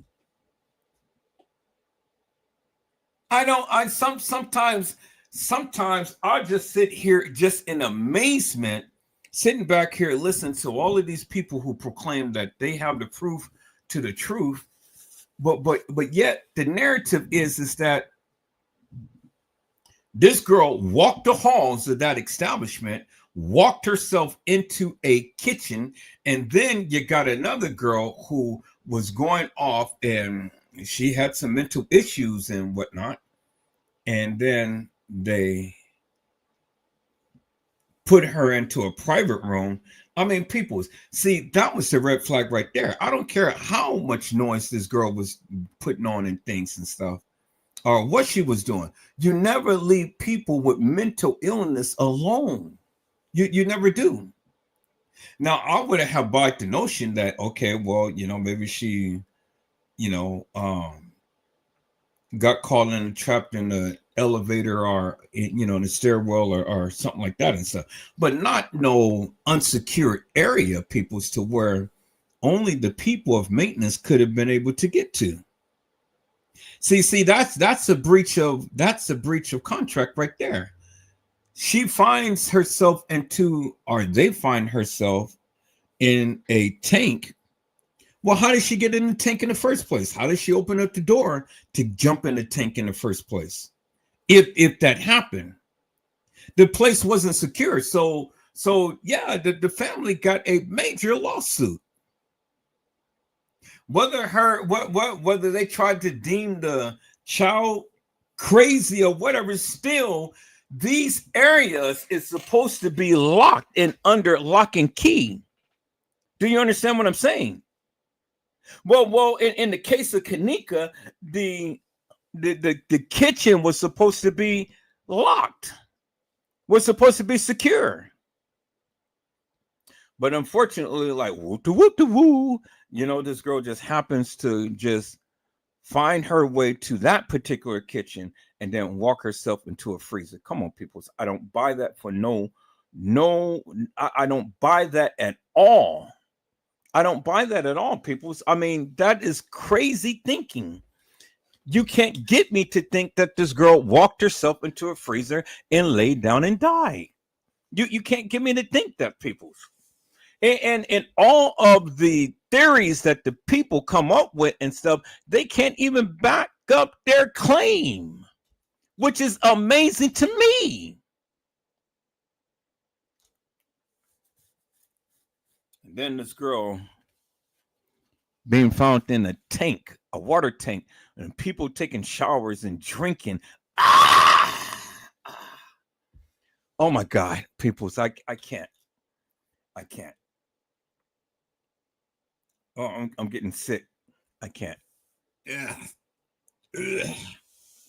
Oh, my stomach is hurting.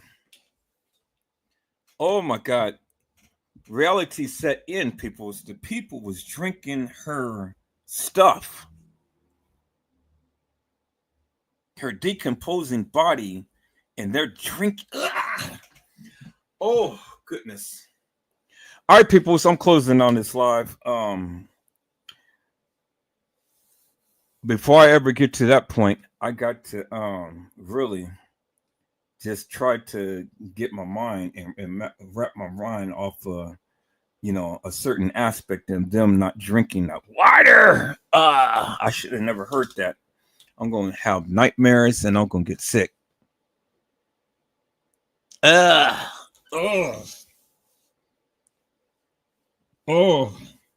See, I can't help it, people. I'm a visual, I visualize things and stuff, and it's just in my mind. I can't get rid of that. Oh, I'm getting sick. All right, people, so I'm shutting down. People, so I hope I had said something to encourage your hearts upon today. Tune in again next time to when Edward Joseph Let's Talk Live, Edward Joseph Kitchen, Edward Joseph Gospel, Edward Joseph's Blessings Giveaway 2025 will come to you with something.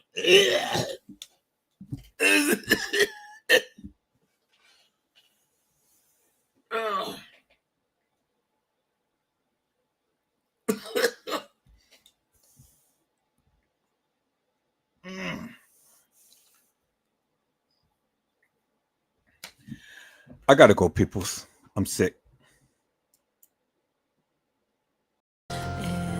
Nobody does it better. Sometimes I